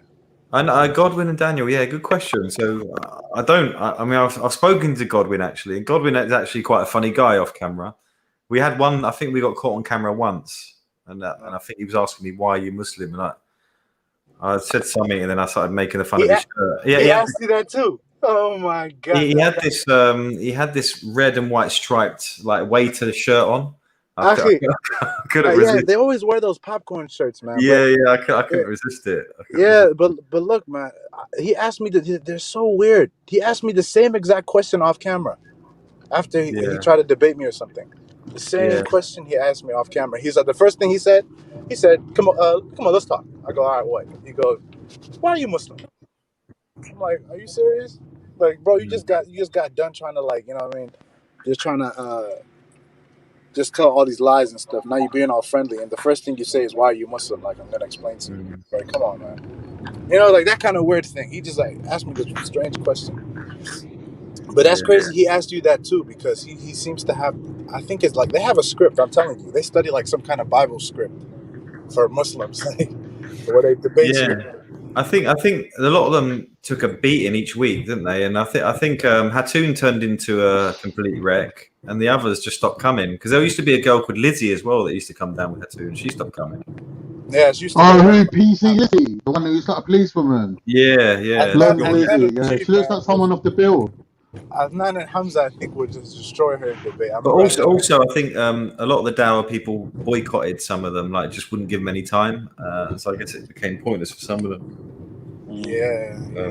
I heard a crazy rumor. It might not be appropriate, but I don't know where I heard it from, but I can't remember. But I heard they Godwin and Daniel left because apparently one of them was supposed to marry Hatun or something, and they rejected her to help proposal her or stay, something like to help her that. stay in the country. Huh? To help her stay in the country, like. Maybe, I don't know. Yeah. I heard Gary Google worked for Muslims, and it was like a driver for Muslims. I know you said he's a lawyer, but someone told me he was a driver for like these rich Arabs and stuff. And in the end, he was worried that the stuff was getting out there. Yeah, I would be too. It's crazy. It was more Gary Google related to Ultra. I don't know. For some reason, they remind me of each other. Yeah. I don't know why this thing keeps taking me out, man. StreamYard is so weird, man. It heats up your phone. Who mocked the Kaaba and the Black Stone? Who mocked the Kaaba and the Black Stone? I think Jedi might have said something to piss people off, but I'm sure he did apologize for it. Kryptonite got deported. Oh, Kryptonite. Yeah. Nah, he mocked the Black Stone before that even as well. Back in the day, I remember he put it in the chat before. But it was Jedi, right? Yeah. Yeah. No, before that, like he made a joke about it. It was like everybody was joking though, but then he made like a joke that went too far a little bit. Yeah. Who did? Jedi? Yeah, a while back. Yeah. Before the whole take thing. These things to heart. You can't predict how people are gonna react. Yeah, but it was bad, bro. It was similar to the other comment he made about the Black Stone. Yeah, I mean. Yeah, I think if you judge people on, that's bad. But if you judge people on like how they are at the corner and things like that, I always actually found Jedi to be fairly balanced. Actually, myself, from what I saw of his debating and things like that. I think he can be balanced. That's true. But I have to be real about it. He kind of plays the crowd a little bit. I don't want to be like slander them. Oh yeah, no doubt of that. Yeah, but no doubt. Yeah, so. Yeah, but I mean the comment he made that I said everybody was bantering, but I knew it was kind of a joke that had a half truth to it. You know what I mean? Like one of those jokes you make that you kind of sort of believe a little bit, something like that. Yeah, I guess with a situation like that, I would look at it like, would he make a joke about anything else in other religions as well? Would he specifically only target Islam? No, he would definitely. Yeah. So yeah, because he's kind of probably that sort of guy. And I'm not defending. I don't even know what he said, but when somebody just mocks someone he's not Muslim, so I wouldn't hold him. If I heard a Muslim mocking it, I think I'd be horrified. No, that's true. Hearing a non-Muslim mocking is like that. That's what they do, That's true. That's true. The only thing is that when you portray yourself in the corner or some as telling Muslims you have to have manners, you should be like this, you should be like that, but then you're not doing it yourself. It even though you're not held to the same standard, it still looks like you're just trolling people. But I understand what you mean. Yeah, trust me. I think for me, I think he was the one that called Isa the token. That I remember that being. He did. I remember that putting me out of joint a bit. But other than that, he regretted it though. Didn't they make up though? They made up after Isa passed. Yeah, Isa had respect for Jedi, and Isa would never want to fall out with him. Yeah. From what I remember. Yeah. Yeah. No, he had a viewpoint, man, but he had a lot of people around him too, telling him things too. I'm not gonna lie to you. So. Yeah.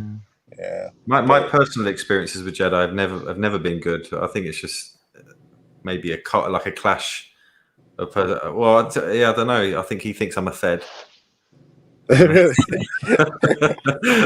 Well, if you were a Fed, you're not really good at it. I'm not too keen on him either in a personal basis, but I'm just talking about like on a is someone Islamophobe? Do they deserve to be put in this bracket where we all hate? I wouldn't put Jedi in that category. If you were a Fed, I don't think Feds make TikToks like the way you do. Like, You know what? I always say to people, if I was a Fed, it'd be useless. What am I going to go back and say? Yeah, EF Dower, they pray 5 times a day. They fast in They're lowering the crime rate. This is terrible. They're They're doing us out of jobs. They're extreme. Arrest them. Yeah. I've never seen anything dodgy, so yeah. But you know the word EF Dower, right? If you here we go. Reactionary is gonna be. No, I'm just using Jordan's technique of reading letters together as a word. Like, remember OG? You pronounced it Og. So are you going to put it F Dower? Quite rude, isn't it? No, it's yeah. Is that how you feel about Dower, really? I'm all left off. What does the name Eactioner mean? Reaction. Listen, if that was the first time you said that joke, I mean, you said that about 3 times already. There might be one person in the crowd that chuckles because they never heard it. What? Yeah, I chuckled a little. But hey, but what does EF Dower stand for anyway? It's Iman Foundation, which is the mosque they started at, which is in Goodmace. Oh, okay, good. I do everyone's favorite. Well. EF, everyone's favorite. Yeah. Apart from Reactionary. I'm a fan, man. Don't worry about that. You can't, yeah, Reactionary. You could have really started a Dawa channel like that with their name Reactionary. It just sounds a little bit weird. Reactionary Dawa. Turn Reactionary into a Dawa name. How could you do that? Reactionary Dawa? That doesn't sound nice, man. That sounds that sounds kind of sketchy. The people are gonna be like, "What is this?" Like, Reactionary Dawa. Go Live Media used to call you Dictionary. That used to make me laugh. I've never heard that one. I've had fractionary, dictionary, Pictionary. Yeah. There was that I can see the word action there, so maybe. Hey, I just remembered. Yeah, exactly. Action Dower. There was that one. Yeah, good one, Jordan. Good. Yeah. Thanks, man. Thanks. What was his name? That one Iranian person, Peter. Is he Iranian or was Italian? Oh yeah, that boy, that young boy. Yeah. Yeah, Peter. What happened to Peter, man? I don't know. I think he had a mental breakdown. Yeah. You know, back in the day, there used to be another white Muslim besides Hamza. Before Hamza, I think his name was Yusuf. Right? He was like years ago. I think I think he was ginger as well. Does anyone remember him? Is he quite a well-built guy? No. Oh, okay. No, I don't know. Small, slim. He was a chav kind of character. From, you know, when I first started watching the YouTube thing, when I saw Brother Hamza, man, it was a younger version of him, skinny and everything. Younger version. And he was debating that one Issei. I think his name was Issei. Issei. And then I don't know what happened. I think I fast forwarded or something, like, because I found the new videos. I guess I was watching the old videos. I found new videos and I see Hamza's like white beard, big belly. I'm like, who's this guy, bro? Before and after. I mean? This is before and after, isn't it? Yeah, bro. Because I'm pretty sure I wasn't watching it for that long. But all of a sudden I see the new videos and I'm like, oh, is that Hamza? Dang, man. Time flies. Yeah, but subhanAllah. Yeah. An Islamophobe is better than individual like Jordan. Huh? I think Arisid is saying an Islamophobe is better than an individual like Jordan. It's like a key fob, but it's for Muslims. I would hate to be an Islamophobe, man. I would hate to be an Islam. Every time you're trying to debate Muslim, you take an L somehow. You just take an L without, and sometimes you don't even realize it. Is Arisid an Islamophobe? Does he admit it? Yeah. Sid owes me about 10 grand. By the way, Sid, if you're listening, you still owe me 10 grand. We had an argument. He said that when Bilal was bought by the Muslims, they didn't free him. They kept him as a slave. Is Hamza really a white convert? He said that he was going to prove it and bring the Lil, and if he didn't, he was going to pay me 10 grand. So, Sid, you still owe me 10 grand, bro, by the way. What does that mean? Asking about really, right. What does That's he think? what I'm thinking. Does he think he's black or? Yeah, he's lying. Let him do a lie detector test. He's not really white. Yeah. Are you white? The lie detector test will tell you if you're white. Hamza's originally from Ghana. His hands are white. You couldn't get much whiter. He wears like grey shirts and, you know what I mean? He's like proper white, isn't he? RS said, are you an Islamophobe? That's going to be the new. We have to I'm make that going word to trend stick from you in the lie detector after my bacon question. I'm going to put you in the car boot and say, "Are you an Islamophobe?" You're going to go, "No," and it's going to go. Jordan, you have 20 seconds to answer questions on bacon. Where does bacon come from, Jordan? It's pronounced Barkin. Barkin. Has anybody seen what part of the Face animal does Jacker? the bacon come from? Barkin. Mm. You know, that shit Issa guy, he would wear that mask around his face. It remind me of the Hamburglar from like Is around bacon the from the back of the animal? Hamburglar, right? Yeah. Oh, the black select. Yeah, but yeah, man. Black select. Black select. He was an ingenious guy, so creative. Yeah, he was funny, man. It's funny. Man.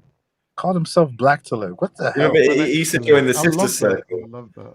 They started a sister circle, and he'd join it every week. He just disappeared, right? He just disappeared, Oh, proper disappeared. Straight off of Ellie's panel. 1 minute he's there, the next minute he disappeared. Just unannounced. I remember Ras Yeah.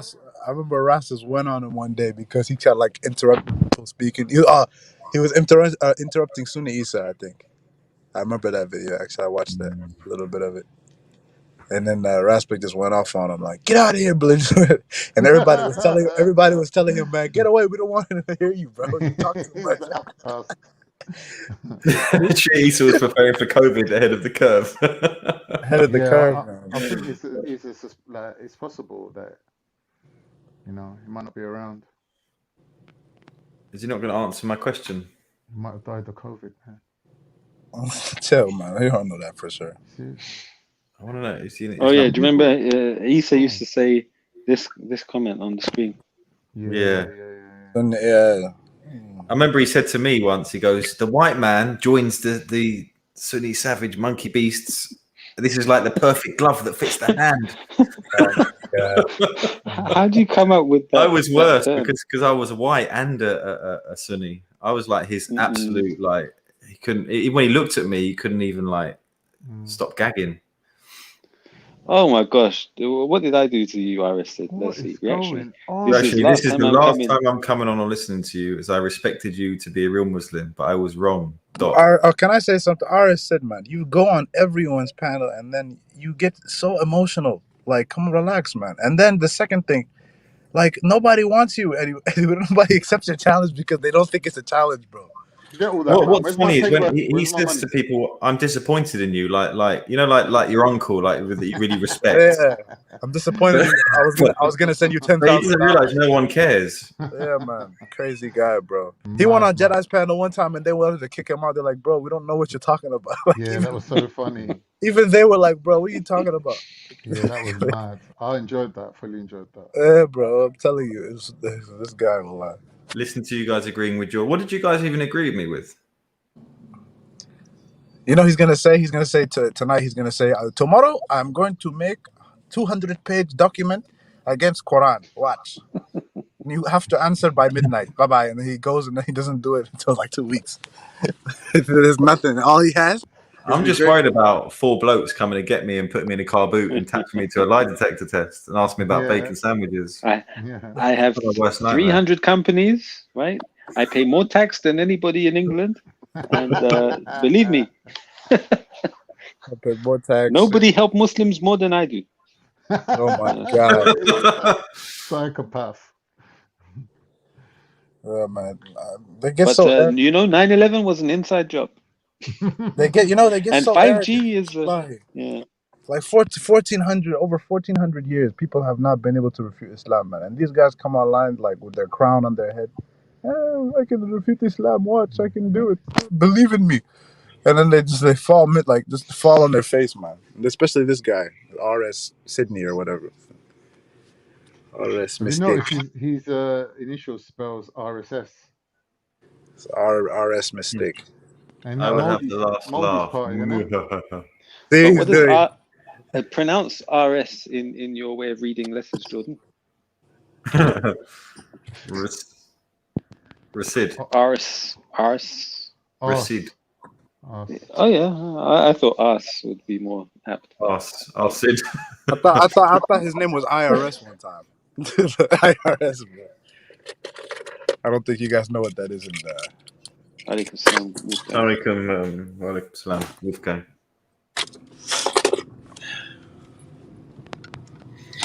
Yeah, well, brothers, I don't want to keep everyone up too long, you know. Yeah, it should be bedtime, shouldn't it? I was actually waiting for Arasid because he said 2 hours ago it was his last comment. I've been waiting for his last comment, but he's been carried on. It's no longer a last comment; it's a last laugh now. He's waiting to do it. Let's see if we get one more comment out of him. It'll take another couple hours, trust me. He's thinking about what to say. He won't shut up. It will carry on forever. Yeah. All right. I can imagine Arasid takes about 10 minutes to type one sentence. Like he's looking for each letter on the phone, and he he's probably sitting to string across out a word. someone who's actually doing the typing for him now. Oh yeah, one of his secretaries. Yeah, one of the 4 geezers. How do you spell Jordan? I don't know. How do you spell my name wrong when it's in the chat as well? Like it's there for you. And is it on the panel? Can you see my name or not? Maybe not. No. And you're missing a letter, I think, if you put you are a fake Muslim. Can I ask you, Jordan, what's that picture? Oh, is that the Uighur? Oh, It's the Uyghurs, yeah. Yeah, I just caught that. I'm late to that. Sorry. I didn't even know.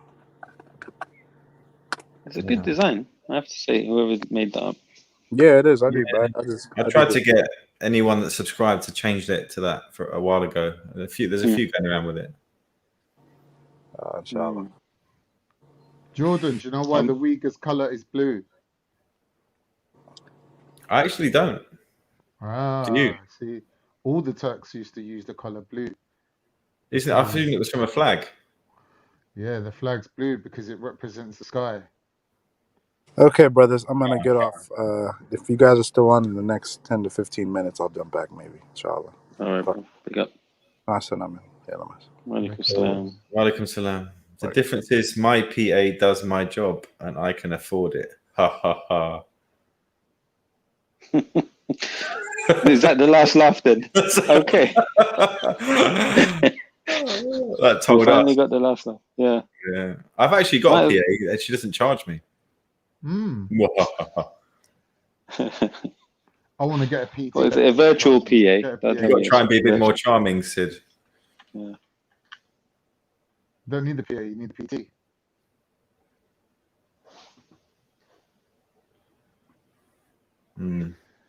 All right.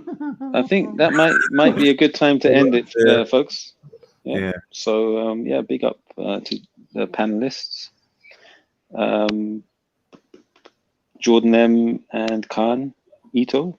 Khan, what's your name currently these days? K Sizzle. Yeah. What we call you. All right. Yeah. K Sizzle. Yeah, but it's good to have you on. And cheers, what's the name? Wolfgang and you just call Abdullah. me K though. K would do. K. K. I don't want to say K because it makes me think of kafir. So I don't want to. K. Yeah. K. Kafir.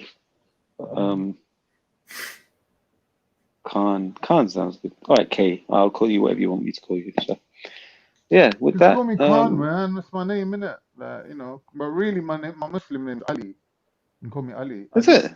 Ali Khan. Yeah. Mashallah. Yeah. All right, Ali. Where you been, Khan? You haven't really been around much. Been on Discord, innit? Is that where everyone hangs out now? Discord? Yeah. It's just like, obviously, you can get into like proper conversations and like, there's that no recording rule and you can be yourself and you don't have to worry about like people like dissing you in the chat. You can actually come across a lot of different types of people with different opposing views and you can have it out with them. It's like it's a lot of fun. It's like it's more rewarding.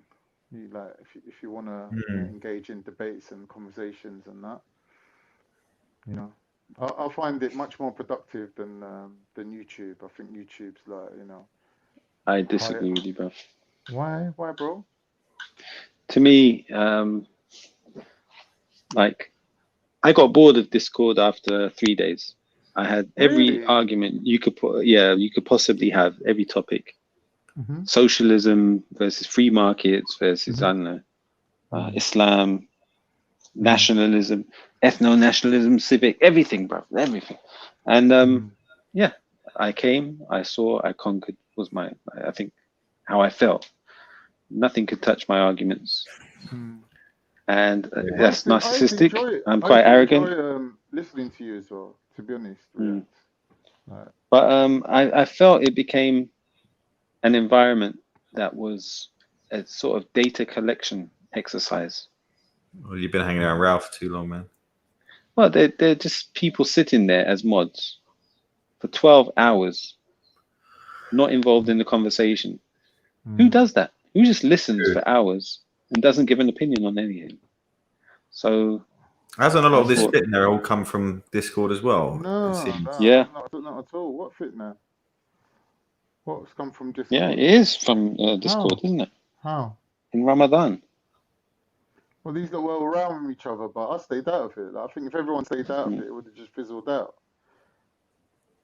You know what I mean? People fall out all the time. It's like, as Muslims, like, we need to get on with each other, right? We need to make up. We need to forgive each other. We need to make that effort to do that. But it didn't happen, though, did it? It didn't. You see, what you're saying is how it should be, right? But in reality, what happened was the fitna became so bad, it encompassed everybody. Right? If you managed to, even Jordan got dragged into it. I'll stay today. Out of it, mate. I will stay out of it. Even you got dragged into it. You can't today. Yeah, to a certain extent, but I've got no investment in fitna. Like, it doesn't do nothing for me. I don't care like who's sleeping with who or who's chatting to who. Like, why am I bothered, bro? It's nothing to do with me. Like, I'm not here to judge. Who's sending pictures to who? I don't care. But I don't care, honestly. Like, two consenting adults want to have a little love affair. Yeah. You know, and they get like, you know, dirty. Like, oh, I pull my hair, snap my ass. Like, bro. Yeah. Thing is, I've got to be honest, Khan. There is a concern. Like when people are turning up to people's houses and stuff like that. There is a concern that one day. I don't think that's related, though. It seems to be escalating. That one day something's going to happen, and I don't know. What do they then do with these kind of chats? I don't think it's and there's a lot of doxing happening on this Discord. The doxing thing. Like, look how many people have been doxed, right? Raj has been doxed. Jupiter's address is out there. Jedi's address is out there. Faz's address is out there. Why have all these controversial people did only Faz's house get visited? Why? Because you're calling the man's wife a bitch. You cannot do that. I don't care if you're Muslim, Jewish, Scottish, or French. You can't do that, bruv. You crossed the line. You're calling man a fucking the youth. Yeah, but can't if I had a wife, she wouldn't be on a phone on a call with people. That's by the by, Jordan. That's by the by. Well, but if I'm a husband and I I allow her to go online with all these men into a chat, and then something goes wrong, and then what? I turn up at the house. I don't know. For me, there's responsibility on that side too. Jordan, if you got an argument with a woman, right, and you're going to let your sister or your mum or your daughter talk to her, why are you, as a man, going to be rowing with women, regardless of whether it's online or on the street or wherever? You're a man. What are you arguing with women for? What are you back and forth with chicks for? You're a fully grown man. Would you let your wife go into Discord with all the people that we know online? No, but my girlfriend speaks to blokes at work, which she has to work with them online. Yeah. I'm not saying keep them in a little box, but yeah, but this is what I've been told. I've been told she is like, oh, if it was you, wouldn't you not take your wife's phone off of her and cut off the internet so she can't talk to people while you're at work? And I'm like, what world are we living in? Like, is this 2021? A woman's telling me that I should take my wife's phone off of her. It's just madness. It's madness, mate. Yeah, that whole. I've never seen the sister engaging in any conversation she shouldn't be engaged in. I've never seen her laughing and joking. I've never heard the woman laugh, let alone flirting. Tash Jeffs. Yeah. She burst onto the scene pretending to be some solicitor. My first interaction with Tash Jeffs was she was pretending to be a Muslim in my chat on one of my videos. She wasn't even a Muslim. She was pretending to be a hijabi sister who's going to come and see me at the park.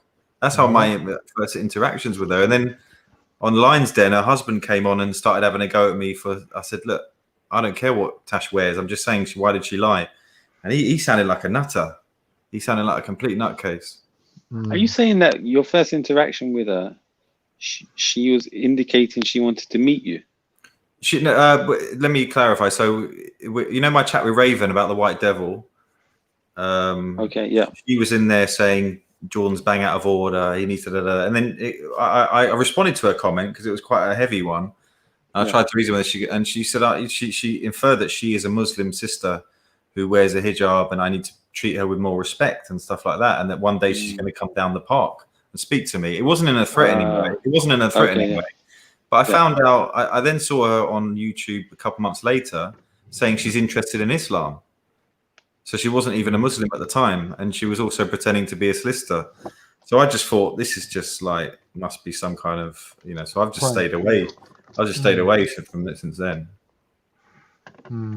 Well, it's all weird.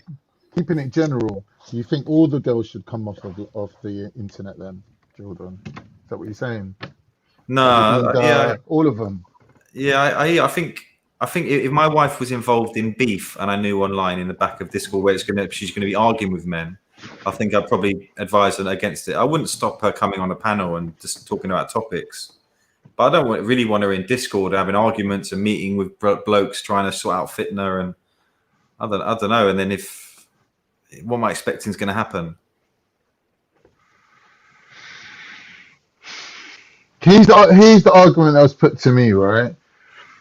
She is saying to me, right? Well, I said to her, if my wife said to me, I'm going on holiday to Ibiza with the girls, right? And I was like, no, you can't go. And she went anyway, right? And she come back saying I was sexually assaulted or I was raped or whatever out there, right? And I went out there and killed the guy or dealt with the guy or whatever and come back, right? And then maybe if I thought, she's not listening to me, she's not being a proper wife to me, and then I divorce her, right? I've covered all bases, right? I've covered all the bases. But she's saying to me, why would you deal with the guy? You should deal with your wife. And I'm saying, but does that let the guy get off the hook, though? Yeah, I get your point. Wouldn't this analogy be you knowing there were rapists somewhere and her going there, and you just being fine with that, and then being surprised when she's raped? Yeah. Exactly. So the way it was put to me, she was saying, would you let your wife do something? Like if you told your wife not to do something and she did it, and something bad happened to her, would you speak to her or would you speak to the people that like done something bad to her? And I'm saying first and foremost, if I've got a wife and she's coming out of my word, so when I give her the ultimatum of either you're listening to me or this ain't a marriage, do you understand? Because that is part and parcel of you being my wife, right? Yeah. Right. So that's it. End of. Kalas. You don't listen to me. Now, how every man runs their wife, that's their own business, right? If he's fine with his wife chatting to men, and he's fine with his wife, and he trusts her, or he thinks it's acceptable, or he's saying on the internet that like she's not going to come into contact with no men. She's not like dealing with men on a one-to-one level. Like if he don't see a problem with it, I personally don't see a problem your with wife it. talking to men at work is something she has no choice. Yeah. Right. That's true. That's true. If she's going into an environment like this, where she's going to be altercations and stuff like that, can you then be surprised afterwards? No, but I'm confused now, right? Because we can't have it both ways, right? If we're saying that these women shouldn't be on here chatting, then why are we chatting to them? No, I'm not saying that. I'm just saying if you're going to let your wife on here, you can't be surprised when that sort of stuff happens, can you? Why? I'm not expecting people to start calling my wife a bitch. She's telling me I'm on here speaking. Why? Why would you do that? Well, that's what I see on here, to be honest. I would advise my wife against coming on here. Would I force her off? No, but I would advise her not to. Definitely. I don't know. Look what happened when Hector brought his wife to Speaker's Corner. What happened? He got beat up as well. They both did, didn't they? Sadly. Oh no, they both did. Yeah. I don't know. I don't see this online thing as a problem. Like if people chatting to each other and they're putting cameras on and flirting with each other and that, I don't agree with it. It's the same as if they were being alone in the real world, right? Yeah. So that's not acceptable. But like to be in a chat with like, I don't know, 20 people and some of them are women, and it's like very. I hear that. And I'm not saying that if I had a wife and she wanted to speak on YouTube, I'm saying nah, get off. I just feel that, and I could be wrong, but it feels like if she's going to go into some Discord chat to try and sort out some fitna with a bunch of blokes, I don't know if I'm just going to let all that happen and not maybe. Can I then be surprised afterwards that she gets called a name? I don't know.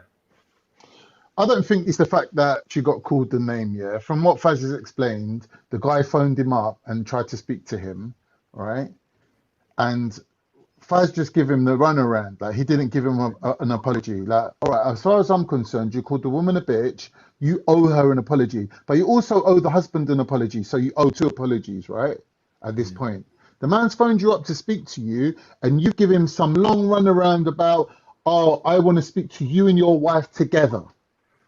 Bro, you called my wife a bitch. You called my wife a bitch. You just confessed that you did it. All right, it's out of character, but you just confessed you did it. You owe me an apology. Without extending the conversation any further, at that point, you owe me an apology. Now, he didn't apologize. Hold on. He didn't apologize, but for some reason, because of the way he spoke to the guy must have assumed that Faz apologized and that he was intending to apologize to the woman after, but he didn't want to speak to her alone. The husband had to be there too, right? So the guy's not all right with that. Now, he's told people, Faz has apologized, it's over. People have gone to Faz and said, did you apologize? And he's like, no, I didn't apologize. So they went back to the guy and said to him, he didn't apologize to you. Do you get me? So apparently the person who did that, Mahed, was shit stirring. How is it shit stirring if you're point blank admitting that you didn't apologize to the guy and you told him, listen, your wife's a liar? I said to him, bro, the guy's coming to you saying, why are you calling my wife a bitch? You're not apologizing to him, and then you're telling your wife's a liar. Yeah, I get you. How? Khan, is there any woman on these YouTube streets that hasn't been called a name? Are you saying that every single one every person needs to apologize to their partner that they're with?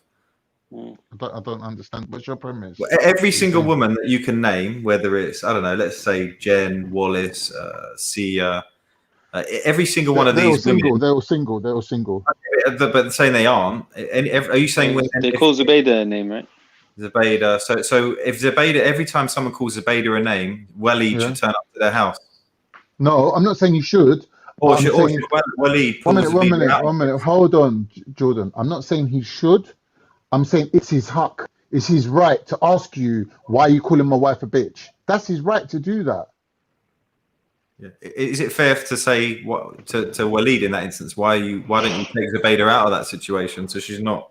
People have said that to Waleed, but Waleed's like, do you know what? I'm backing her. I'm down the park with her. If anyone says anything, I'm happy to fight. I'm happy to fight them. Like, you can't fault Waleed for that.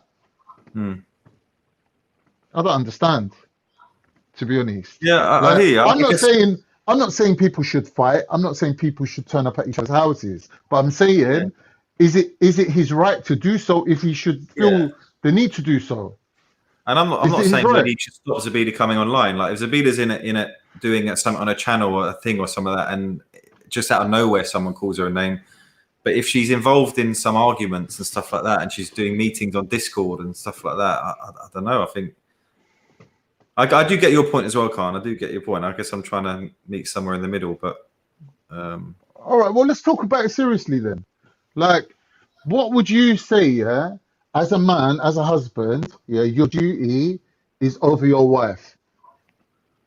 I feel like it'll be partly my responsibility to protect her. At least, to protect her, to not even from herself. Look, she's going to be big enough and ugly enough to make her own decisions and stuff. But if she's going to make a decision like, I'm going to go into Discord and sort out some fitna, I've got some brothers in there, it's all kicking off online, and she goes into that meeting with these brothers and argues and gets called a name, am I then going to go, right, that's it, what's his address, and turn up? Or did I have some sort of responsibility maybe to I could have prevented that happening?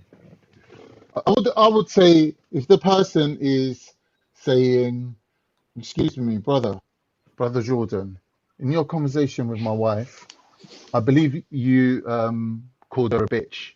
Yeah, that's my wife you're talking to right there. And you turn around and say, "Khan, it was totally out of character. Yeah, believe me, I'm not that sort of person." All right.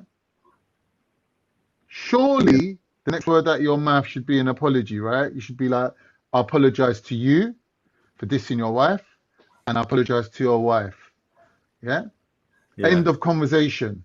But because Faz's intention is to create content for his channel, he tried to milk it into a situation where, "Oh, I don't want to speak to your wife without you there," giving the guy the impression that he's going to apologize to the woman, but the man has to be there. So what he was going to do is probably record it and make a show out of it.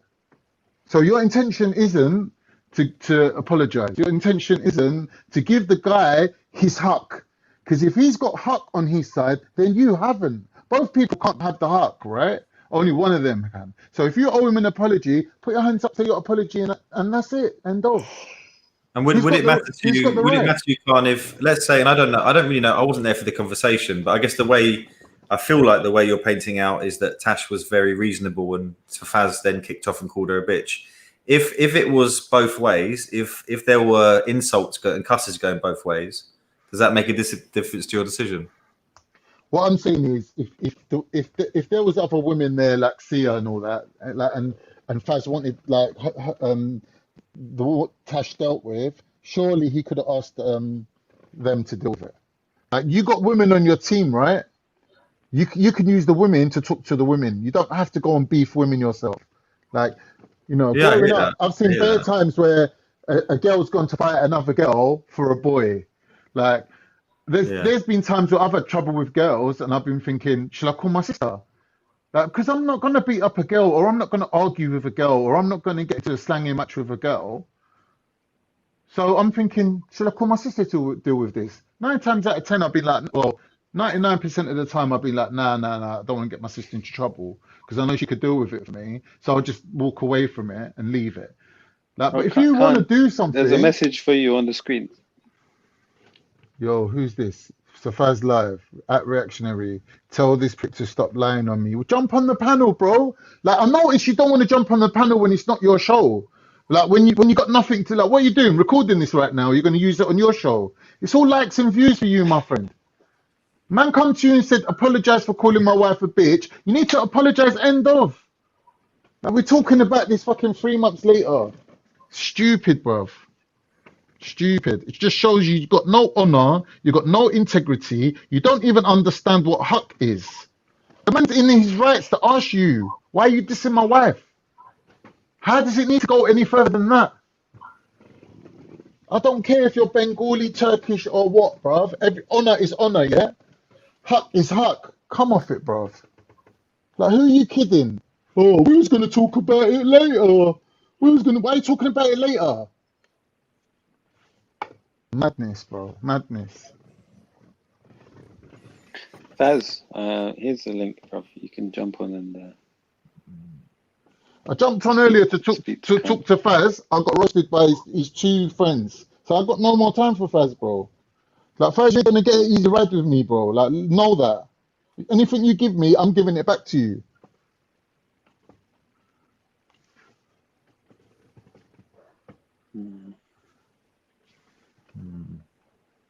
I told him it was out of character. I told him it's not my character to do such things. Bro, the first thing that needs to come out your mouth is an apology. Called the man's wife a name, bro.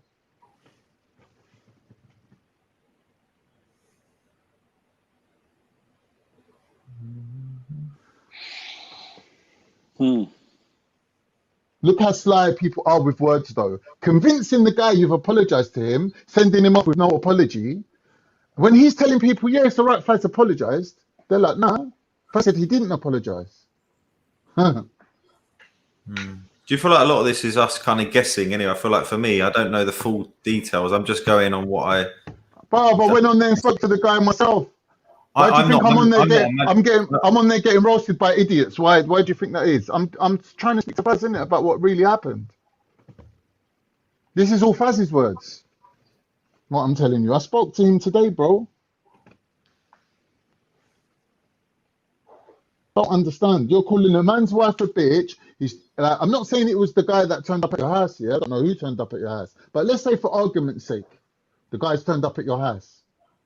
Khan, have Is you ever that so hard to believe? Is that so hard to believe that someone would do Khan, that? have you ever insulted a woman online? Yeah. So did you apologise? Yeah. Always. So if you like, saying you called Jupiter a name. Yeah. Would you then apologise? If her husband approached me like a gentleman and said, "Listen, you know, you did X, but what if Y, he turned up Z," to your mum's house? I cannot deny him his haq. I cannot deny him his right. Yeah, that's his right, isn't it? To ask me why you dissing my wife. Can you apologise, please? First thing I'm doing is apologising. I'm not going to be telling him, "Oh, your wife done this and your wife done that," and justifying it. That's bullshit. Yeah, I get. Yeah. So if he turned up to your mum's house, for example, would you then say, "Well, actually, maybe he was just trying to talk about, I should have apologised"? Bro, you got a pair of balls. You got to grow your balls. Come outside and just and talk to him on the doorstep. You get me? Like, what are you gonna do? Man's on your mum's doorstep. You got to go and speak to him, innit? What are you gonna do? Like, you don't want to do it. It's gonna be embarrassing. But you're gonna have to do it. You're gonna have to do it, bro. Yeah, I hear you. Look, I'm trying to imagine if I had a wife and she was called a bitch. I think it would have to be. I'd have to know the context. Was it she just attacked for no reason? Was there? But Jordan, why would it matter? Why would it? How can you justify? Yeah. Like men, Muslim men who are in a Muslim panel, in a Muslim environment, representing Islam, pointing a finger at all other Muslims that do wrong things, and you're calling women bitches. All right, you lost yourself. You got excited. Where's the apology? Why is it so hard to apologize? Why? Like, do you really feel that you're within your rights to call someone's wife a bitch? That's what you're saying ultimately. You're saying, no, haq is on my side. So tell me, what's the justification for a man to diss a woman like that? How can you justify that? Like, is he a man? Is he putting himself... by calling a woman a bitch and saying it's okay to call her a bitch, you're basically putting yourself on her level. You've lowered your level from being a man to being a woman, and you're putting yourself equal terms with a woman, that you're saying it's okay for you to argue and fight with women. When Okay, really, if you can't visit the guy's house, right, what would you do? What do you mean, what would I do? If you didn't have the address. Well, yeah, it's a hypothetical, what? Oh, you could be from another country, right? Like, it's an international platform. So let's say your wife is online. It's not incumbent on anyone to do anything. I'm not pressurizing anyone to grow. Like, you have to be a man, or you have to have honor. I'm just saying. That's the question: is what would you do, right? Is it your wife's on the platform? She gets insulted, and you can't visit the guy's house. What are you gonna do? No, it ain't about what I would do. It's about what is haq, what is right. It ain't about what I would do, or what you would do, or what Fred would do, or what Faz would do. It ain't about that.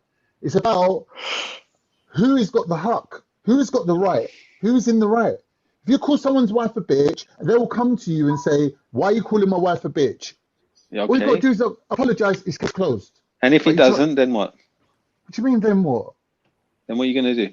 Bob, does the man have the right to ask you, "Can you please apologize for calling my wife a bitch?" Yes or no? Yeah, and the person refuses to apologize. What will you do? But that ain't what happened. I know. I'm asking, what would you do if they refuse to apologize? I don't know how to answer that question, bro. Now, one option is to visit them, but if you can't visit them, then what option do you have? Bro, I'm not saying people should go around people's houses, bro. I'm not saying that. I'm not saying that either. I'm saying that, like, a man wants to protect the honor of his family. Okay, now you can do that by having a phone call or visiting them. But if you can't do that, what can you do? What would you do? I can't answer. It's hypothetical. I can't answer that. It's not a hypothetical. It's an actual situation. Would you allow your wife to keep going in an environment where she's going to be abused? I feel that the two subjects aren't related. What you choose to do with your wife, or what relationship you've got with your wife, or that's a completely different subject to me. The two subjects are not related. You cannot take away the man's his right to ask you why you're calling your wife a bitch, and you're going to turn around on him and go, oh, so why are you letting your wife come online for? Two wrongs don't make a right. Am I right or not? I'm just thinking about protection. Is that a principle? Is that a principle? No. Two wrongs don't make a right. Yeah. Yeah, I know. I'm just saying okay. that. Me as an overprotective sort of person, I wouldn't want my wife to face that type of. All right. Let me ask you a question. Let's say your wife wears miniskirts, right? Or even Jordan, he's English. He's got relatives that dress in English way, yeah. And he's gone to Clacton-on-Sea. She's wearing, I don't know, a bikini with roller skates or whatever she's wearing, right?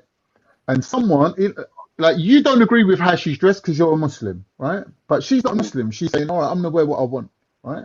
You're with her. You're still a man. You're still her protector. If someone comes and grabs her ass or whatever they do to her, it's incumbent upon you to turn around and say, excuse me, mate, why are you doing that for? Stop doing that. Next time you do that, like, this is your warning. Like, don't be grabbing my niece's ass, right? You don't agree with how she's dressed. Fair enough.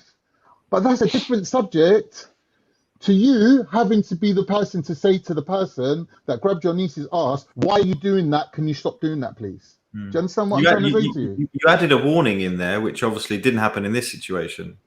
Okay. But it was more of an extreme thing, right? Yeah, I get your point. Someone grabbing someone's ass would warrant more of a reaction. Yeah. As long as the reaction is proportionate. And I'm definitely not saying it's fine to call someone's wife a bitch. I was just trying to say that it's not all one side, potentially. But like I said, I don't know the conversation. I mean, does it make a difference to you what the conversation is? Well, according to Faz, he had some intention of apologising further up the line in further talks and discussions or meetings or whatever. That's his side of it, which I don't think holds water, to be honest. I don't agree with it, but, you know, only God can know, innit? The fact is, you need to let that man know, innit? You need to let that man know that you're sorry for what you did. Assalamu alaikum. Alaikum salam. Who's this? Abu Aisha. Abu Aisha. What's going on? You alright? Well, I'm not, Abu Aisha, I'm not telling people what to do, right? And I'm not judging people. But what we're trying to differentiate is who's got the huck on their side. If somebody calls your wife a bitch, sure, you have the right to ask them to apologize. That's all I'm saying. Is there something wrong with what I'm saying, Abu Aisha?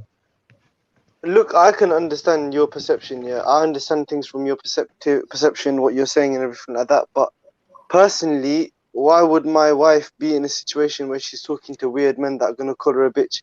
That's number one.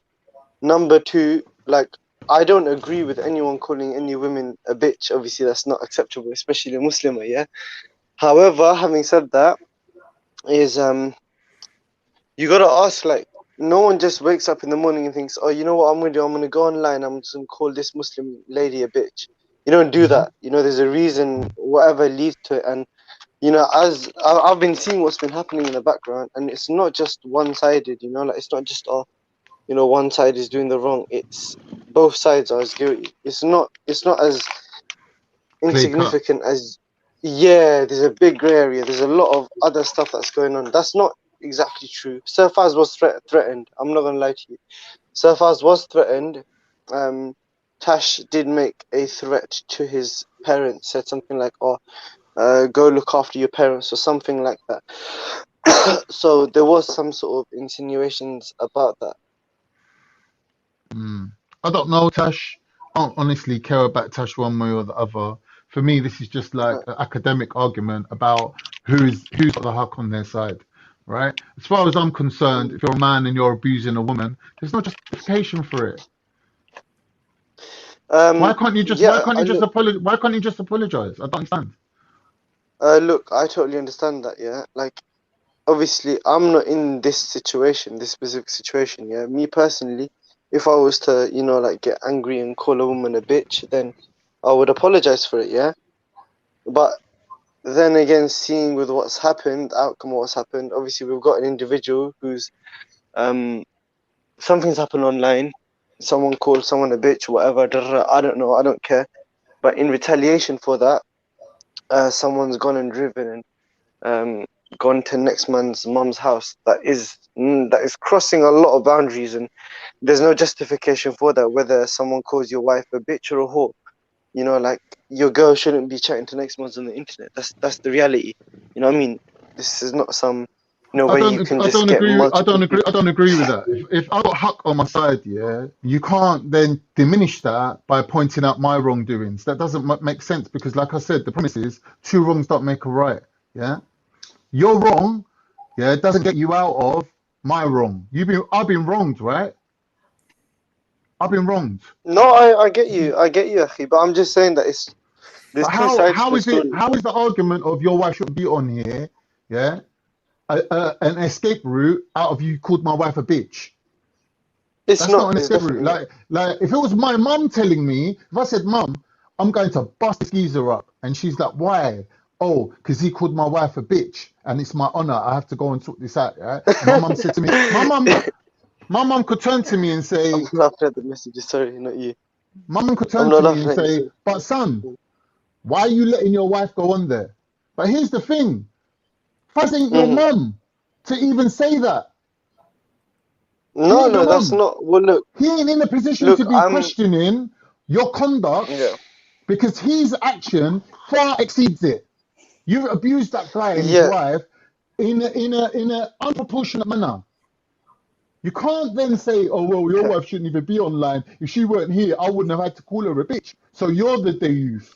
So now you're calling him a deyyuth, and then you're calling the guy a deyyuth. Misunderstanding. No. You're calling the guy. That's what my. We get the point, brother. We get the point. You're calling the woman a bitch. You are a bit emotional in this argument, Bro, Aki, listen. You're calling the woman a bitch. You're made the point already several times. You're calling the husband a deyyuth. And then when he's asking you why are you doing this, you're saying because I never even mentioned the word that your reaction, fix your panel. Your wife's a liar. Your wife's a liar. So yes, she's a liar. Khan, you repeated the same thing over and over and over again, right? Just there's no listen. I don't care. There's no justification for it. Okay. The first thing you said should have been an apology. Done. Look, a couple of minutes to calm down, and I'll just respond to you. I'm calm, bro. Look, I don't think you understood. You were quite emotional, so you didn't hear what I said. I didn't say that that's what, is justifiable because, whatever's being your wife shouldn't be online or anything. I'm saying that's the way I would approach things. My wife wouldn't be online to be speaking to strange men that are gonna, there's a possibility of them flipping out and them calling them bitches. But again, I reiterate, like, being someone that had been around these lots, quote unquote, private calls and so on, I had seen that it's not just one-sided, you know what I'm saying? It's not just one-sided, it's from both sides. There's threats going from both sides. Bro, Abu Aisha. Yeah, I come online, yeah? I argue with people, I diss them, I do all sorts of things, yeah? Now, the argument was put to me, what would you say if Hector come to you and said, you called my wife a bitch? I would probably reply, fuck your wife and go fuck yourself as well. Right? And if they turned up at my door, I will come out swinging. You get me? But when we're dealing with Muslims, when we're dealing with each other, and we have a code of conduct, and we're going by the haqq, right? That changes everything. Do you understand? Look, the Muslim is the one by whose hand and tongue another Muslim is safe from, yeah? We're not judging by who's a Muslim or who's not a Muslim. We're saying that we're taking at face value that the man's a Muslim, right? We're not bringing his Islam into question. Man's a non-Muslim, right? We don't need to go on whoever it is in this hypothetical scenario. The person's a Muslim, right? If I have an argument with Safaz, right, and Safaz does 5 shows on me, dissing me, dressing me up like X, Y, and Z, putting me there for Abu Aisha to laugh at, and then he comes to me and apologizes, I don't want to bring it to beef with him. I don't want to have to stab up a Muslim or do something where I'm going to prison. He's a Muslim, right? So I have to accept his apology. I have to squash the beef, right?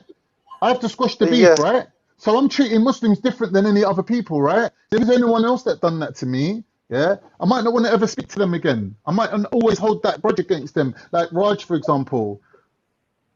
Yeah, I might not ever have You're any going respect for everywhere, him, Khan. but do you understand what I'm saying? I don't, because you're going everywhere. You're actually going into a lot. You're All right. touching on a So, lot of so what I'm different saying is things. there's a code of conduct between Muslims. Do you agree?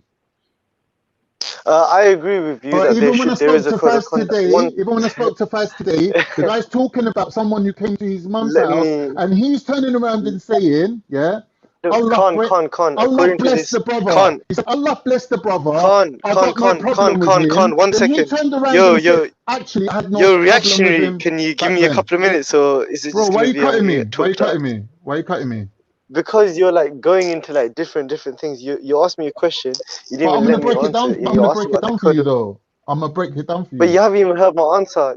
Then why ask But I me? haven't finished Was the it a rhetorical question. question, Khan? I haven't finished the question though. You you did though. You're okay. Go on. Continue, bro. All right, cool. I'm mute You up. mind? Like, is me speaking bothering you? Shall I just stop speaking? I'm not being bothered by anything. I've got time to kill. All right, okay. So you don't mind listening to me then? Huh? Is that all right?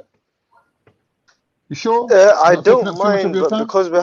All right. because we're having a conversation and I've got points to respond to, you are kind of going into like many points, and it's going to be a struggle for me to remember all of those points because my memory isn't too good. Because there is Okay. one point that I remember that I need to talk about, what you said about the, a code of conduct that is known amongst the Muslims.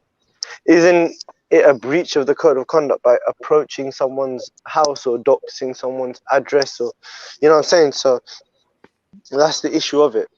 I don't think You're knocking not on being someone's very door. consistent. It's not even illegal, is it?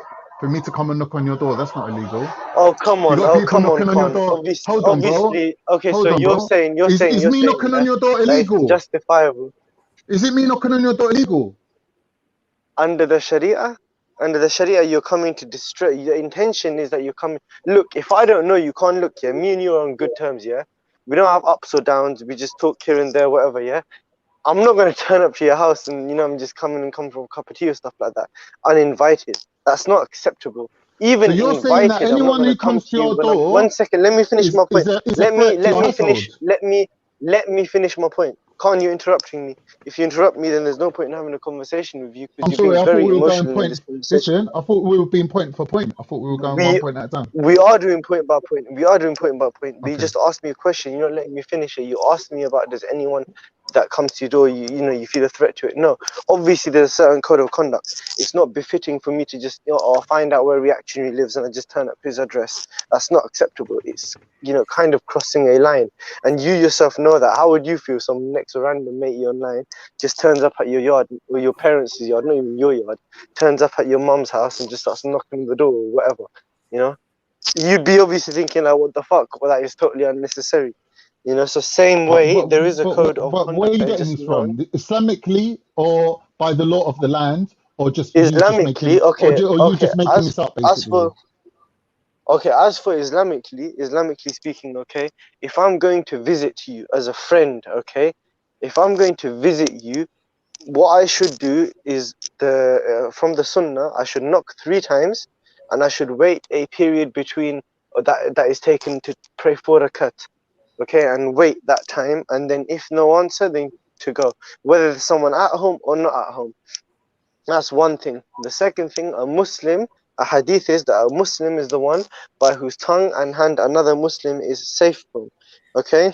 So by going to someone's house with the intention of scaring them or threatening them or doing whatever, yeah, that you're not really keeping your hand and tongue, another Muslim safe by your hand and tongue.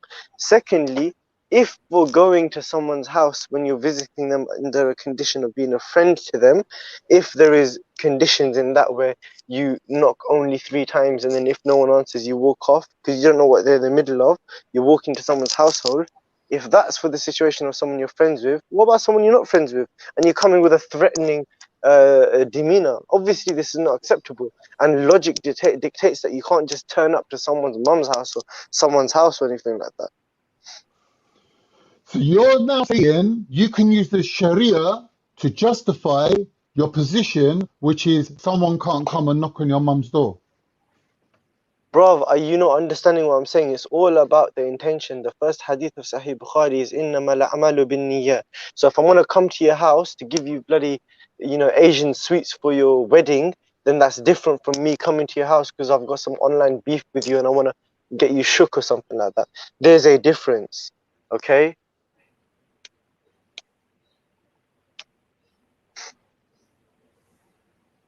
Yeah. So my question stands, yeah. Is it illegal for someone to come on your door and knock on your door? Is it illegal Islamically or by the law of the land? Is it illegal? Or are you just making up the fact that no one's allowed to come to your mum's door? It's a What threat did to I you. say to you? It What doesn't did I make sense respond what to you're you in an saying, bro. Islamic It doesn't sense? make sense what you're What did I saying. what It did I doesn't make respond sense. to you? Are we going by the law What of did I the respond? street? Are we going by the law of Islam? Or are we going by Did the you law hear of did the you hear land? anything? Which one? I think Did that you hear no, but anything of what I said? I we gave you three we're pieces of repeating evidence. ourselves now. We're going in circles.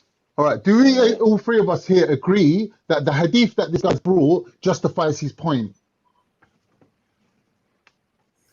I don't know what the point was or the hadith. The point is, I is someone kind of, within their right to bruv, come and knock on your I'm not door. interested. That's the I'm point. not interested. You're very Anyone can knock emotional on your today, door. Khan. No, I'm just being a bit But autistic, bro. Like I'm just like yeah, basically sticking to it and making it a black and white issue. And that people want to talk in the grey areas. I'm saying to you, it's a black and white issue. Man's coming and knocking on your door and saying you've insulted me, you've insulted my wife, you've called me names, and you've insulted my honor. I'm here to talk to you on your door. I don't see how that's un-Islamic. Like you're showing me things that you're saying. Oh, the Muslim is the person who his people shouldn't fear his words, right? Okay, but if That's people all I do said. fear your words, does that put you out of your deen? No, it doesn't. So that's what's the You're point of the really hadith that you're. misunderstanding. What's the point of the hadith you're bringing, bro? Are you saying we're going to put the guy out of Islam now? Khan, you win. Khan, you win. You win. Well done. yeah. I think what's happened, Khan, you're asking, can somebody knock on someone's door? And the brother said it depends why they want to knock on the door, and he's using the dalil that a Muslim is safe from his brother's hand and his tongue. So if the reason he's going there is to violate any of those two sanctities, then it's not Yeah, allowed. it's not But allowed. what But you're does it put saying, you out of being a but what you're Muslim, though? saying, no. But what you're saying is that the person who insulted him in the first place, or insulted his wife in the first place, has not been safe. Sorry, the woman who's been insulted was Yes, not true. safe True, you're from right. the person's tongue in the first place. That's why he's going to the house. So you can't use that Fair hadith point. in this sense, I think. So I a can man has a right look. to The protect reason his why honor and his family. In the old I days used in the two UK, we used to evidences. do duels. We challenge someone to a duel if your honor was violated.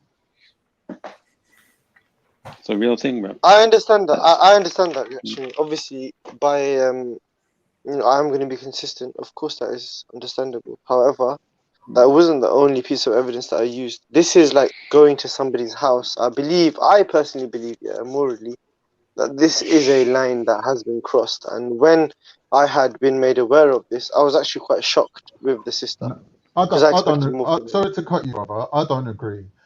But if they were banging on the door, literally shaking the door off the frame, shouting, disturbing the house, scaring the child, I don't know what happened. I don't know what exactly 100%. No, happened. I'm saying if hypothetically, I 100% agree with the people in the house that this is unacceptable, un-Islamic, uncalled for, and even illegal. Yeah, I 100% agree with you on that point, and I even told that to Faiz today. On that point, 100% agree with you. But for you to say you can insult people, and when they knock on your door, then all of a sudden they're in the wrong for doing that. That just I'm doesn't saying don't logically, insult people. I'm brother. saying no one should insult I'm anyone. saying To be logically fair that with doesn't you. make sense to me, and I'm just being autistic about it. I'm not prepared to make a grey area where one doesn't exist. If you insult people and they Faz, turn I up on your can't show door, anything because I'm using my phone and it doesn't let me share screen. Sorry. Yeah, go on. I'm just saying, bro. Like I just don't want to get like mixed up into some Pretty much you're saying it's situation. pretty justified what's happened. You're basically justifying what's happened. No, That's pretty much it no. in a nutshell. Well, if you want to see it like that, you Well, can you're see it not. like that. But I'm saying No, let's I'm take the asking you, people. do Let's you take the condone it people. or do you condemn it? I'm just saying take the people out of the equation and look at the With the scenario. scenario, Yeah, do you condone or condemn the unbiasedly. scenario itself? I'm saying As an if outsider, somebody let's say we don't know any of these people involved. look, I'm asking you a simple question. Yeah, listen, bro, do you we ain't condone or got the condemn this listen, behavior? we ain't got the full story, right? We're taking it for My friend, granted. I'm asking you a Hold on, simple question. Do I'm you allowed to say, condone or condemn this? I've got no problem going and knocking on your door. Myself personally, I'll do it very respectfully. Yeah, I might not even come to the door myself. I might even send my sister or a woman to go to the door. I might not go myself. Or if I'm like hyped up What and would your very like intention be behind it? tense. No, but even if my intention is to like teach you a lesson physically, I'm Well, not gonna Aisha, bring what would you do? that energy to your door. I'm not gonna bring that energy to your I door. don't know. Yeah. I honestly don't know, actually. I honestly don't know if I was in that I wouldn't situation. That's the disrespect thing. someone's whole household. I wouldn't do that. Okay, fair enough. What would you do, reactionary? It depends on the situation, I think. Like, for me, I think I would want to see the person, right? If they're refusing to apologize, then I would want to see them, okay, and speak to them. Because sometimes online a person will behave differently to when you see them in real life. When they see in real life, they tend to become more normal, if you know what I mean. And it doesn't have to be a fight. If they're right, That's true. No, I agree. I get your point. Yeah. Secondly, if I'm unable to see them, okay, and the only other way I can protect my wife is to get her to withdraw from that environment. If she's going to be in an environment where she's going to get insulted like that, I can't take that because it would drive me crazy. So I'll withdraw her from that enviorment.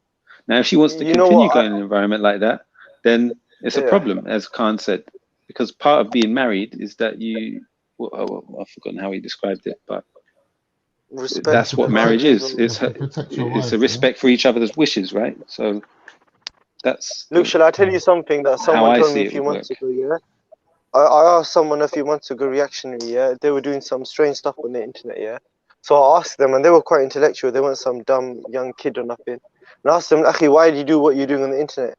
And the guy responded, turned around and said to me that, "Look, you know, on the internet, you have an anonymous factor to it, and also you can say things to people that you can't in real life." And then this guy went on and started talking about a book on flipping numbers he's reading, some science behind some fucking numbers, some books he's reading about that.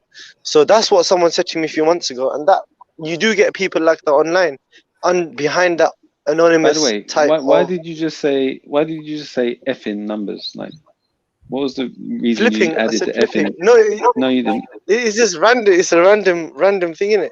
It was just But that shouldn't be part of our vocabulary, right, brother? Yeah, you know what I'm saying? Like, as Muslims, I know it we're supposed to have good speech. Yeah. Do you know what I mean? Abu Aisha. No, of course not. I don't condone that. Yes. Let me just try and demonstrate to you my thought process, right? I want to give you a real life example of something happened to me, right? Someone said to me, "I've seen the neighbor shouting at your son," right? I went to my son. I said to my son, "Did the neighbor shout at you?" Bear in mind, this guy is like 6'2" and a big, like, Irish dude, right? He goes, "Yeah, Dad, he shouted at me," right? I goes to him, "All right, son, wait there." I went and knocked on the man's door, and I didn't knock nicely. I knocked like this, right? He comes to the door. I was blatantly shitting myself. The guy's a giant, yeah? I goes to him, "Okay. Did you shout at that boy over there?" He goes, "Yeah." I goes to him, "Do you know that he's my son?" He goes, "No, I didn't know. But he kicked the football out my window, yeah, and he created a really loud noise." Now, my son didn't tell me this part, right? But I'm not holding that against my son, because under any circumstances, this guy cannot be shouting at my child, right? Now, he said to me, because that's the line that's been crossed. "Your son kicked the football at my back window, yeah, and I got angry and I shouted out the window to all the children, yeah, but your son was the one who kicked the football, so I shouted at him," right? I goes to him, "Listen, right, so yeah, that's my son, yeah, don't shout at him again, right, and I won't have to come back here again," right? Now, the geezer didn't apologize, right? But when I said that to him, he just closed his door and went in his house. Do you understand? Do you understand what I'm trying to show you, thingy, Abu Aisha? My son kicking the football at the window did not justify a 6 foot tall lump of a man shouting at my child. And as his parent, it's my responsibility to show that man that you can't be doing that. So under that Okay. circumstances, I So went and knocked on his door. What are you talking about, Khan? What So I'm what saying do you is, want him to do? going to someone's door is justifiable. No, what do you want Understand? him to do in that situation? Who? The guy that shouted at You my went to child? his you went to his door. He explained what happened, Yeah. and you still told him what he did was wrong. He was Yeah, there's no justified to do that. justification for shouting at my child. Yes, there was. Your I don't son think kicked so. the ball at his window and almost broke it. Yeah, but did it break? Regardless, what's he kicking the ball at his window for? Wow. See, this is what I mean, bro. This is what we need to work out here. What the most We've I got different the most standards I of could, living. We've got bro. different standards of living, bro. Like, I wouldn't want to be your son, bro. You're gonna blame your son for getting shouted at. Look, the most I can suggest in that situation is for the neighbor to. I'd say to the neighbor, look, yeah, I understand why you shouted at him. I appreciate if you don't do it in the future. If you have a problem with it next time, come and speak to me, and I'll tell him off. Well, that's the exact That's same the most. thing. Yeah, but you didn't say that. You said don't. Different words. You said it's my son. Don't shout at him. He can continue to kick the ball at your It's window. the same thing. Take it or leave Like, it. you just use polite words, but ultimately it's the No, same I didn't. thing, right? No. I'm saying, if he does wrong, I'd rather you don't tell him off. Come and tell me. I'm the one who tells him off.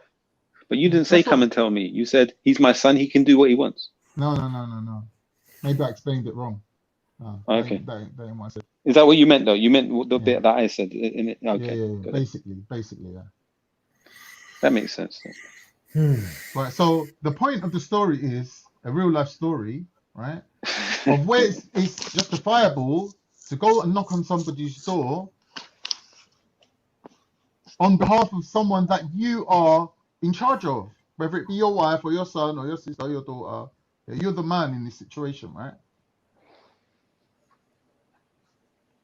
Yeah. Well, if you look in a patriarchal society, the role of the man and all that stuff, yeah. So yeah, right. That's all I'm it all saying. makes sense. That's all I'm saying. I'm not trying to make people give haq to people who are without haq, right? Like, if you got the right to go and knock on someone's door, right? That's fine. You ain't got the right to abuse the whole house, though, have you? I agree. Right. It's all Jordan's fault, bruv. I think it's Jordan's fault too. I think the lesson is we've got to treat women better online in general, isn't it, as Muslims? By the looks of it. That is true. Yeah. Situations. I was going to mention that to Abu Aisha as well when he was here. So much has come out, but. Whoa! Is that why he was that? Is that why he was keeping quiet? Because you didn't want to say that. You were talking too long, Khan. All right, bro. I just want to, say that Islamically speaking, we have the ability to recognize who has got the haq and who doesn't have the haq, right? So if someone has the haq to come to your door, but they don't have the right to literally smash your door off the hinges and give your mum a heart attack. They don't have the right to do that. Yeah. So when you first, Khan, were arguing that it was fine in the situation, from my understanding, your understanding of what's happened is that a woman's been called a bitch unfairly, and then someone's gone politely to the door to knock at the door and say, "Excuse me, can I have a word?" But we don't know that's the context, do we? I think even you said you disagree if it was them going around shaking and calling through the letterbox or. Yeah. Exactly. To be honest, I don't know what the claim is on either side. All right. I'm just saying my point of view. I'm not trying to upset Faz. I'm not trying to distinguish between what he's done and what people are saying he should have done and whatnot. It's none of my business, bro. None of this is my business. I just want to know, this is my thought process. If I'm wrong, tell me. Do you understand? I'm saying, Islamically speaking, we can differentiate what is haq and what is not haq. Yeah, bruv. Can I just read this? Can you see the comment on the screen? Let me try and enlarge it. So it says, I am surprised how Muslim brothers did not condemn what Abu Aisha was up to. It looks bad on us, and that we tolerate this behavior. What behavior? You know what I think it is for me is that What behavior? What did he do directly? So I've been informed about this. So for me, when I first heard about it, as far as I was concerned, it was stuff that not everyone knew about. So it was kind of like, I was surprised because Abu Aisha always comes across as quite, religious and is often fairly judgmental on others. So I always thought he's quite got his act together with his dean and stuff. But a lot of stuff came out about other sisters online sending each other pictures, doing that with multiple girls and stuff. But I think for me, it's like I don't get it. Like then going on to a G Block and calling himself Lover Man and stuff like that. I don't get what's going on. I honestly don't get what is going on these hangouts or whatever you call this. How can we behave like that and then come on the panel and talk about how we treat women and stuff and what you do with your wife? I mean, it's I don't know, man. And Abu Aish is welcome to jump back on if he's not happy with anything I said. But I don't know. I'm surprised at him, to be honest. This is what I mean, though, Jordan. It's hard to sympathise with Faz and his team because they do things that basically they're losing like sympathy. Like people ain't got no sympathy because of what they do and what they justify and how they speak and how they act. Like they think that they're in the right. It's shocking to me they think they're in the right. And I'm just trying to work out, like, are Muslims actually putting up with this? Are Muslims actually agreeing to this? Or am I the only person that's like, what is going on here? I need to question myself because I'm thinking, like, what is going on, bro?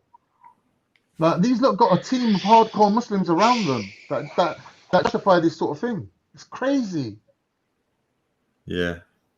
So you find yourself, like, when you are trying to make peace, having to condemn so many things on each side. And it just becomes a mess where you just want to sort of walk away. I think they've deliberately combined 4 or 5 different arguments into one argument to basically make themselves into a cohesive team of people, right? That it's hard to actually criticize them now. I think they've deliberately done that. And they've deliberately done that to basically all target one particular person, namely Zubida. That's what I think. Honestly think that. Like they're all, every 2 seconds they're talking, they're mentioning Zubida's name. Zubida's nothing to do with none of this.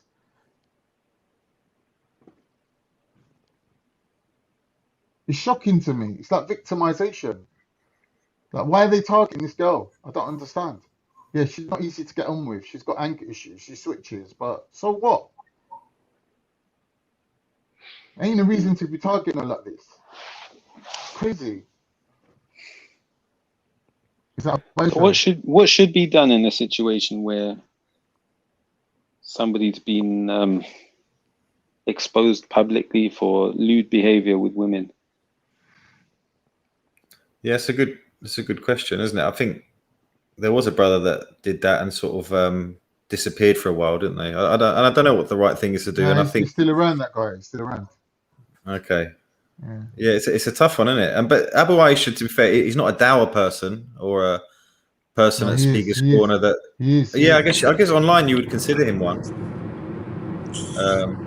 But does that make a difference, though? In your opinion? I think so. So if I did that, for example, I don't know. Could I then continue with my channel and stuff?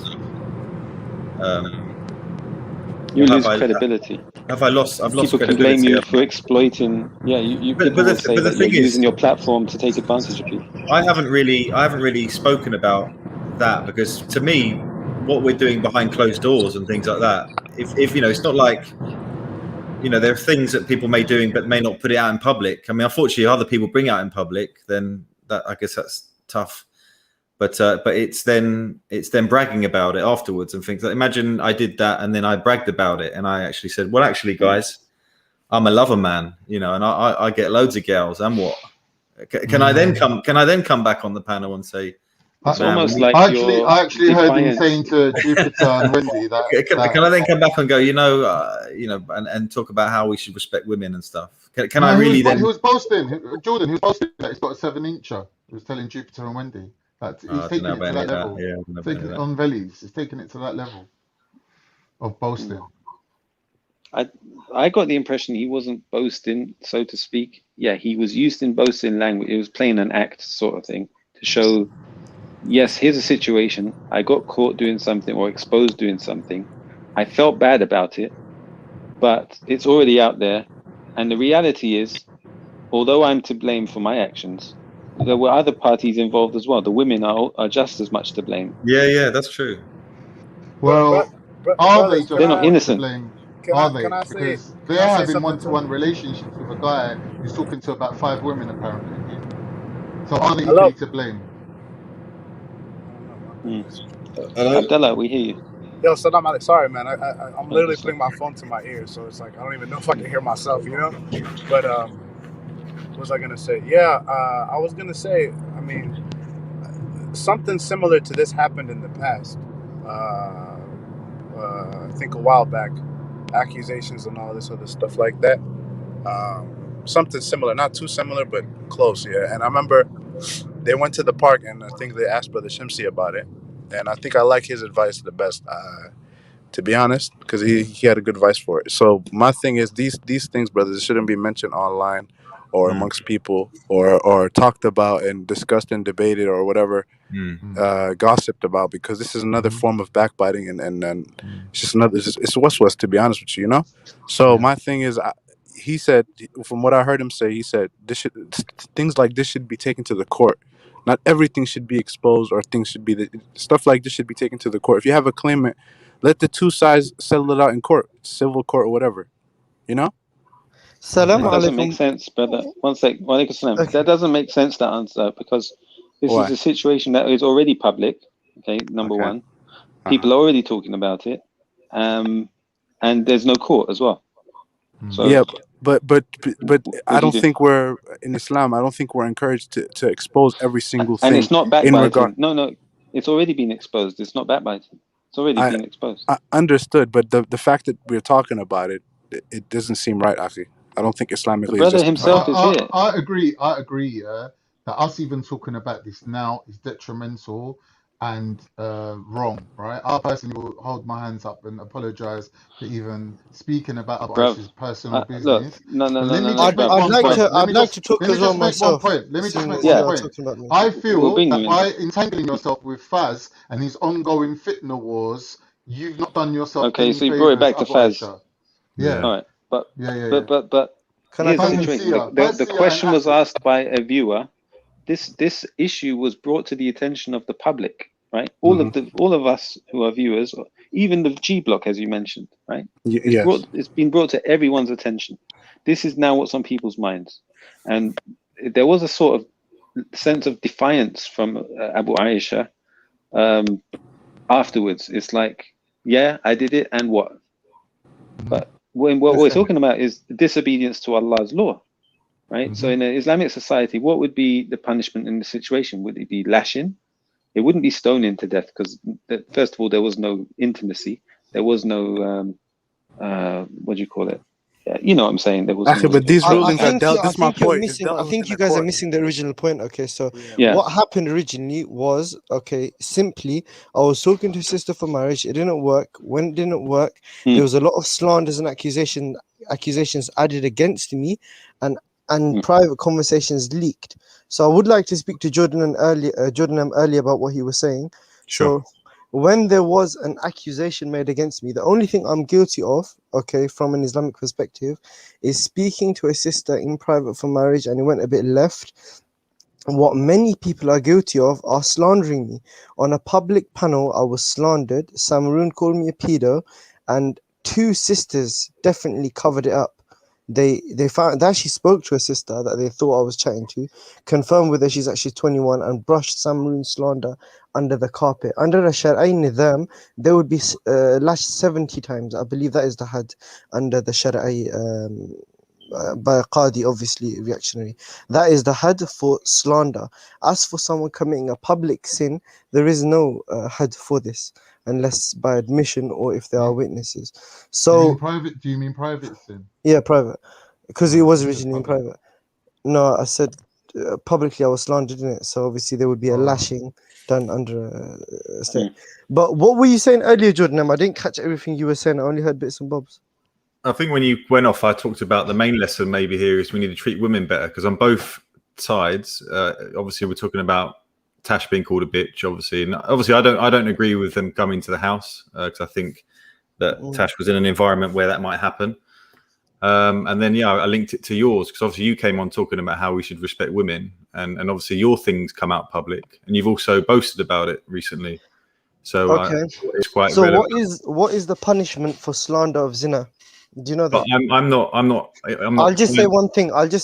Yeah, but I'm not in a courtroom where I'm I trying know. to. I understand that. I understand that. Okay, I understand that. It's accusing a chaste woman. I believe that's also 70 lashes under Sharia. Okay. Now I was slandered along with another sister that was slandered a few months ago, and there was a big slander of zina made with me and that sister. That's unacceptable. From what has been presented, around 20% of it only is truths, along with 80% lies. So if then that whole matter has become a joke that people are not taking it seriously, a slander anyway, how can anyone be uncontent with that? Okay, so let's start with the first bit. So you're saying that you were just looking for marriage, right? Yeah. So would you say you went about it the Islamic way? No, of course not. So obviously not. So yeah, so that already in itself, it wasn't exactly looking for marriage, was it? Yes, it was, because I was looking for marriage. I just didn't approach it in a completely halal way.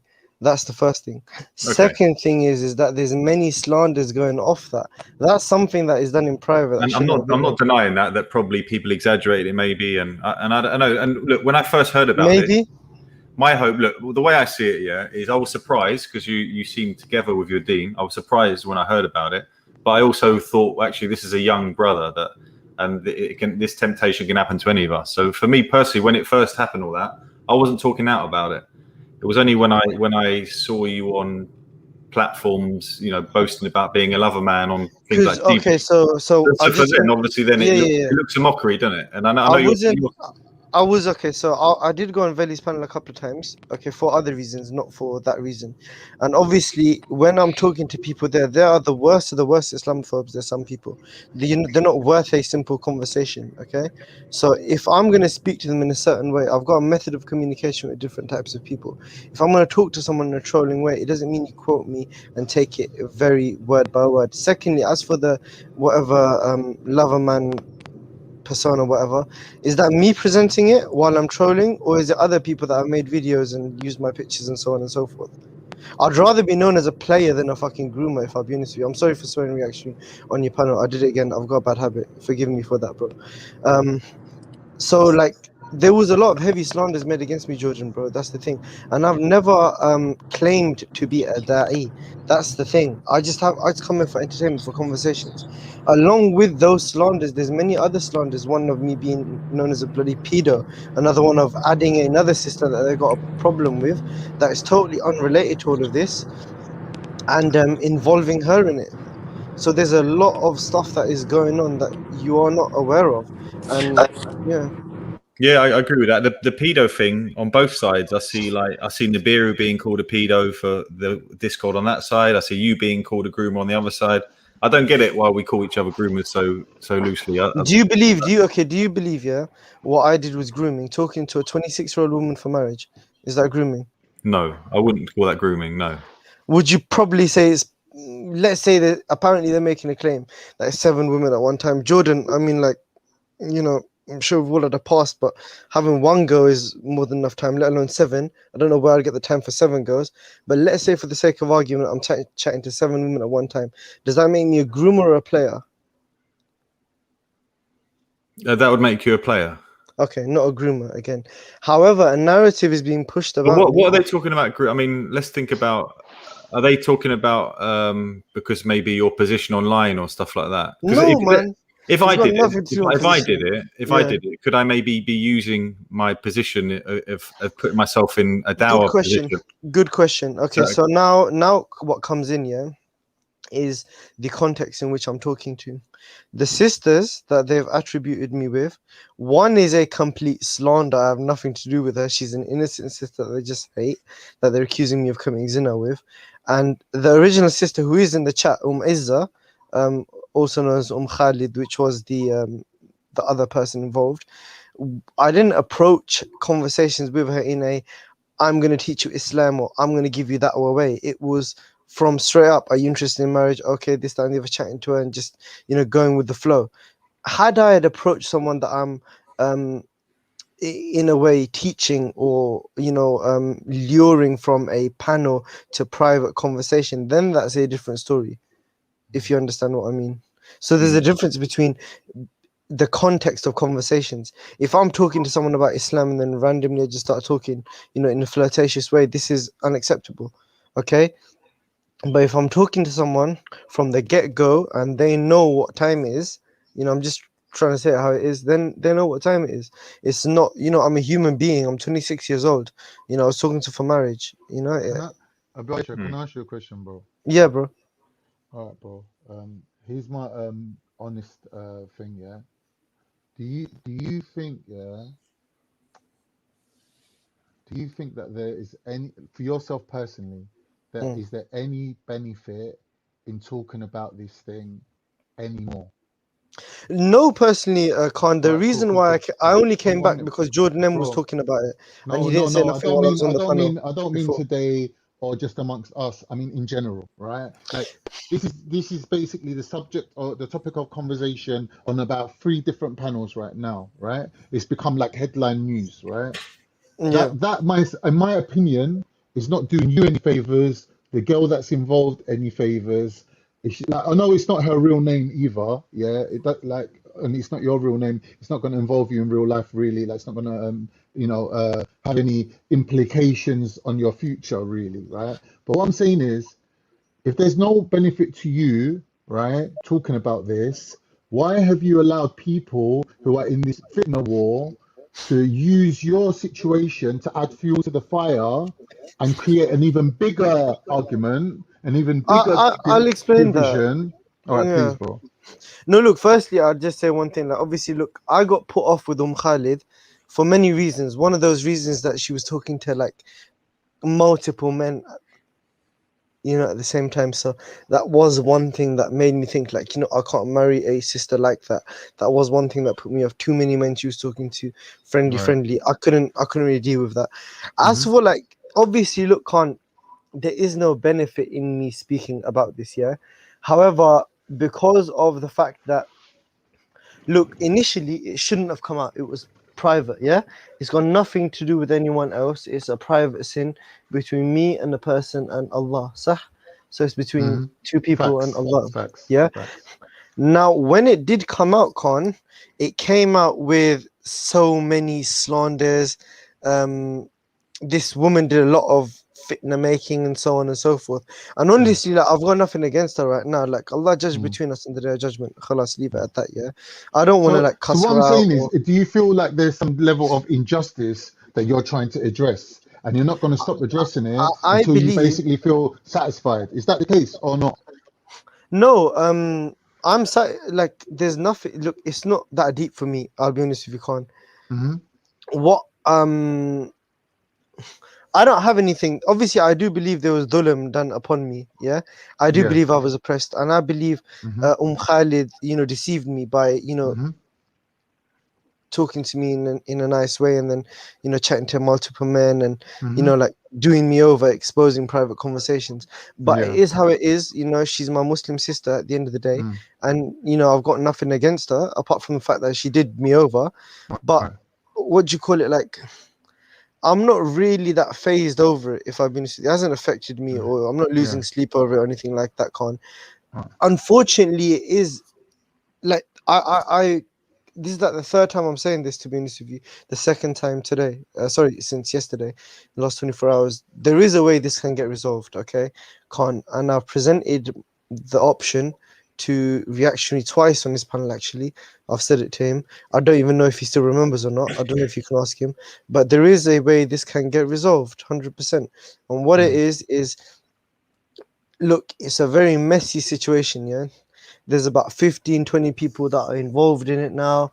There's so much confusion. It's really messy, yeah? The best thing to do is that everyone needs to walk away from the situation. Whoever you want to forgive for the sake of Allah on the other side, forgive them for the sake of Allah. If you can't, leave it to the day of judgment. Allah will judge between you. When are there when you said that earlier today? Apologize, say that again. When are there when you said that earlier today? On Fazis. Yeah, to Randall, right? Yeah. I didn't know you were there. All right. I didn't see you. All right, cool. I was there for a like, bit. You know what? By the way, just in case. Sorry. Go on, bro. Sorry, I was going to say, Randall turned around and said that is a brilliant suggestion. That is the perfect solution. But then immediately Faz was like, "Oh, I can't dictate what he says, that's man. your opinion. Yeah. I don't agree with you." But we was talking about your personal issue. We was talking about your name, your reputation, and literally your love life. But for some reason, you wasn't allowed to, offer your solution as a final option. As a final option. Can I add something? By the way, if you don't mind, if you think about it, right, this situation you found yourself in, I'm not talking about the exposure part, but I'm talking about the thing that was exposed. It's not unique to you, right? Yeah. Many people, if not most people nowadays, with the advent of the mobile phone and social networking or whatever it's called, are going to find themselves in these predicaments. So is it right to just ignore it and not talk about it? I think if we can benefit by talking about it to avoid it. We need to prevent it. All right, but if we're putting Abu Aisha as our prime concern, right? We're speaking to him as brothers. Right? Yeah, we That's move it different. on from Abu That's Aisha. We move it on from Abu Aisha, who's the subject, and we move it on to a generic situation, right? So now you look at, if somebody wants to get married, what should they do? What pitfalls to avoid, right? And this is a clear pitfall. There are some women out there who are just like playing with men's hearts, leading them on, saying, "Yeah, I'll consider marrying you," and they've got multiple men at the same time they're doing that with, right? Exactly. That's exactly what I went through. Yeah, and you got and some of these women are older. They're exploiting younger men. Men can be vulnerable, that their hearts can get attached and fall in love, and their hearts get broken. And these women are just playing with them and just ruining their lives. You also get men who are exploiting women too, right? They'll get their pictures. They might do revenge porn, blackmail, all sorts of things. But these are matters that I think are important to talk about. I got blackmailed reactionary, by the way. I'm sorry, I forgot to mention this. Sorry, I'm cutting you. But I was actually blackmailed by two of these women. Two women actually blackmailed me. How were you blackmailed? Maybe I'll tell you sometime in private. But okay. All I'm gonna say, like, for now, I was blackmailed. Khalid was one of the women that blackmailed me.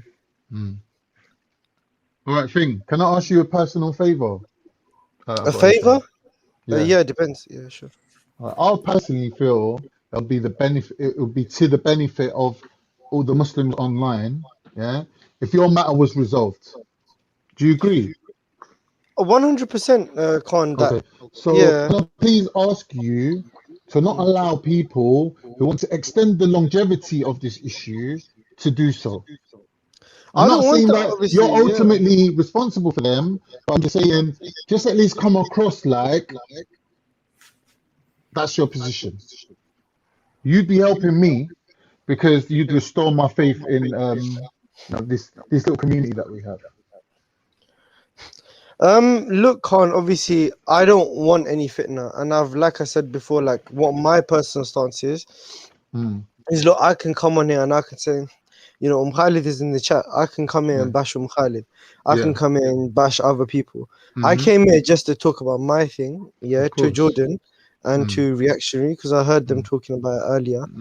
And pretty much that's I can come on here and just start bashing people if I want. I don't want any parts in this. That's what I was asking you, Abu Aisha. If you feel that you've been done wrong and you need justice, and you're not prepared to basically cut your losses and let the situation, I don't look, Khan, my friend. I don't want justice from these people. Allah will do my justice. Allah will do justice for me. Okay, so I don't. This is not that deep for me that I'm losing sleep or anything like that. Okay, so have you hired any solicitors, any spokesmen, any publicists, public relations? Have you given permission to anyone to speak on this matter?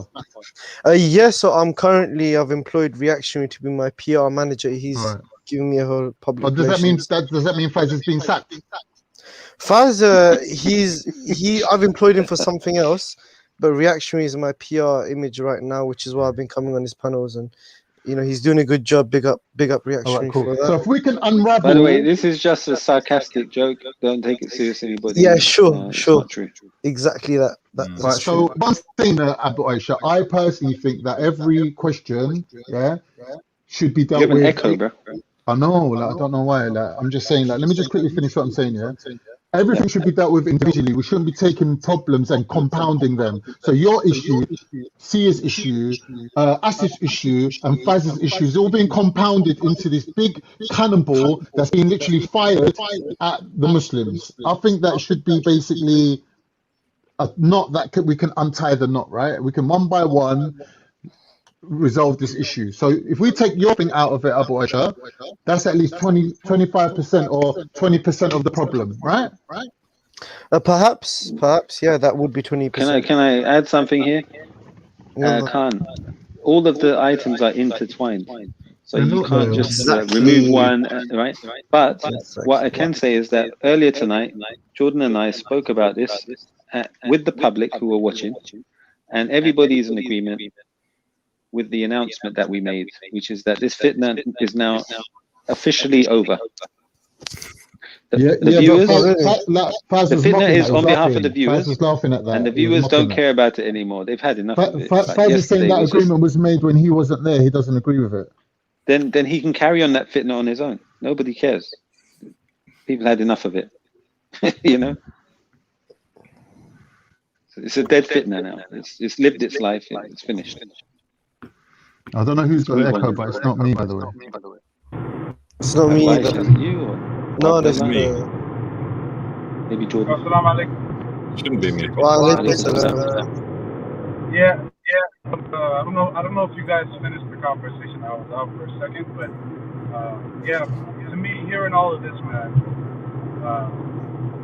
from both sides, I think from all the situations that have been going on, it should have been a civil court case. It shouldn't have gone to exposure. I think online, this exposure kind of trend that's been going online for like a year or two now, so just going too far first, and people are using other people's personal lives as drama in order for entertainment to be online, for people to gossip and to talk about people. I don't think this is Islamic at the end of the day.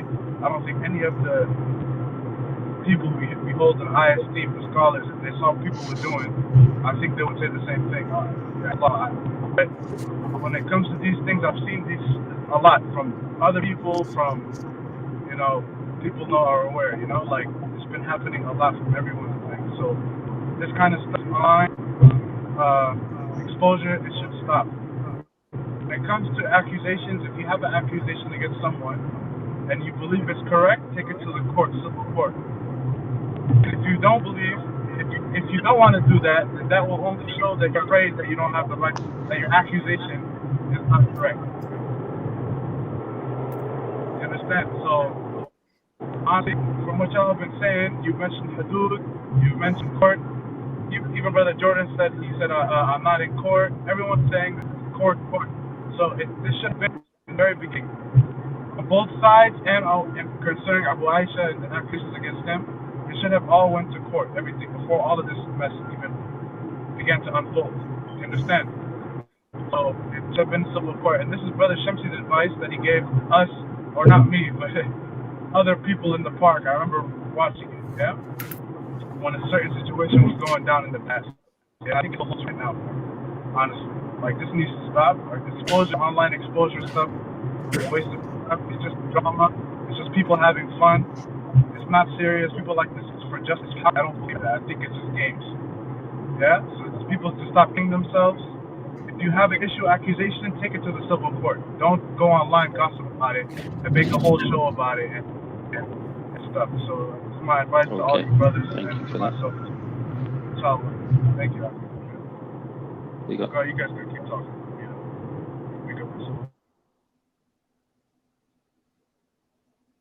So, by the way, can you all hear me?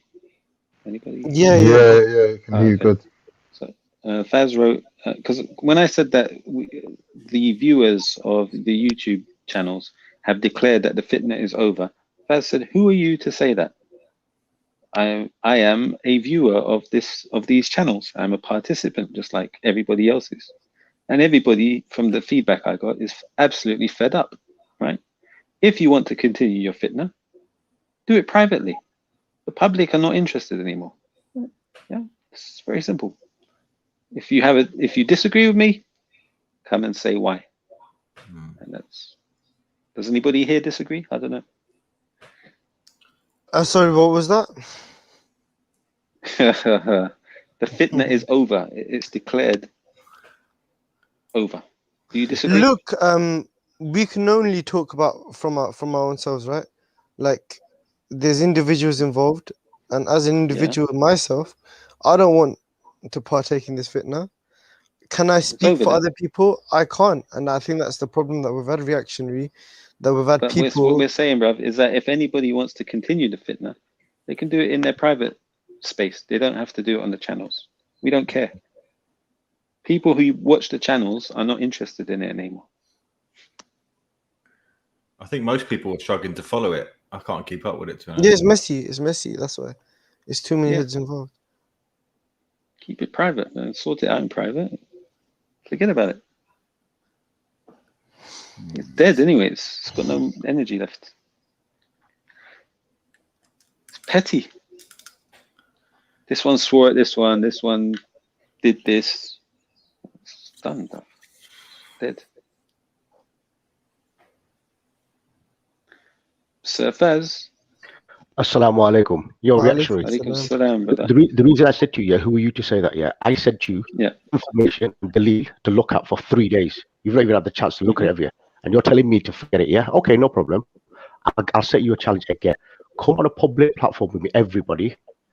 Bring you where I've wrong. Prove it to me, and I'll give you the evidence about Tash, everybody. Faz, no one cares anymore, bro. It's really, no one cares anymore.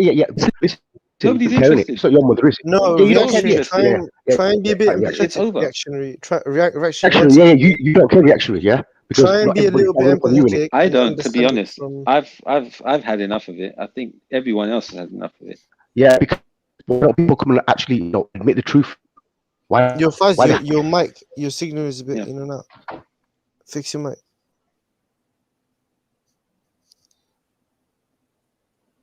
All I want people to do is admit it. Why are they hiding? They're not going to admit it, and then what are you going to do? All right, and you're going to be all right as a Muslim there, saying, yeah, no problem, carry on with it, yeah? Okay, reaction. What? And you can't speak out about it. You don't want to know the truth either, dear. Okay. It's not about that, bruv. Like, what are your options? Bro, listen. When somebody goes to knock on the door on a Kufar's house, yeah, everybody's up and jumping around. Yeah? When it comes to a Muslim, you don't care, do they? It's all right, don't worry, reactionary. It's all right, man, don't worry. Bruv, anyway, enjoy. Go to the police. Reactionary, listen. You know this. I've told you privately. Why are you talking? Why are you doing? I'm not saying. Look, I'm just trying to say the option is to go to the police. Either you go to the police, or you go to see them back at their house, or you just forget about it. The public had enough. Reactionary. You don't care because it's not for you. When people used to pick on you online, you used to start crying about it. Remember? Right, exactly. Yeah. And so anyway, reaction. It doesn't matter, man. Did anyone care about me? No. No, they didn't. No, they didn't. Did they? No, they didn't. Yeah. Exactly. Okay. Of course they did. Reaction. Yeah. Bro, but when people showed they didn't care, I just left it, moved on. Let's just move on. Now your situation is like this: you either go to the police, you go to visit them. Reactionary. We just forget about it. Crying online every day, hours. We've had enough. Excuse me, reactionary. Excuse me. I have been crying every day. Go and look at everything. Yeah, go and look at it properly, and you'll know. Yesterday, what happened? Oh, what yesterday? Okay. What about the 5 other days? How many hours were we online? On your channel, on Zubayd's channel?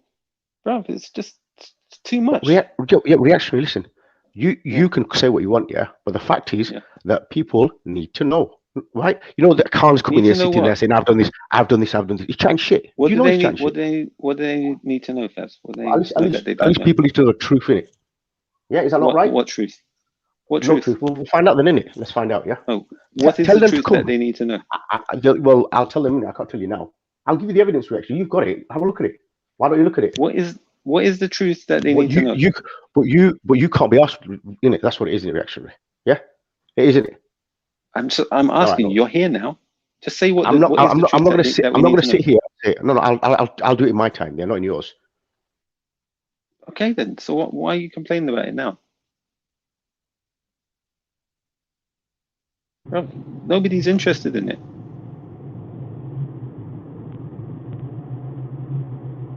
Yeah, Faz dropped off. Yeah. Yeah, reaction. Faz, if you're listening, man, bro, take it to court, man. Take it to civil court. This should have been handled like civil court, man. Yeah. Like, I understand you're upset. I understand. I'm sorry for what happened to your mom, man. It's a bad thing. I understand, man.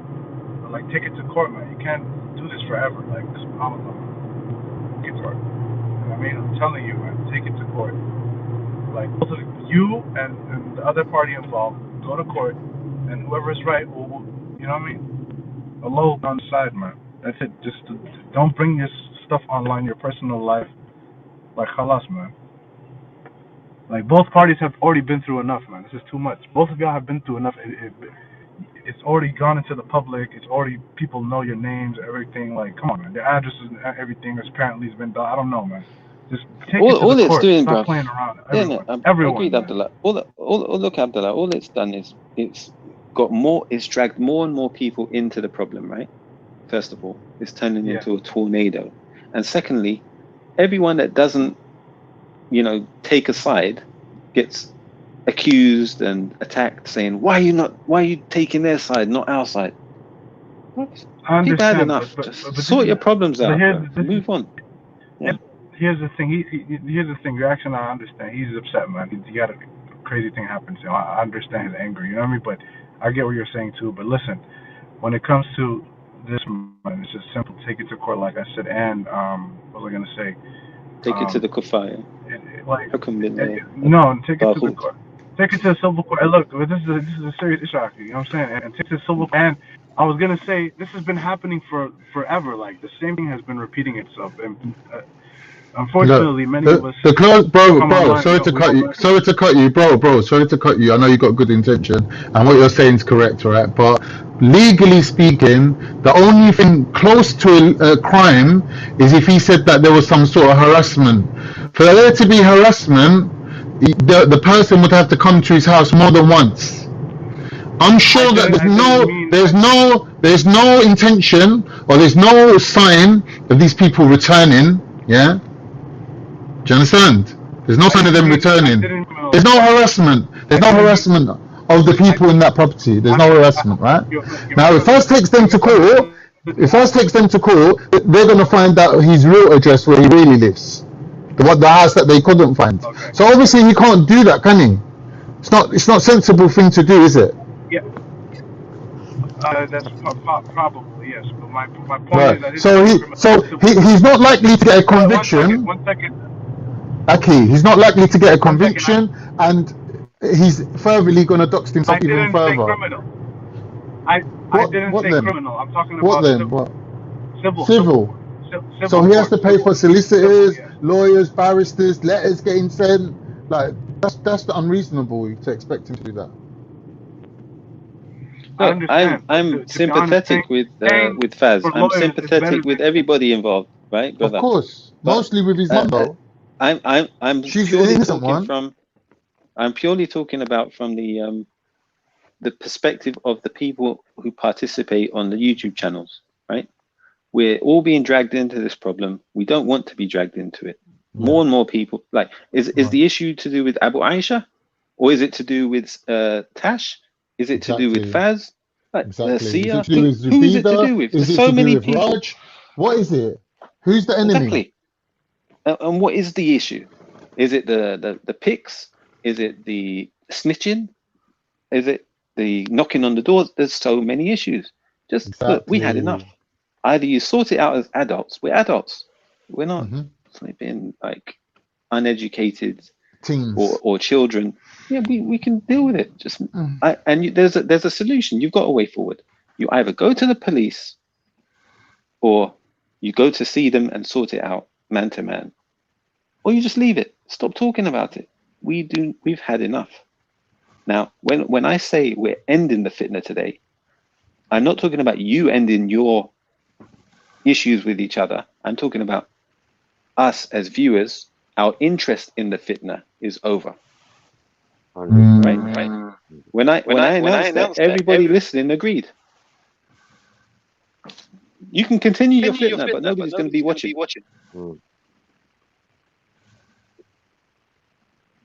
And that's why I had to say that. Well, it's not entertaining. It's not entertaining. It's horrible, man. This stuff's not. It's horrible. I just don't like this kind of thing, man. This stuff happening. It happened too many times for so many years. Like, it's just enough, man. People just exposing. You hear some of the language that was used earlier today? Muslims calling each other names like hippo or baklava, sket. Yeah, but that's because you're sweet. I thought it was because I'm nuts.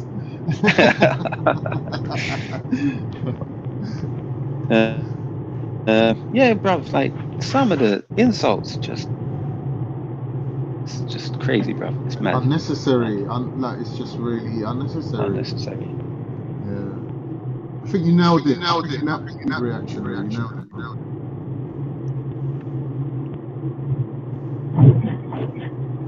Bro, can you mute up, bro? Someone needs to mute up. It's echoing real bad, bro.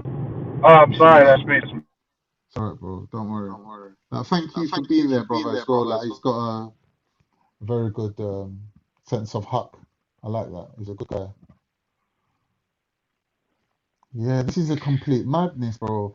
It's like they've compounded 4 or 5 arguments into one argument, and they're basically aiming it at the whole online community. And like they've isolated themselves and made themselves some elite team of people who have got this apparently higher standard of, justice or truth. Like, what truth are you talking about, bro? Like, I don't understand. No one's asking you a question. You said you've got the answer, but no one's asking you a question. No one's even interested in asking you a question. What answers are you providing? I don't understand. The people that need to know, who? Your own team, Usia and Asif. Who? I don't understand it. It's just confusing. And also, right, like many of the people involved here have got children. Right? Do you want your children seeing this? This is a permanent record. It's going to be archived like forever on the internet. Your children will see this. Is this something you want to see? Like you being insulted by strangers, called the vilest names. No, come on. Sorry, bro, I'm lost for words. There's a team of people here actively seeking to hurt people. Like, all right, the people that you're trying to hurt might not be innocent. They might not be completely sin-free or guilt-free, right? But what you're doing is not proportional, in my opinion. Like, they're just so unjust with it. Like, they're saying, oh, like Faz's mom, this. All right, fair enough. But when Halima's dad died, was there any kind of like pause where people said, let her rant like a mad woman if she wants, let her say bad things if she wants, because she's just going through a bereavement? Was there that kind of sympathy there to say that we are one unit of people, that we should have sympathy for each other? No, people weren't doing that at all. So if we're not one unit of people and we're not one group of people, then how are you justifying your position of being the finger pointer, saying this person's doing wrong, that person's doing wrong, this person, I'm saying it for the benefit of the group? Yeah. It's like bro, look, go on, bro. All sides, both sides are guilty. I don't want to say guilty. No one's guilt-free. No one is guilt-free, right? Yeah, exactly. Right. Everybody's gone overboard with the attacks. It's shocking to me, bro. It's absolutely shocking. Literally. I went on this panel. Oh, what's that echo, man? Sorry, I got the echo. I'm gonna leave anyway. I'm gonna say something funny because I know I got the echo and everything. But So inshallah, man. From now on, if people online have a issue, I recommend you just go to civil court, man. Do whatever you need to go do. I don't care. You gotta pay for lawyers. It's better than this mess you're doing. It's but any money you spend is gonna come back to you at the end of the day. But the amount of mess this is now, permanent record of you embarrassing each other, and it's just not worth it, man. You rather just pay a solicitor. Just do civil court, handle it that way, and even before that, just try your best not to start anything. If you have an issue with somebody, man, try to sort it out, because this is ridiculous, man. This is something you would never show to people in your family, to people you actually walk in the streets and when you go shopping, when you go outside. You'll never show this to people because this is embarrassing. This online character stuff is really crazy. It's got out of control the last year or two, couple of years, and people just need to find the path, man. Just find the right path and just remember that. Just to do that, man. This is honestly crazy. Like, halas, but salam alaikum, man. It's not my business. Sorry for even butting in. I just had to say that, and it is what it is, man. Halas, ida ma salam. Take care. Thanks, Abdullah. Wa alaikum salam. Wow, brother sounded emotional. It makes sense. Simple. Next time we hear about any doxing or any threats or any blackmailing, we'll just go to our lawyers. We'll sort it out that way. Enough of this, feeding the bad energy of the monster. I don't know what else to say. Whatever I say now, I'm just going to be repeating myself. I've said everything that I could feel Faz's pain there, right? Like 100%. I understand what he's feeling. Okay, I do. Yeah, I do too. And he appealed to my experience as well. Yeah. Okay. Your humanity. Yeah. So, and it makes sense. It does. But I have to say, like, when you use your head and not your heart in this situation, what are the practical options? There's only we can't just yesterday we spent how many hours online, all of us, like everyone viewing, everyone online, we spent so many hours on Faz's show and then on Zubayda's show, and prior to that sometime watching on G Block 3 hours them talking about Zubayda. Right? So we have to stop it sooner or later, and we have to stop it escalating. And I think the energy, a lot of it is coming from the viewership, but the viewers now are realizing that.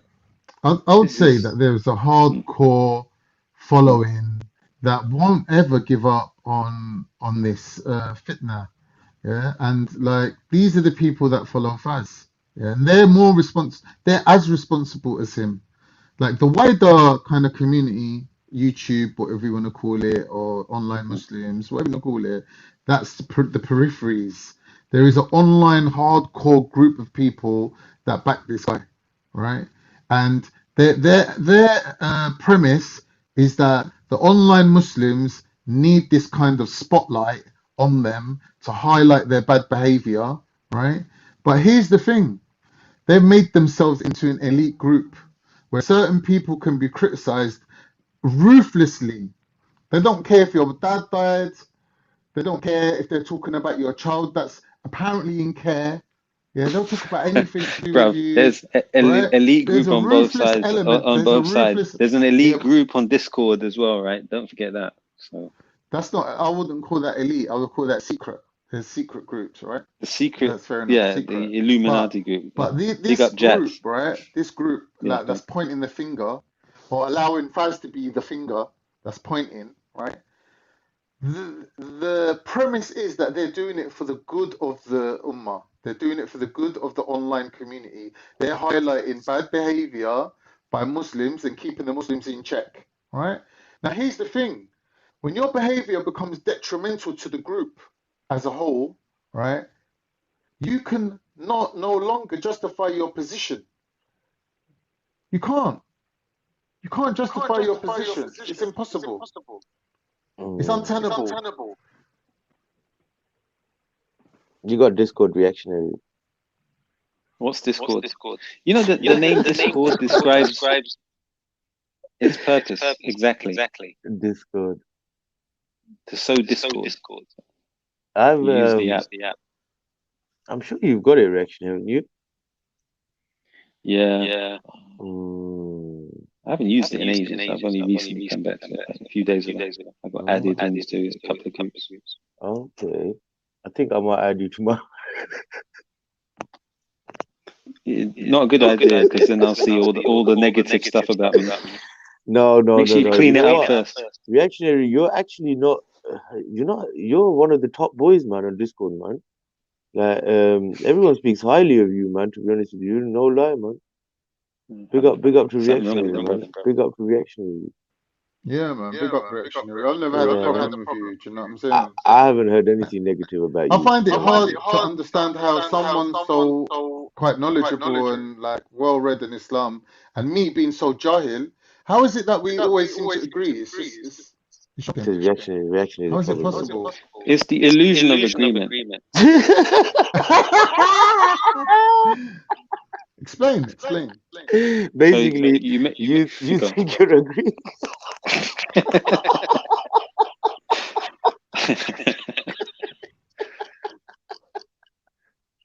Oh, Reactionary, you gotta explain it. Kind of just puzzled right now. No, I'm not puzzled. I feel like you've done a little sneaky. I was kidding.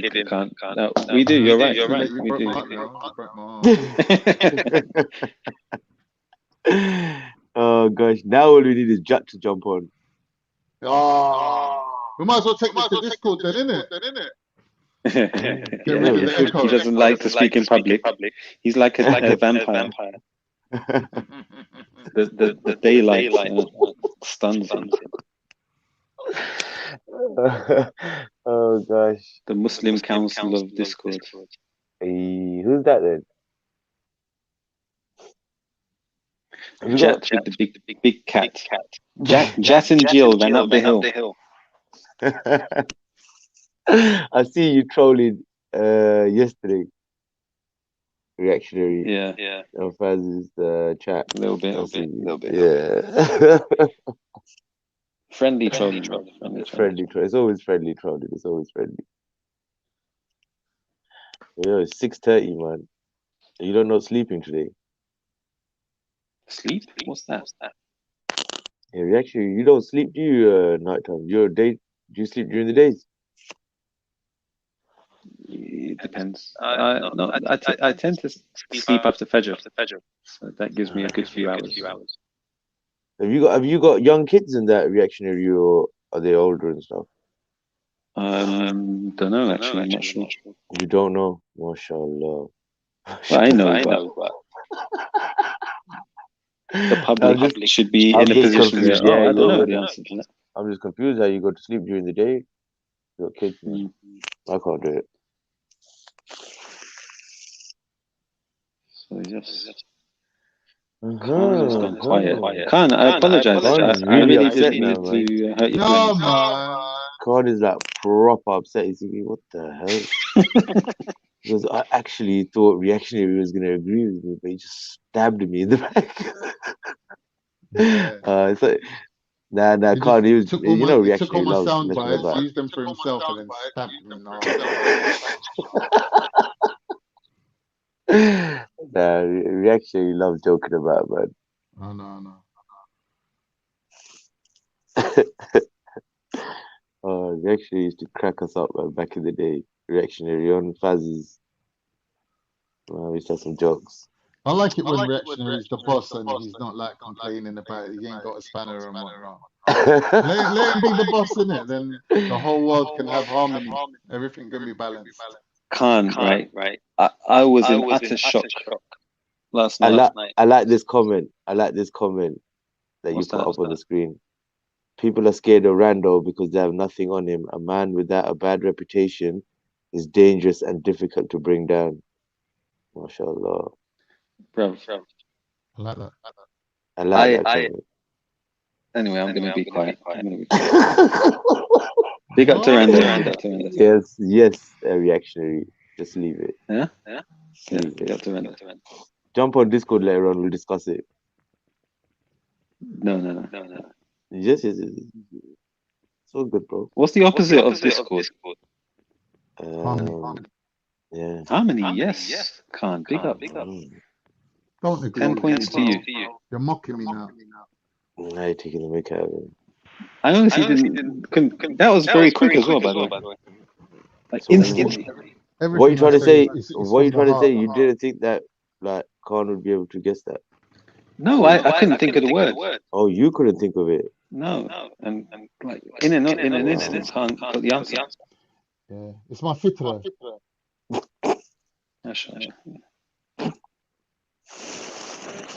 That shows a high level of intelligence, but you're able to access parts of your memory very quick. Either It's called that, or it's from when in earlier on you were asking about Taoistic it. terms, it's called being a integral being. That means that you've incorporated and you're not contradictory or self-destructive. Most people are self-destructive. They're kind of like their own obstacle in life. Once you manage to get out of your own way, you can achieve a lot in a very short period of time. Oh my God. Walaikum salam. By the way, let's count down how many Walaikum seconds it will salam. take for MBS. Yes, exactly. I said it There we straight go. away. You said it. How we doing? Yeah, good, MBS, big up MBS. Welcome. Big up MBS. Big up MBS. Big up Jut. Yeah, I'm not gonna talk. I'm not gonna talk. Oh, it's a bad echo. Luton, your mic. I think it's yours. Is it me? Yeah. Hello. No, I think it's might. Sure. Yeah, I think it is Luton. No, it's It's you echoing. No, I'm not going to talk about MBS. I think Reactionary is very intelligent, and he uses such tactics to avoid any interrogation, because I feel last time he was a little uncomfortable. You notice the word he used? Interrogation. Yeah. Who like to do? Who does interrogation for a living? Yeah, would you say that Reactionaries are overly secretive person? That's not a bad thing, actually. So would you say that we should all he's value our elusive? privacy. Is it? That's not even a bad thing either, to be honest. 100%. I think more people. I've heard these accusations. I don't know if I agree with them though.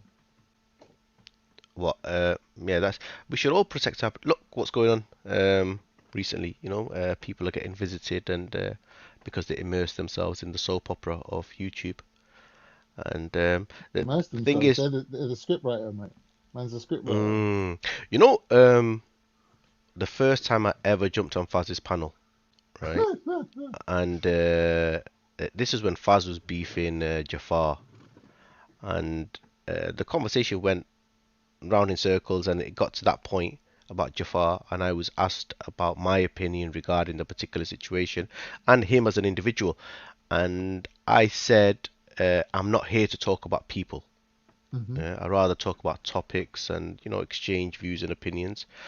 And the reason for that was because being on this circuit for a while, you kind of get to understand how it operates, and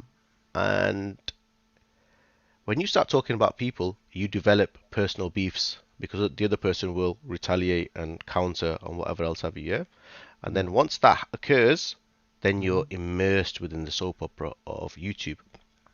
So I very much try, and this is one of the reasons why I think people may say that I sit on the fence or whatever, but I think it's a smart way to operate on these platforms where you're not developing these personal beefs. If there are any conversations that need to be had, there's alternative platforms where you can have these conversations without the public knowing what's going on. I think that's more prudent than the shit show that's going on right now, to be honest. Yeah, 100%, man. Here comes the Discord advertisement right now. Commercial break. Yeah, so if you want to look in the chat, guys, Alternative for our Discord. The link's there for our Discord, guys. Just click on that and our Discord's quite selective though. Join the fun. Yeah. No drama, no fitna. Reactionary, you haven't made me a mod here, man, so I can send links. Luton. Oh, you've got a mad echo, bro. Reactionary was actually on Discord for a little while, but he fell. The operative word was oppressed, and he departed. Yeah, He felt like he was being oppressed. Yeah. It's funny to see the other side of reactionary. Like it's usually cool, calm, collective. On Discord, I noticed that he's a little bit thing sometimes. Agitated, frustrated. Yeah, I was gonna say argumentative, unhinged, but yeah, what? Undefeated. but yeah. Did you hear me? I said undefeated. Yes. Well, I don't know about that reactionary. I felt at times you felt defeated yourself, but you know it was. I actually sent you another link the other day, you know, for a Discord. You didn't join. I'll check it, inshallah. Yeah, I'll send you another one anyway. Okay. But yeah, man, we should immerse ourselves in fruitful conversations rather than he said, she said.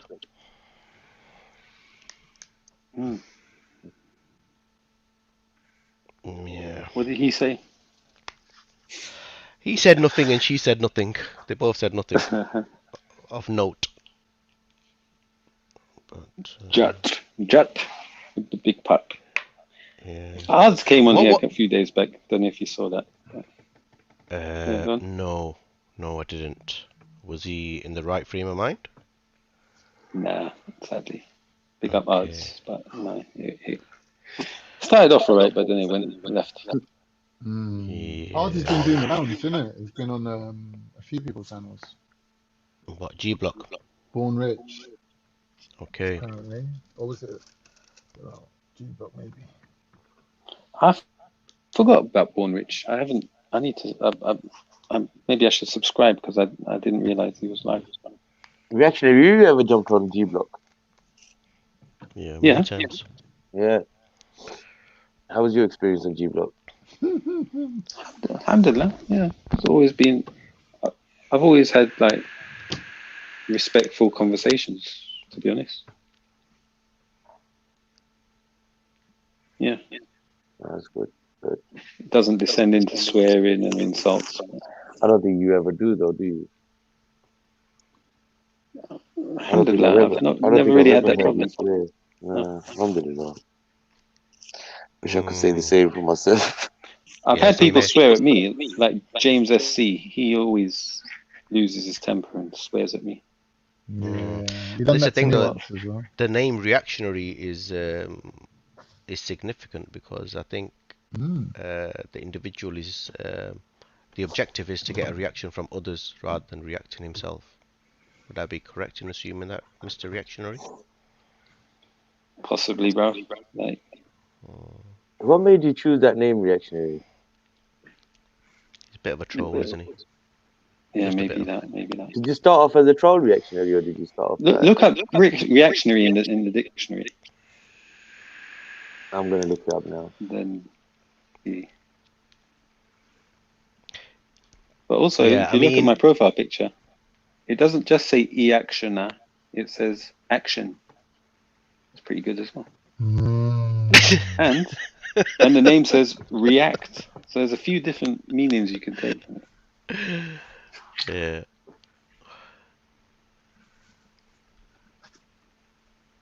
You get me?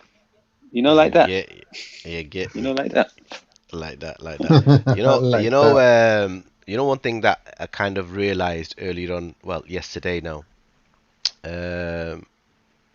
Certain individuals or certain arenas have a tendency for people, like they create an environment where you're forced to behave in a manner that you would not normally behave like, you know.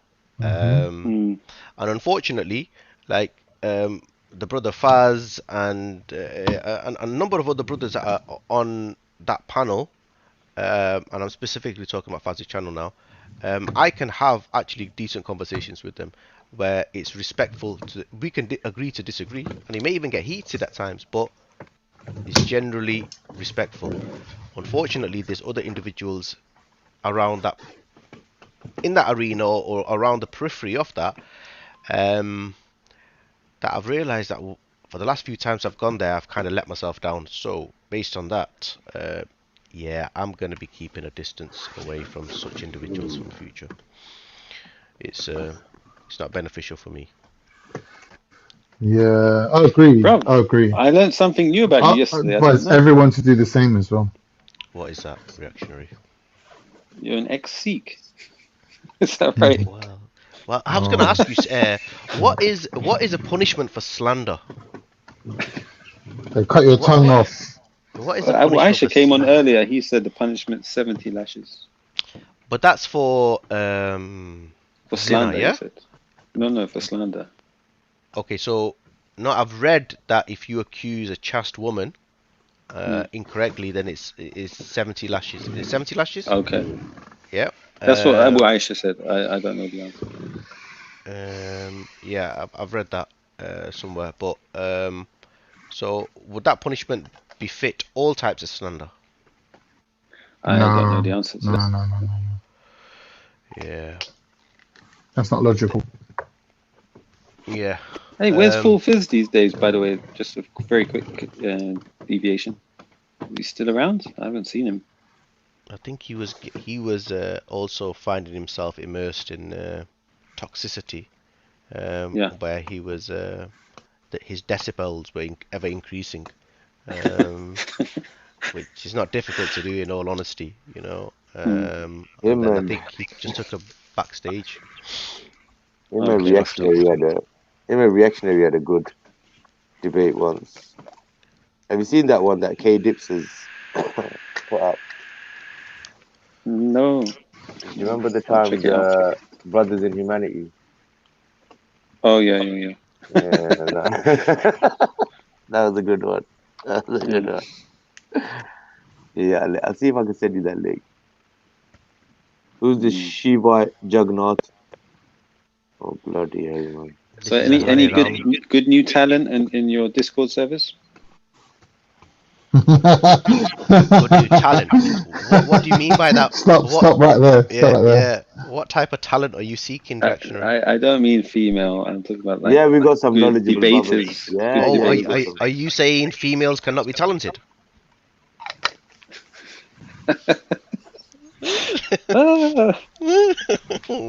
But yeah, always on the attack, this guy. Let me think. No, reaction. I actually saw you whilst I was on Faz's panel, and you were trolling a little bit. You know, slight instigations. So I thought, why not? You know, repay some of that. Oh, it's good that you read the comments. Yeah. I like how you were spinning it. Like I was. One was wow. Jack's condoning violence. I'd never thought I said that, but yes. It's nice of you to interpret it in that way. Did you screenshot that or what? No, I recall it. No, I remembered it. Even Rando was feeling the heat from my comments, but I had somebody come and message me on his behalf. Yeah. Oh gosh. I don't. Do you know? Here's the thing. Honestly, I don't understand. Like, I spend quite a lot of time with Rando, and I respect him highly. His adab, his akhlaq, his whole demeanor, how he carries himself. He's a knowledgeable brother as well. Very respectable. Very respectful. And I don't understand how people are like, I don't know, like this. People seem to want to attack him for no reason. It baffles me. It really does.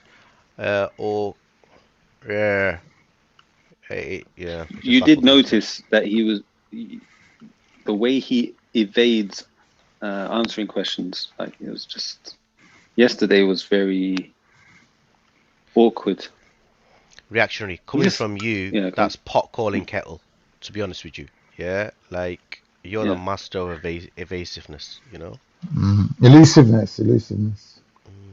But I think I do it in a different way, right? I'll do it in a way that I'm addressing your point. I'm understanding it, but whereas Rando will just talk about a completely. He'll bring a sentence that's unrelated to the question that was brought up. The thing is, when you're so highly read as Rando, you'll find that there's multiple answers for each question.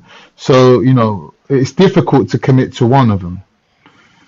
you see what I mean? Like, No, yeah, to look, give such a when you give such a I agree with everything. decisive answer, it does sound like you're giving out fatwas as well, which no one wants to be in that position. Yeah, I agree with your views on Rando as well, by the way. So he's a wonderful, what do you call it, friendly personality, humble, etc. Yeah, so big up to the guy. And he's knowledgeable, well read. So. He's a normal person, bro. Like, what do people expect from him? That's not normal online, bro. That's not normal around here. No, I mean like personality-wise, like his personality, he's just a normal guy. Like, he's just one of the lads, you know. He's like one of the lads, bro. Yeah, no, he is. He's a really nice guy. But do you think is it possible, reactionary in your opinion? Do you think it's possible that some people may feel threatened by his level of knowledge? Is that a possibility? Because I don't know how many brothers. There's a lot of brothers who talk about Islam. I'm not privy to how much formal education that they may have had in respect to learning under a certified scholar or things of this nature. And as far as I know, Rando kind of fits that criteria where he has formal education, Islamic student of knowledge, I think is the correct title. Mashallah. Yeah, it's clear he has some knowledge of Islam. It's quite clear, evident. Reactionary, would you refer to yourself as a student of knowledge? Nah, brother. What, you're layman, you're saying? I'm probably the most ignorant of people out here. So you haven't studied under people that would be deemed as, in speech marks, knowledge? Who is the knowledge? I wouldn't say. Now, if you're a student of knowledge, whose student are you?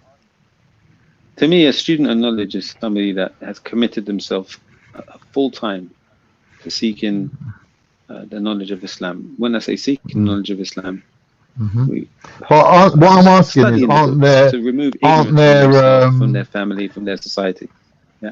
Aren't there specific institutions and specific teachers that are recognized amongst the Muslims as providing this knowledge?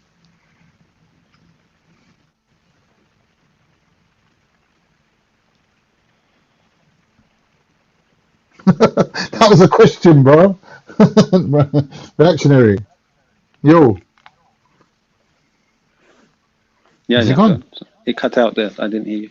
I said, Islamically speaking, Can you hear me? there are institutions that provide this knowledge, right? So when you're a student of knowledge, you must have studied under certain people or certain institutions that provide the knowledge. Who's the knowledge provided by? I'm asking you. Scholars, right? Do you know when you say as a full time? What do you mean, like a as an occupation? Like that's all they do is study Islam. That's who you consider to be a student of knowledge. Who said that? Are you asking me? Nowadays, that's how it is. Yeah. Oh. Yeah, it's pretty much nowadays. Like in like centuries ago, perhaps people used to go and fetch wood in the morning, sell it in the market, then spend the rest of the time studying. But nowadays, it's just full time, morning till night. Okay. What do you think of Wyso's comment in the chat? Can you see that? Yeah, Wyso just seems to have an infatuation with Zubaydah, and he always seems to be having a pop at her. I think he's referring to the G block, right? Is there an echo? No, it's gone. So on the G block, they've been, monitoring the events on these fitna channels, and they've concluded that Zubaydah is to blame, right? Like 100%. She is the Miss Evil. So I think this is what Weiss was asking about. Okay. Do you think that's fair? Who made them the arbitrators or the judges in such circumstances? No, here's the thing. Probably the G block community. Right. Okay, no, right. Oh shit! What did he say? Anyway, I don't know. I think it was slip of the tongue. I think there's there's many individuals. There's some individuals who are directly implicated in the goings on, yeah, who basically for whatever reason, the people have turned up at the door or whatever, they directly implicated. But then there's others who have had historical beefs with one another and have kind of joined the melee and have created this whole commotion and made it get out of control. To be honest with you, it's crazy. It's crazy. The levels that they go into is savagery. I agree. Ooh, that's a fairly balanced response from YSO. Okay. Yeah, YSO's, developing. He's becoming, I won't say a better person, but a better, a more tolerant, more individual. balanced participant. I wouldn't say tolerant. I'll say more. He's intolerant then. Yeah. Okay, he's still intolerant. This time. So wait, are you off on your way to work or dropping the kids to school, Jet? Is that what you do? Just say yes. Just say yes. Yes. It's 6:55. Yes to all of that. He's out tolerant. Yeah, man. How many people are on the Discord servers now in membership? Like, you got several hundred? No. 65. Yeah, about around that bit. My particular server. No, it's not about quantity, is it? To be honest with you, there's on a monthly basis in the server that I have, there's a purge. So if you've not participated, you get kicked out. It's not about having people sitting in the background and just observing what's going on. That's not beneficial to anybody, is it? Either participate or go elsewhere. But I'll send you a link. You should come in. We need more diverse opinions and intelligent, articulate individuals like yourself. We have Khan, so. Thanks, chat. Big up. No, so big up. So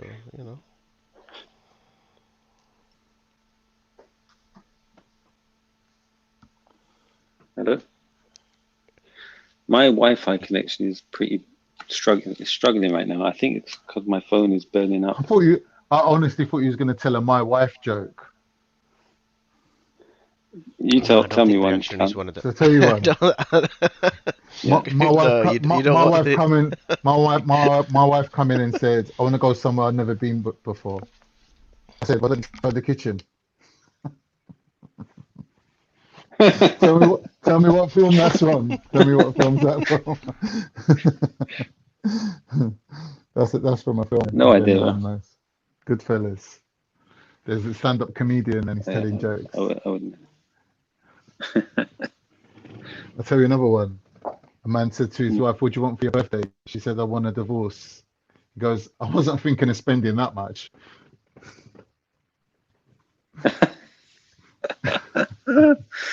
Oh dear. There's a lot of wife jokes. It's good ones. Old ones. They're really old. Yeah,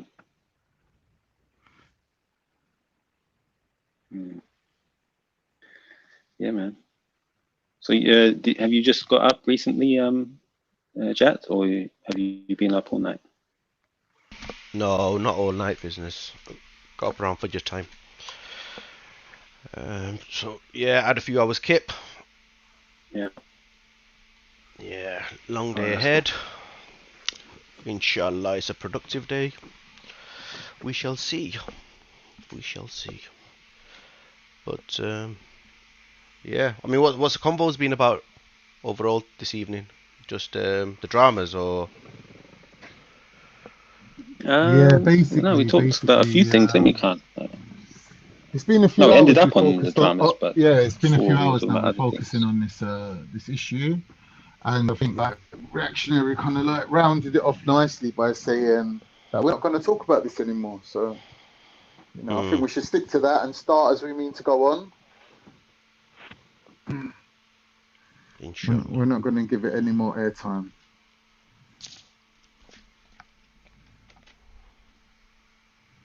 Yeah.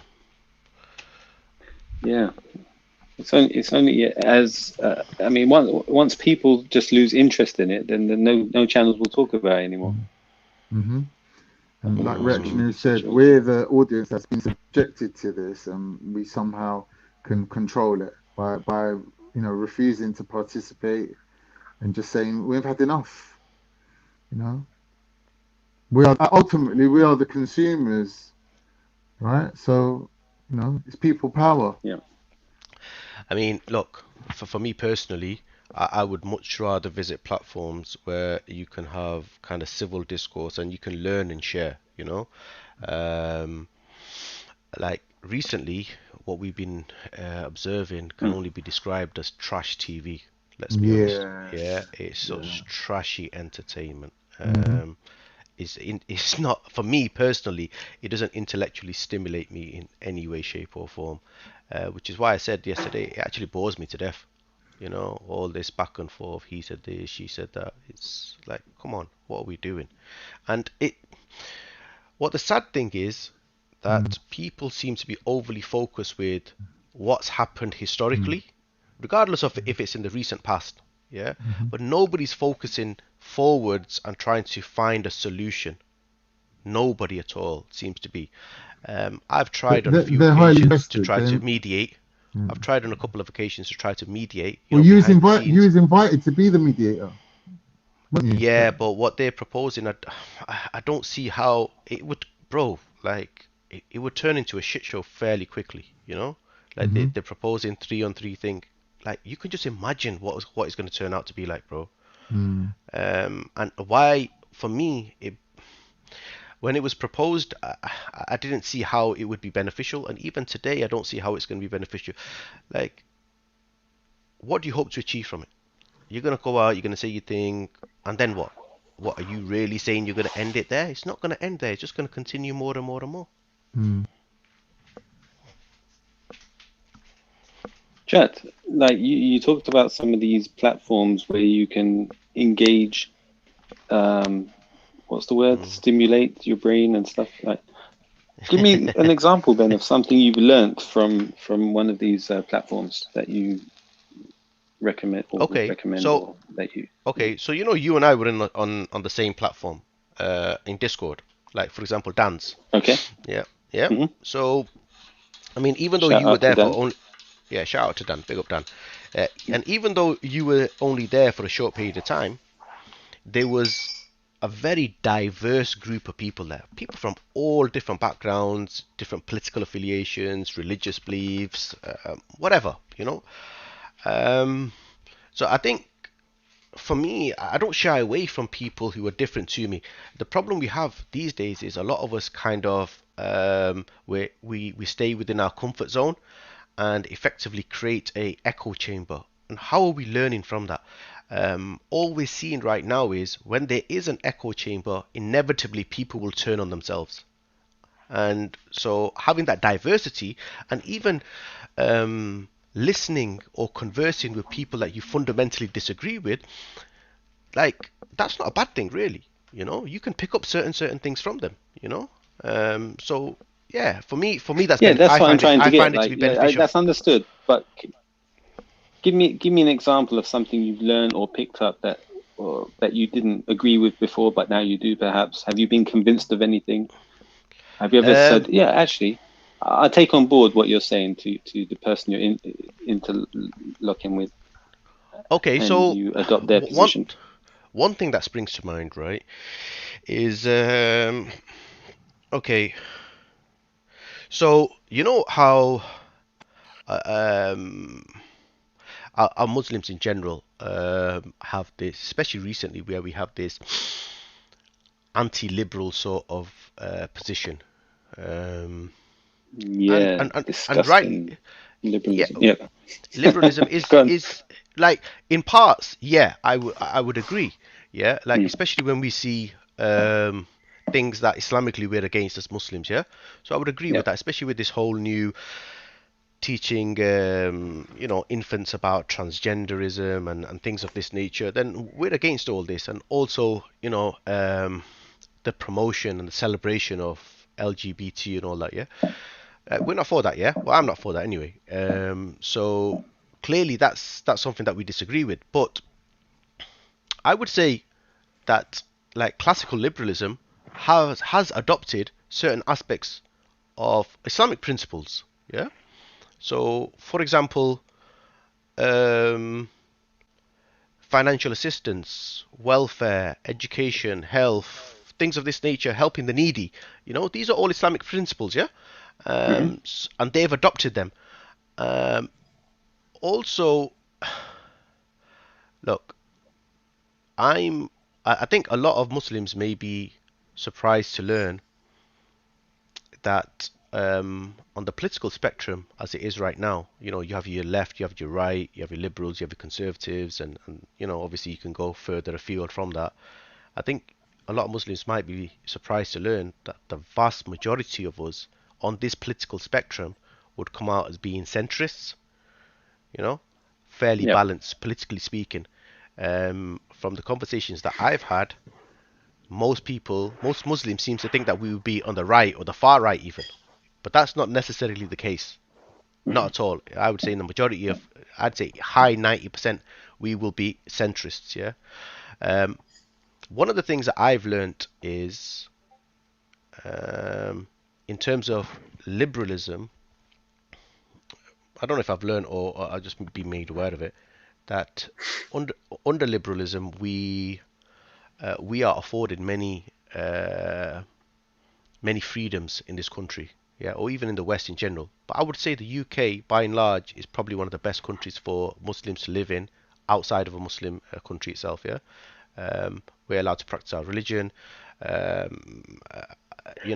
keep our culture, have our own clothing, speak our own language. There's many things that we're allowed to do. Yeah, and under this system, if we so wish, we are also able to participate within the system itself in order to change things that may be beneficial for Muslims overall. Now, whether you want to go down that route or not, that's up to you. But these are things that maybe like I wasn't necessarily aware of before, maybe due to my own ignorance. So that's just one thing that kind of pops up on the top of my head. And then obviously, there was a lot of conversations about communism and blah blah blah blah, the bourgeoisie, and to be honest, that kind of just bores me to death. Yeah. So yeah. I'm not sure what that noise is, but I think someone's snoring. But yeah, no, that's good. I had a few enjoyable. I think the time I spent on Dan's channel was pretty good. I did enjoy all the conversations I had because they were challenging. When I say challenging, not necessarily challenging. They weren't difficult, but they were competitive. You had like 30 people against one, that type of situation. So what were you I the enjoyed one? that. Did yes, you feel? Yeah. I don't recall that occurring. But the day you added me in. Yeah, I got. Yes, that's true. That's true. The first day, the very first day. Yes, you're correct. And I had one person taking over the lead from the enemy side, like after another. So one person would fire like 10 questions, and then they'd hand over to the next person while they get a rest. And then it was just me on my own, no rest. But I enjoyed it. And that lasted for about 4 days. I had 4 or 5 different debates. I had one with these communists on economics and stuff like that. I've forgotten their names though. That was pretty good. Melms, I think. Melms. Yeah. And the Russian girl, Nina. Yes. Nina. Yeah. Melms is a very intelligent guy. Like, I don't agree with almost anything that he says, but he's very intelligent. I had a conversation with one. What do you call it?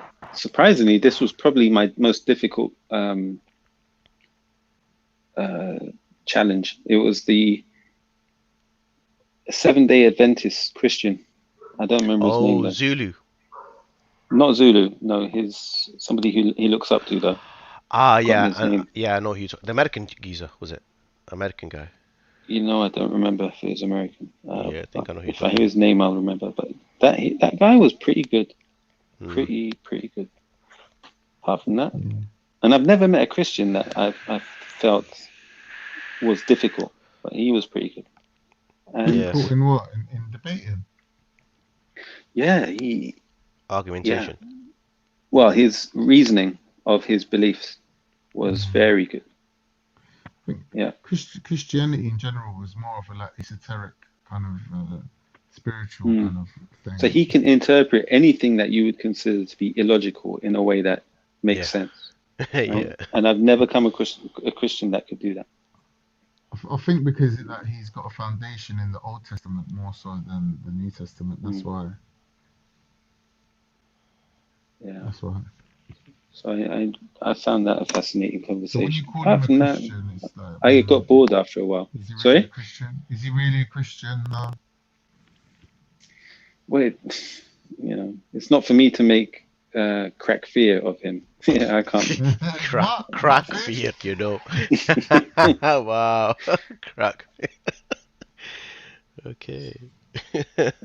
No, but the thing is, I mean, look, I've heard on numerous occasions, Discord is this shaitan place where crazy things are occurring and people are conspiring. This is absolute nonsense. I mean, it's only a platform where, like, similar to this, really, where I used to enjoy. Sorry, bro. I didn't mean to cut you off. Go ahead. My bad. No, go on. Bad habit. I used to enjoy teasing Oso or Ellery. Like, yes. He was so easy to trigger. I would just press his buttons and oh my gosh. And then I'd get muted. I'm like, how dare you mute me, bro? Like, oh my gosh. Rando muted me as well. Yeah. He was easily triggerable. It's good that you'd sort of take responsibility for your eventual demise, because he was going around doing things like that. It was so easy, bro. I couldn't understand why they were so easily triggered. But no, but reaction. I am gonna say though. Like trolling. Yeah, no, I mean, even with the trolling, you have a tendency to whine a little bit. I'm not gonna lie, bro. Like, you feel like hard done by. I'm oppressed. What did you record? Yeah, you said. Okay, so you said being muted was similar to being murdered. Like, what? On Discord. Yeah, bro. On Discord, that's a fact. Come on, bro. You're there to speak. No, I know, but it's not the same as to win an argument is to speak, right? And that gets removed. It's not murder. You're still breathing, bro. It's not murder. Come on. Slight overreaction. Yeah. Well, that's how people feel when they play Xbox, right? And they die. Like, switch off your child if you have a child. Yeah, go on. One thing I noticed about Jack, he's got a really thick skin. You know, like some people say they've got a thick skin, but when it comes down to it, you can sort of find their soft underbelly where you can like get them. Jack does definitely have a thick skin, and I think he's consistent with it though.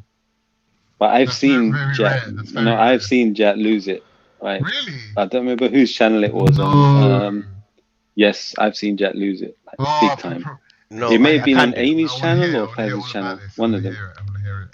No, I have done. Like, and even like yesterday. So the exchange that I had with that other.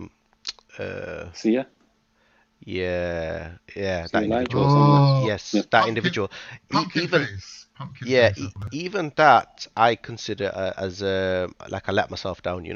I shouldn't really be engaging with such individuals because the conversation will inevitably go down a negative path. This is why I said earlier that for me,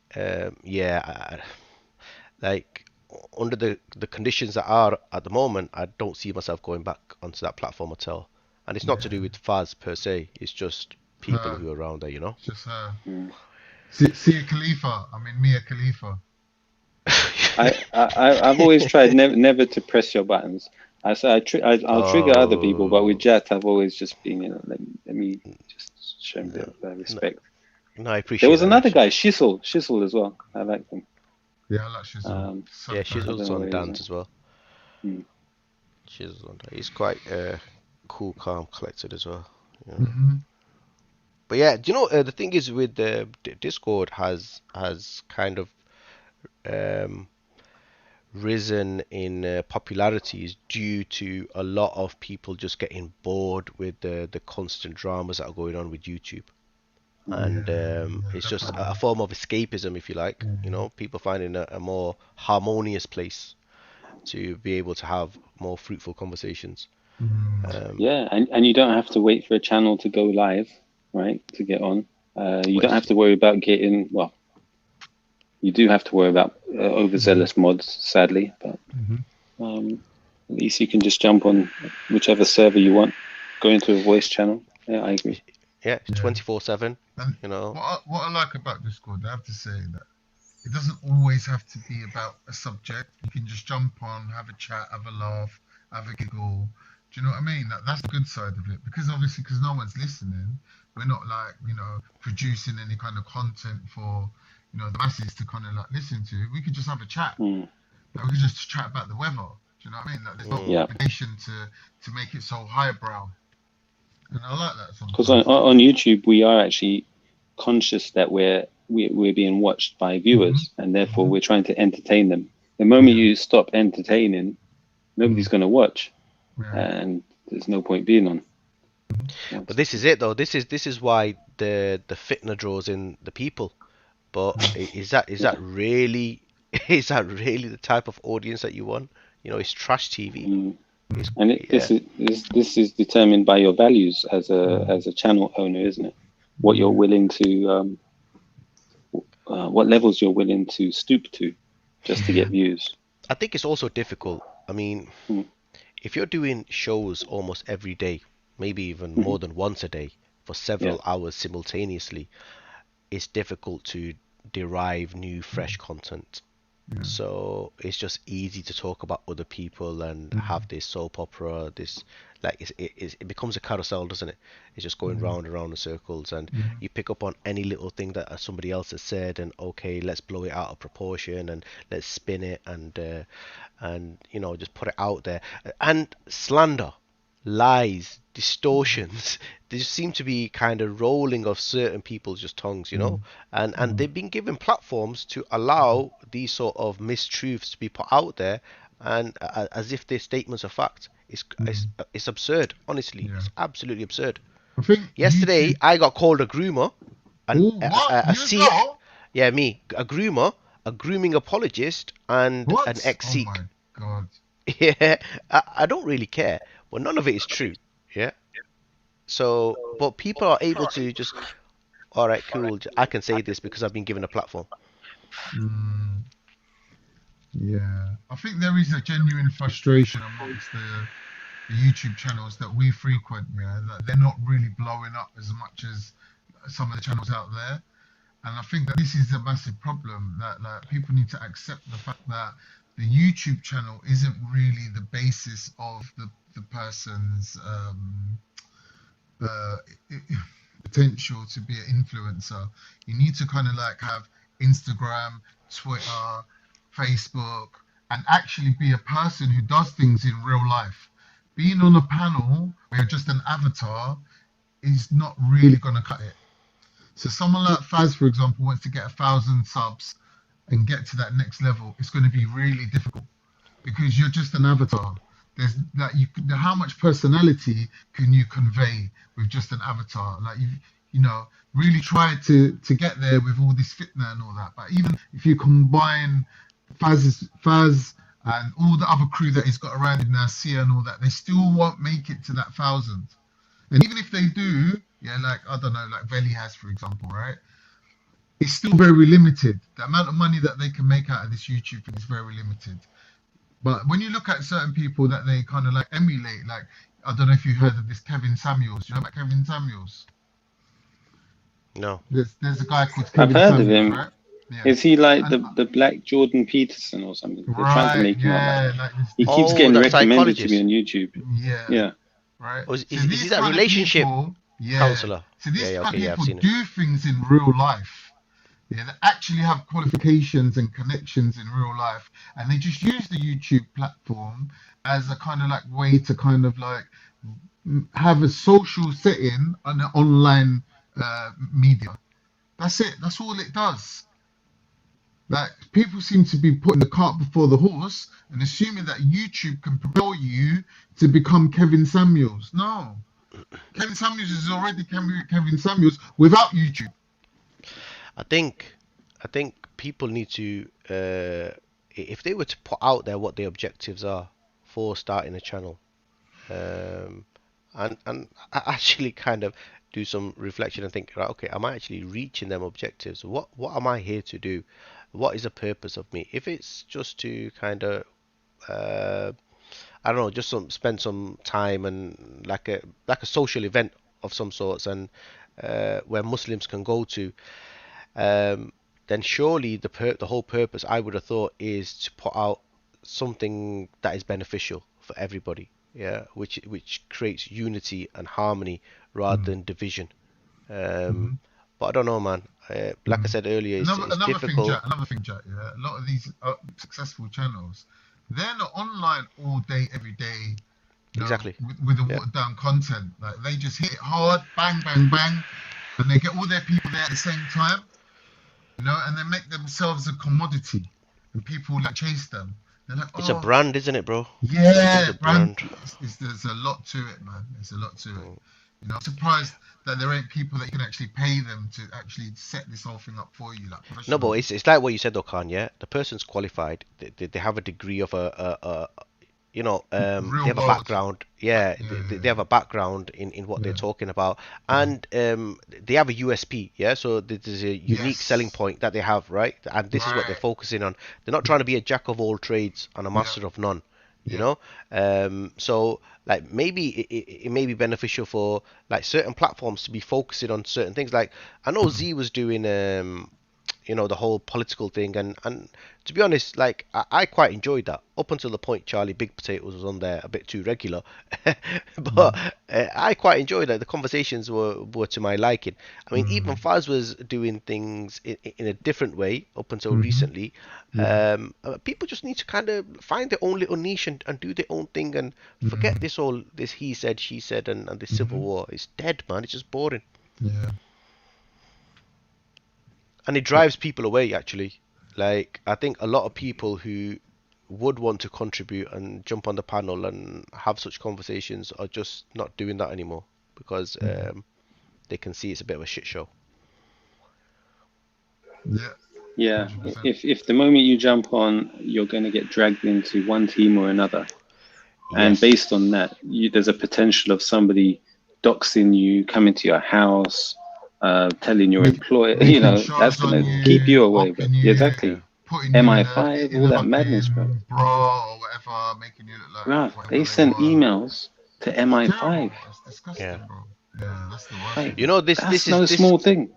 Yeah, this is what I found yesterday. I mean, I said it to Naz as well because I find it distasteful where if a person is coming in and trying to be fair, balanced, neutral, and trying to take a more holistic view of things, and then they're being cajoled or forced to kind of pick sides and condemn or condone certain acts. I don't think that's beneficial for anybody. Do you know what I mean? Why would you want to put people into boxes and say, right, okay, you're going to be in this box, therefore you're with A party or B party, whatever. Nah, bro, I'm not with no party. I'm here just to tell you, right, okay, this is what I think. Whether you choose to take that on board, fine. Yeah, alhamdulillah. If you want to take it on board, alhamdulillah. If not, bro, all right, I'll keep it moving.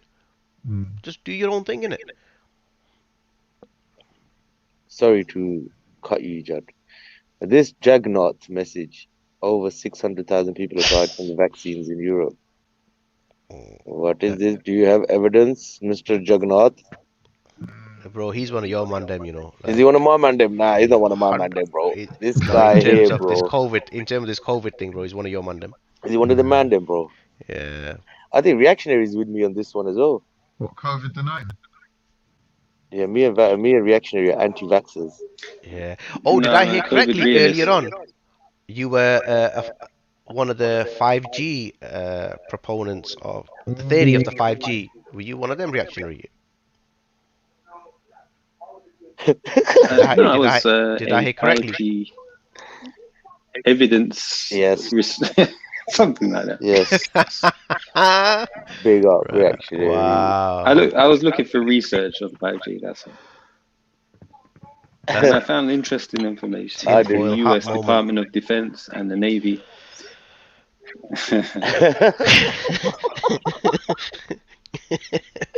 Go on. Go on, Sorry. reactionary. Give us a bit of an overview of this. I'm on this as well, reactionary. Don't worry, I got your back. It's gonna be I same done a as video on it's it, gonna bro. be same as the I have to MBS. look for it and I'll upload it again. It's gonna be same as that day with Jut and MBS. Roll with it, reactionary. Roll with it. Listen, I've not mentioned MBS. I've not mentioned him at all. Yeah.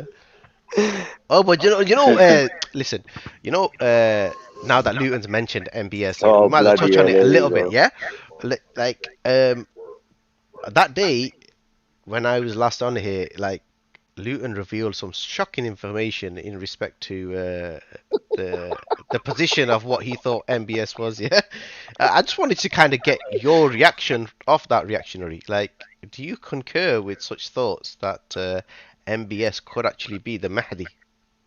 Oh my dear Jut, I love the way you put words in my mouth, bro. I love the way you put words in my mouth, bro. I swear. No, I apologize if I got that wrong. I apologize. Please correct me. Correct me if I got it wrong. Correct me. I apologize. Okay. I'm gonna have to read it, bro. Man's gonna get slandered for this, you know that, innit? Go on. I apologize. I apologize if I got that wrong, bro. Look, like I said, yeah, me and another brother, yeah, whose name I'm not gonna mention, but we did a little bit of research and looked into this, right? And there's a lot of things that sort of point to MBS, yeah, in regards to the characteristics of the Mahdi and stuff like that, right? Which I think reactionary knows about this stuff. Do you, reactionary? Are you agreeing up until this point? It depends, bro. Diplomacy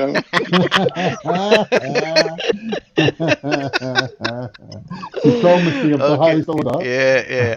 Okay, so reactionary, let's expand on that. When you say he has these characteristics, what specific characteristics are you referring to? Well, that's I wasn't sure the characteristics because I was waiting for Luton to describe them. Yeah, that's why I asked Luton. Yeah, which characteristics? Oh gosh, right. Okay, so you've got he'll be fluent, yeah, in Arabic, yeah. You know that I think most Arabs are fluent in Arabic. Yeah. All right, let's go to the next question. The next point was the Twitch, right? You have a Twitch. Oh, yeah. Okay. Or Twitch, the platform, or Twitch like a Twitch. No, like a physical deficiency. Like a tick, yeah. Okay. You know, like a tick. Oh, isn't it that when he reaches Mehdihood that Allah takes away his Twitch? Maybe. But he has to have one first, yeah? Yeah, he does. MBS has got that. I'll show you it in the video. Okay. So he's not the Mahdi yet. Allah revives him in one night, innit? The Mahdi. He's Okay, so alright, so Twitch. Moving on. Alright, okay, so he has a distinct mole on his face as well. Okay. Yeah. There's loads of things, man. I forgot them now, man. We were going through this list, bro, and it was like every single thing was like, obviously the name, father's name, but then what reactionary told me last time, then it doesn't make sense, because reactionary is saying that they're not actually Quraysh, they're not the family of Quraysh. So he was saying that, what was it, the king of Jordan, reactionary. That's the most obvious one, isn't it? Like actually the wrong family. No, but we can't confirm that as well. You got to remember that you can't actually. You're looking at man's mole. You're looking at how he no. Do you think they're hiding the real family? You don't know, bro. You don't know who it is, isn't it? We can't tell, bro. 100 years ago who our families were. Yeah, no, we don't know who it so is, to get the lineage. We know who it's not, right? And it's definitely not these guys. Yeah. No, but you know, isn't the kind of the heritage of the Saud clan kind of shroud in some form of not secrecy, but I think it's difficult to follow the lineage anyway. Isn't that correct? Which is why these rumors have been circulating for a significant period of time that that they have some connections with the Yahud. I don't know if that's correct or not, but Have you looked at the chat? yeah, I see it, bro. All right, just quickly. I don't think anybody's agreeing with this kind of thing. Yeah, Mehdi's name will be Muhammad, not Abdullah. Abdullah will be his father's name. But yeah, oh my God, somebody's saying that MBS has Jewish ancestry. I don't know about that. Yeah, so this is okay. So one brother saying the heritage is open. He's saying you just can't read Arabic, so you won't know. Okay, fair point. And another brother saying MBS has Jewish ancestry. Yeah, Jewish through the Turkish roots though, right? Going back through, like a lot of them, their last names are like El Turki, Turki this, Turki that. You get me? So, Yes, King Faisal's son is named Prince Turki. Big up Prince Turki. Big up Prince Turki, Yeah. Bro, he's a man. He's a G. He's a diplomat. He's a leader. But it's definitely not the MBS, message. bro. MBS is not anything, bro. Nothing. Finito. Carlos. You work for his office? No. Who? Prince Turkis? Prince Turkis? Yeah. No, but obviously we're privy to his works, his historical works, and the positions that he's held, and the statements that he's made. So, I think we can create a profile of said individual, an accurate profile. Farmer, he's double the age of MBS. So therefore, he has more life experience, more knowledge, more skills. Changing the subject quickly for 1 second, yeah. Has anybody taken the vaccine here? I've had one jab. I've actually got my second jab in a week or so. Have you got any magnets at home? Bro, miss me with that, bro. Like, this is some bagwas, bro. That's some TikTok bullshit, bro. That's like that one where he puts cream on his head and it makes his hair grow and like there's bare bogus shit on TikTok. Yeah. Bro, it's a little liquid, bro. I saw a video today from TikTok. It was some guy, he's sitting down in front of his camera on the floor and he pretends he's going to start the engine on his car and he just slides across the floor. Have you seen that one? Like he's driving away. Yeah, anything's possible these days. In terms of, I figured out how to do it though. I saw a video on how they done the trick. So, yo, this Shivnat guy is another cuckoo, man. Like tinfoil hat party, man. Like magnets will stick to your arm. Are you gonna try that?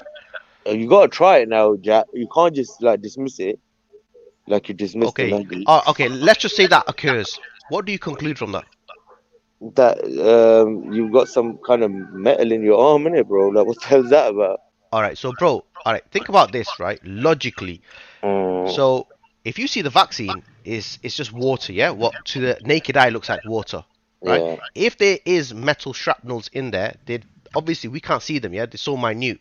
Tell me this, bro. If it's inserted into your body through the bloodstream and whatever else have you, and you stick a fucking magnet onto your arm, and it's so minute, how is a magnet sticking to you, bro? Oh. That's why they give you the second vaccine as well. No, but you didn't prefix it by saying you have to have the second vaccine and then the magnet sticks to you. Who actually? It's because you got iron in your blood, right? So it will magnetize the iron. Iron is ferrous. Yes. Oh, so we're walking, talking Iron Men now. Yeah, sorry, Luton. Superheroes. I was just superheroes. Playing with the words, Luton. Luton was like, yeah, it's true.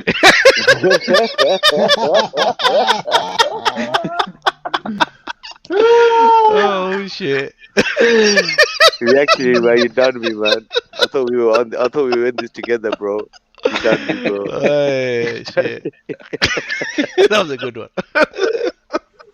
You just need to speak with a bit of confidence and everyone will believe it. Nah, but seriously, like, Look into this MBS thing, man. All right. Do you not think this is a lot of this is confirmation bias? Could be. Probably is, yeah, because I think, like, okay, so Lutz, with you, I think you've taken a particular position, and okay, you're entitled to that, and then any information that supports that position, you're gonna take that on board. Yeah. That's what I feel is occurring right now. Could be. But I didn't have this position though before. This is what I'm trying to say, right? I didn't actually have this position before me and this other brother started looking into this, and then I was just like, yo, what the what? And I was like, man, this could be true. This could be true. That's all I said, bro.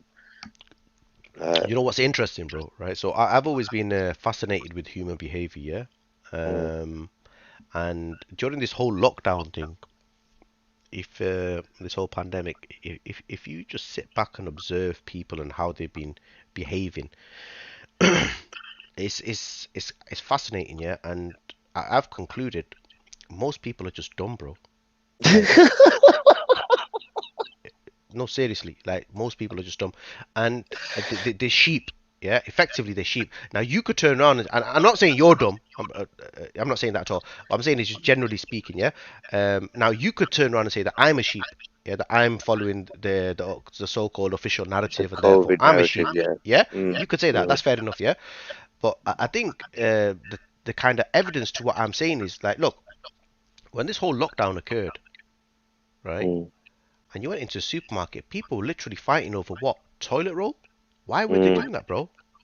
Does that even make any logical, rational? Is it rational, bro? Is it logical? No. But because they see other people kind of sourcing such material, even though they understand it's wrong, like I don't really need to be fighting somebody or stocking up on toilet roll. Like it's not going to change my life, but they still do it. And I think this is like a lot of people now are, because this element of fear, and they're going into the unknown. It's like this domino effect, because they see a small group of people promoting such, I would say, ludicrous ideas. Yeah, they just jumping on their backs and thinking, right, okay, yeah, it's pure confirmation bias, bro. I see what you're saying, but yeah, like you said, we could use the same position for yourself. Because you lot are just basically, nobody has seen this virus or tested this virus in a laboratory or anything like that. Everybody's just going by somebody else's statement, isn't it? Yeah, but we've had this convo before, yeah? And like, we understand in the West, their God, their religion is capitalism. Money is their God. And yeah, I can't see how they would jeopardize their economy to such a state. What if, yeah, this little period where they had to pull out a bit of money was going to ensure them a larger amount in the future because of the way that they've done things? I.e., for instance, all these small businesses that have closed down now, right? The bigger companies have taken over their work. The bigger companies have taken over all that of doesn't work, bro. That doesn't wash, because if you look at the majority of the businesses that have been affected, they are small businesses, but primarily within the leisure and hospitality sector. Yeah, and small businesses are essential for the economy in that respect. Yeah, not if the larger corporations, your Amazons, your Tesco's, and things of that nature, who have benefited from this period, are not going to go into these markets. Yeah, they can't cater for them. Like if you go down the high street and you see 10 kebab shops and 10 shops, and including their restaurants, kebab shops, a bar, a pub, whatever, Tesco's and Amazon and companies of that like are not going to enter into that market. So how is it beneficial? They never really got hit though, innit? The food stuff, innit? It was more of like the small clothing shops, the small clothing stores, you know, the small kind of like those kind of shops, household stuff. They're the ones that got affected, innit? Food was always open. Bars, if you look at bars, you look at pubs, you look at restaurants, seated restaurants. They can't have people inside, bro. Like they couldn't and then there was eventually first there was nobody, and then there was external only, which a lot of establishments don't really have them facilities. and then there was six, people of six, and even now, like clubs and that have not been opened all the way through. So these are not markets that these big multinational corporations getting involved in, bro. I don't know, man. It's all a bit booky for me. Hairdressers, nail salons, tanning shops, all this sort of sector as well, bro. Like, there have been winners and there have been losers. Yeah, mainly losers. I'd agree with that. And some large corporations have benefited from it. 100%.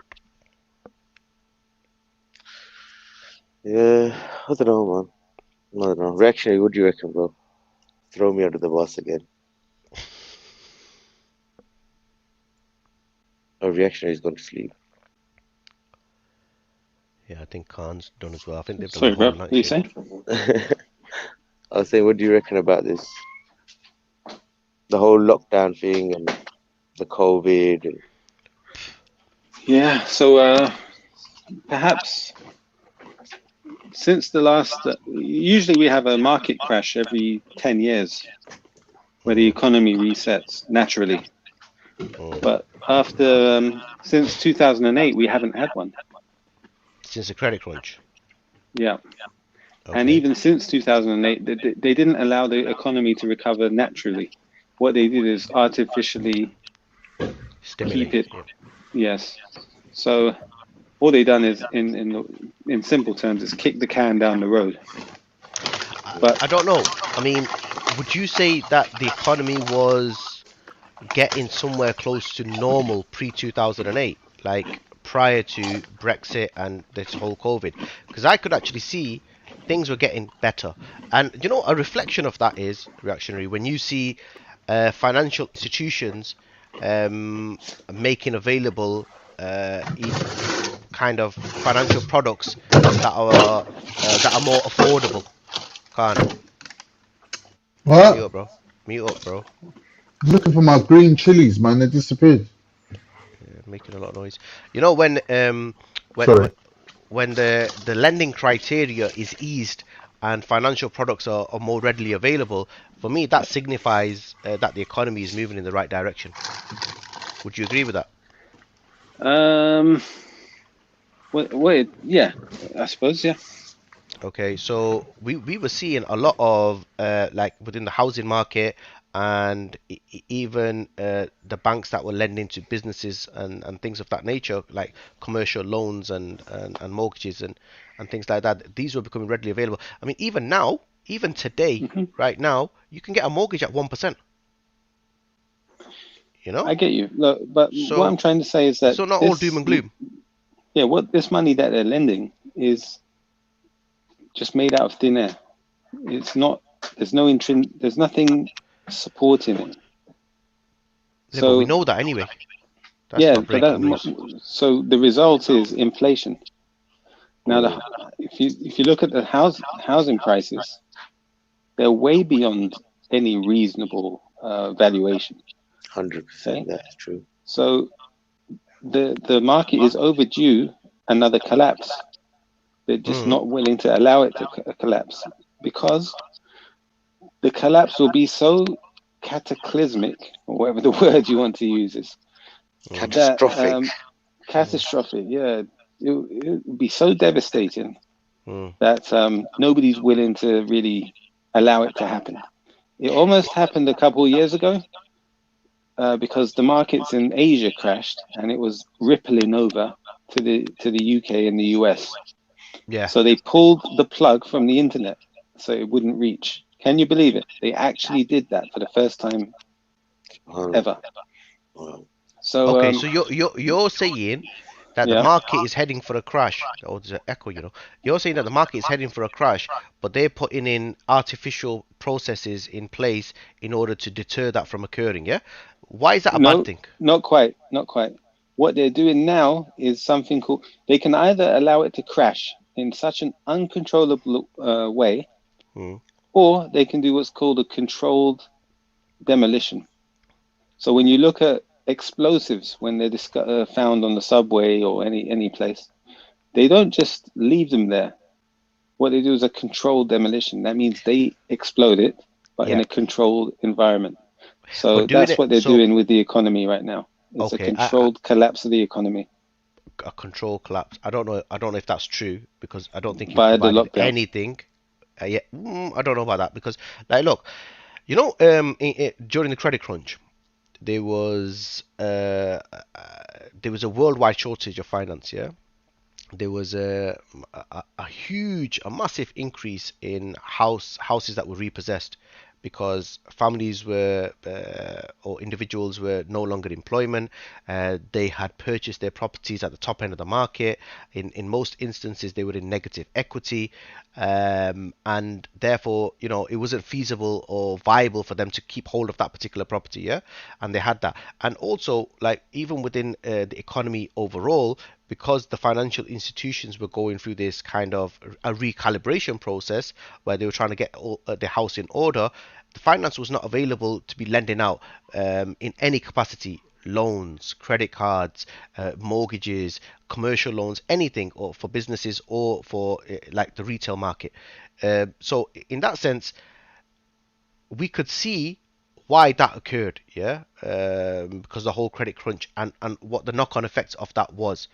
Today, when we look at it, okay, so if you're saying that they're controlling it, and you mentioned inflation, now how do they control inflation? Is generally through interest rates. Yes, this is how they control it. But we know that interest rates since 2008 have been at an all-time low. Effectively, they're nothing. It's almost 0%. Yeah, so okay, yeah, so it's almost 0%, and so they can't use that mechanism at this moment in time to control inflation because they understand how fragile the economy is and how fragile the market is, right?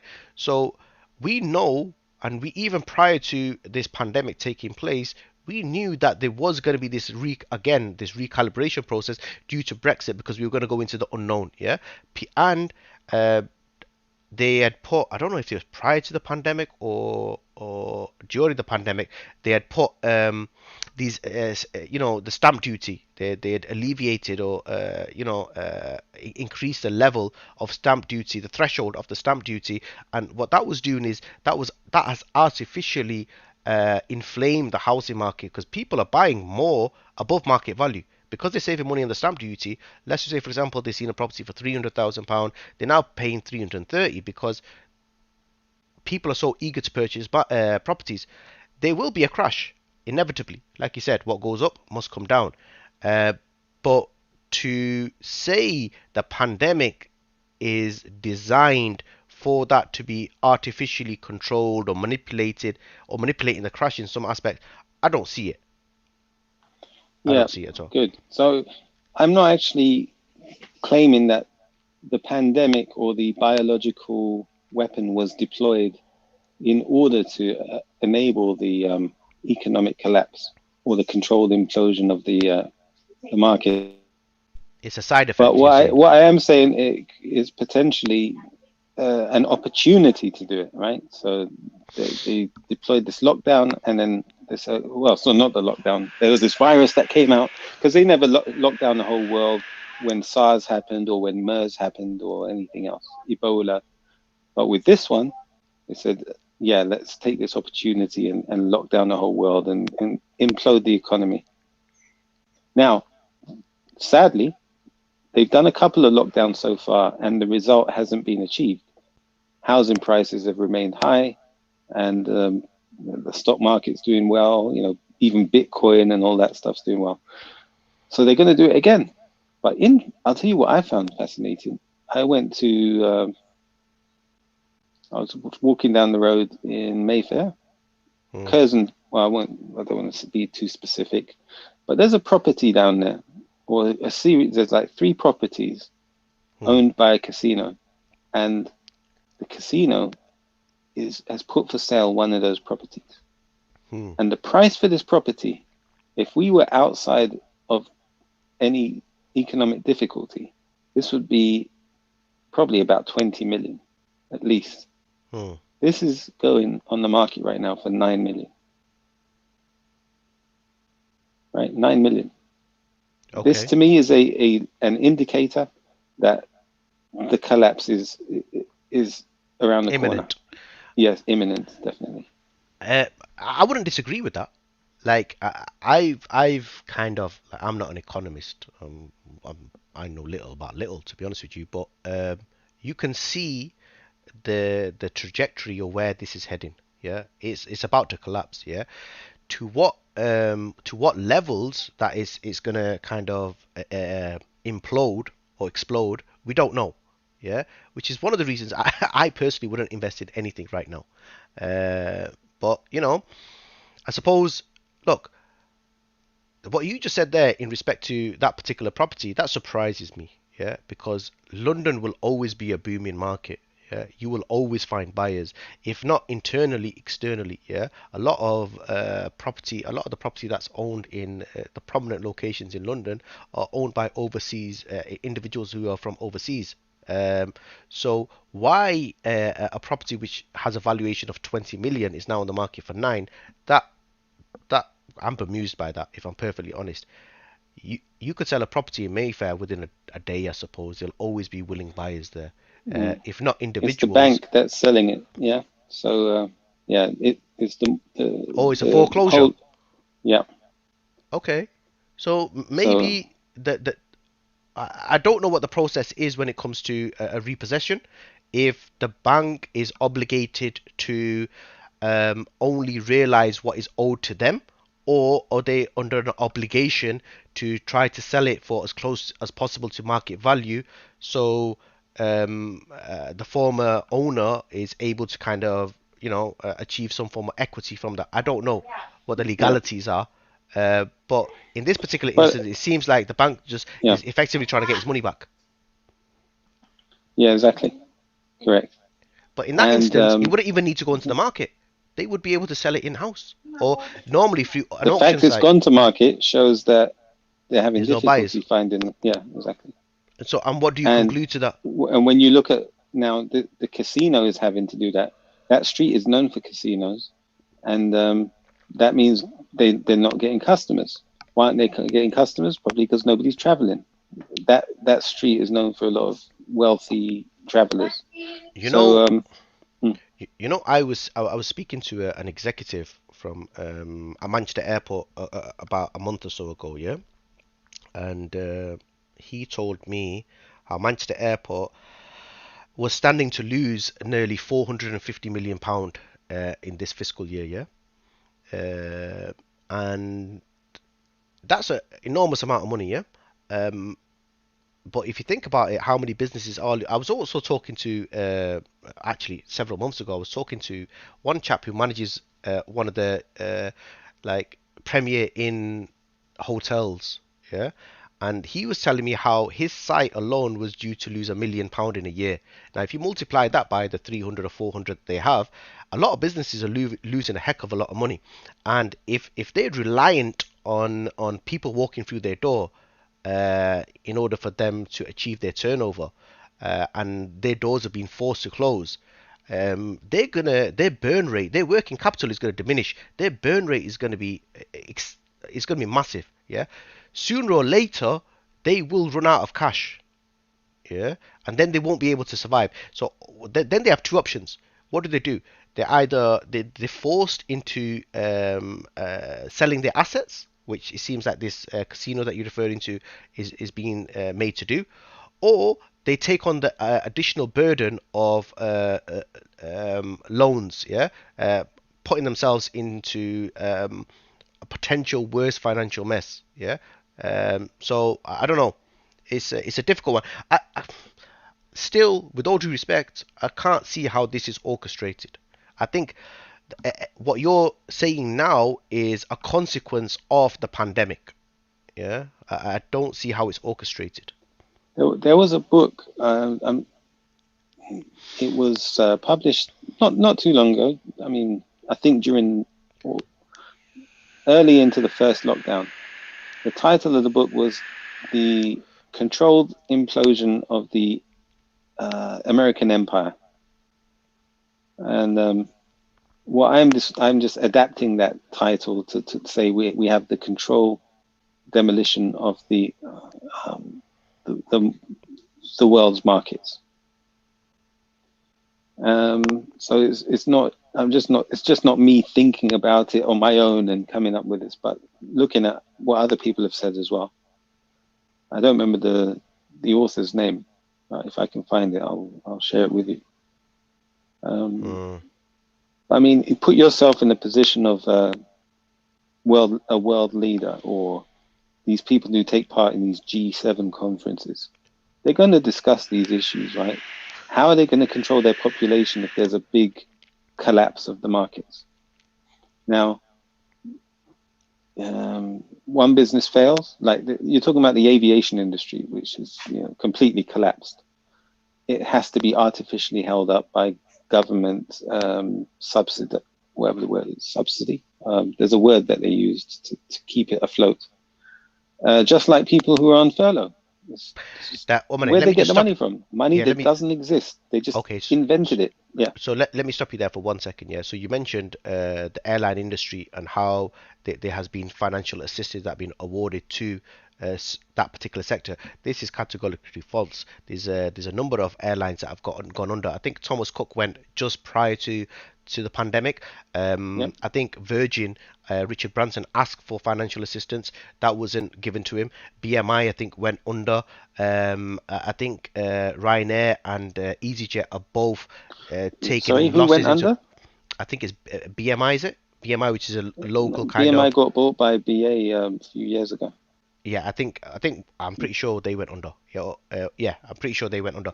Ryanair and Blue, EasyJet. no, I think JetBlue got bought. Oh, sorry. JetBlue? Maybe, like yeah. It's one of the local ones anyway. It's one of the Yeah, local ones anyway that they went under. They've gone kaput. Or is it Flybe? One of those. Yeah.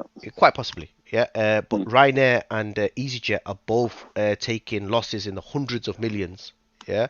The thing is, the government have taken a position like where they're not going to interject, they're not going to interfere, they're not going to assist individual businesses unless it's for the greater good, right? And the major employers in the aviation industry have got bailouts. Like that's who? known. Like I'm pretty sure Ryanair, no, I don't BA, think so. all of them. Yeah, I don't believe so. Because if they didn't, you see, airlines, they work on such a tight margin that any little effect in the markets can cause them to collapse, just die out. So they had to get assistance from the government. I remember reading it at the time. They had to bail them out. A number of the companies. Well, let me just Google it. So have UK airlines received any financial help? Schemes paid. Yeah, just furlough seems just about. 1 minute. These airlines have received bailout. 1 minute. Airlines around the world have asked for help from the governments. A loan scheme operated. But 1 minute. Hold on. A loan scheme operated. Okay. British Airways. Okay, yeah, they got £300 million from the UK government. EasyJet.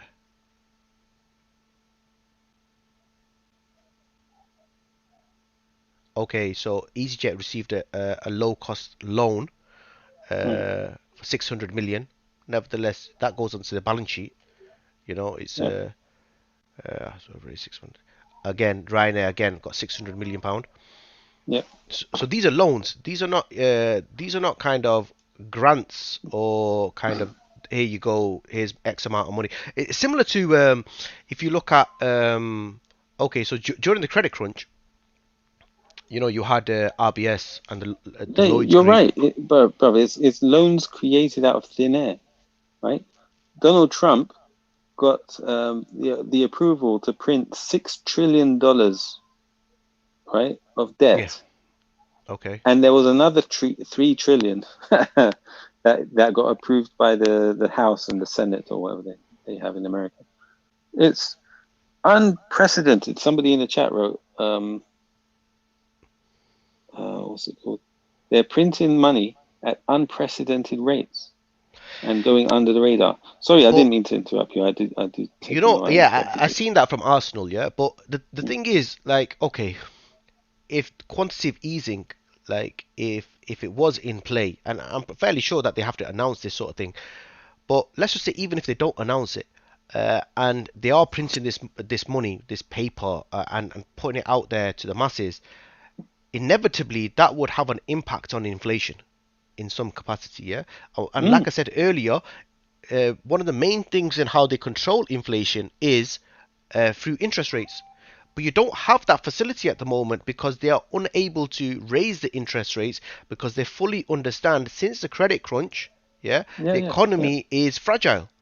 If they raise interest rates, the likelihood of home repossessions and vehicle repossessions, effectively, it will have a negative knock-on effect to the economy. Yeah, so they're not going to do that. So I can't see how they would be flooding the market with this quantitative easing, knowing full well the impact, the negative impact that it could potentially have. Does that make sense? Yeah.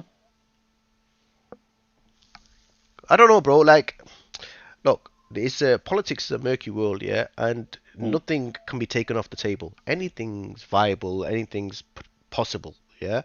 But I don't know. It just seems a little bit too tinfoil hatty for me, man. Like saying that this is all. Do you understand how many players would have to be involved in this game? It is the responsible thing to do. Right? You either let the economy collapse and you'll have riots and anarchy, death, destruction, theft, or you do a controlled collapse. Right? When Gordon Brown was Prime Minister at the credit crunch, he spoke in front of the world's leaders and he said, capitalism has failed. Right? And so it was a world coordinated effort to bring back the economy using quantitative easing. Right? So there is coordination. They are all coordinated. They have groups like the Bilderberg meeting and the World Economic Forums, where they discuss these things. They have the G7 meetings. They are coordinated. When we're talking about the lockdown and how to respond to the pandemic, this was also coordinated. It was drilled. They had something called Event 201, which was held at Johns Hopkins University, and it was sponsored by Bill Gates. This was before the pandemic even happened, 6 months before, where they did simulations of the exact same virus. Sorry, who Yeah, did but this? can I just say something? Yeah. It was inevitably going to happen, right? This situation, because what's been happening is a 1% have been basically sucking money out of the economy, globally speaking, and that's basically caused a knock-on effect of creating more famine, more health problems globally. Like something like this was going to happen because these things happen all the time anyway. It's just that we've just been on top of it for a long time. Whether money's been taken away from, the preventative measures, it was bound to happen. So it was expected. It's not that they caused the pandemic or they caused the virus.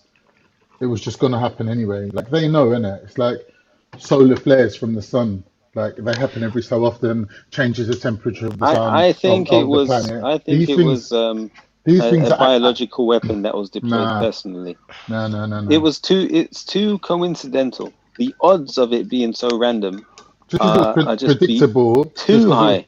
Hold on, bro. Just because it was predictable doesn't mean it was coincidental. Well, within 6 months. No, the exact same virus that they predicted.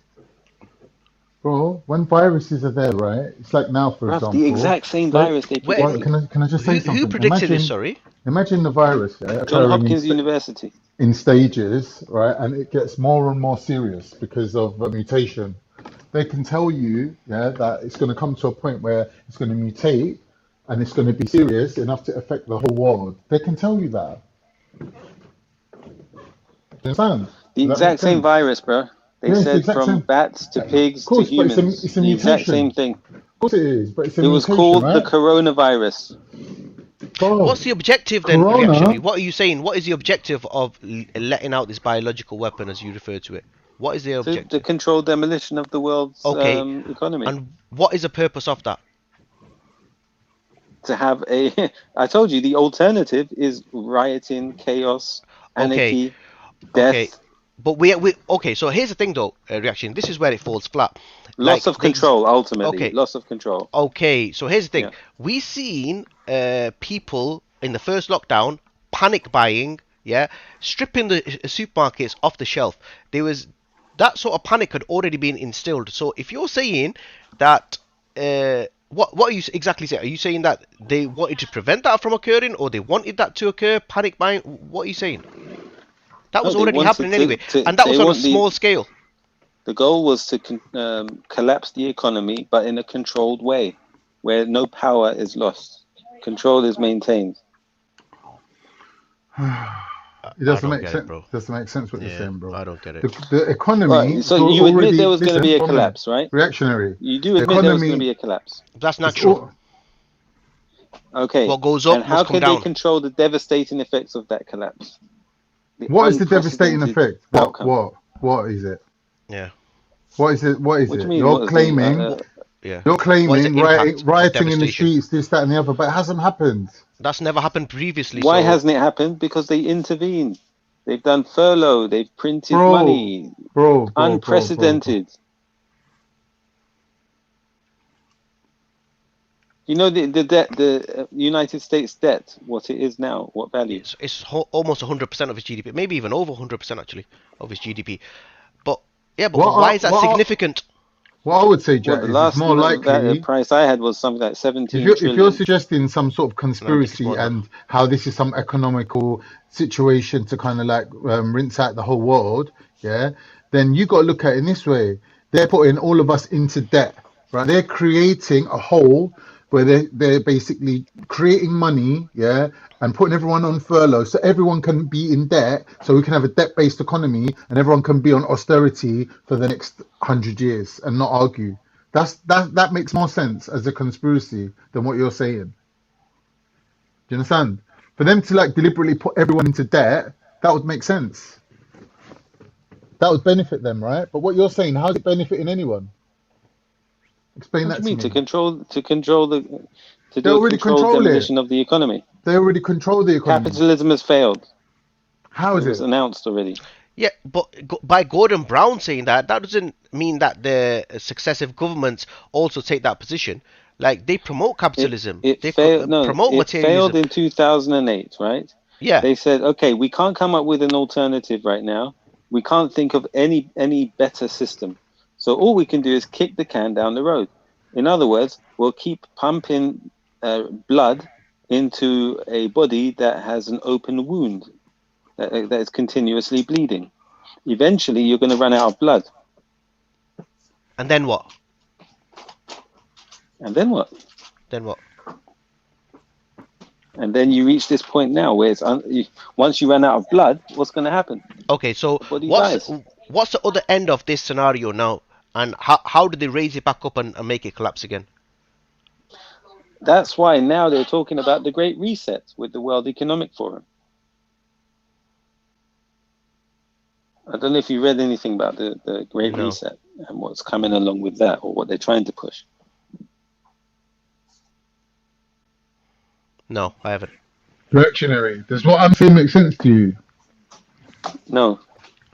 Right, cool. Let me explain it like this, right? Now, that debt's increasing, right? There's going to come a point where people are going to reject this debt and say, you know, like, why should we be the ones to suffer and pay it back, right? Just because our leaders are fucked up, right? So what they will do is make you a stakeholder in that debt. So they'll make it so they'll give you money, right? Now you owe money. Right, so that's what furlough is, right? So that everyone's a stakeholder in this debt.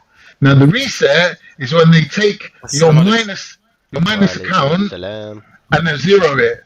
So you think that there is no debt or there is no uneven situation. They zero it, right? It's like, you know, when you want to weigh a bowl of cereal, right? You put the bowl of cereal on the scales and then you zero the scales. Let's say, yeah, you can do that. That's what they're going to do. They're going to reinsert a zero, which is a fixed zero. So everyone's going to think economy is going on like normal, but really everyone's in debt. Is everything set to minus? Good morning, everyone. Assalamu alaikum, reaction. Yeah, absolutely right. But there's a deeper reason as to why it's happening as well.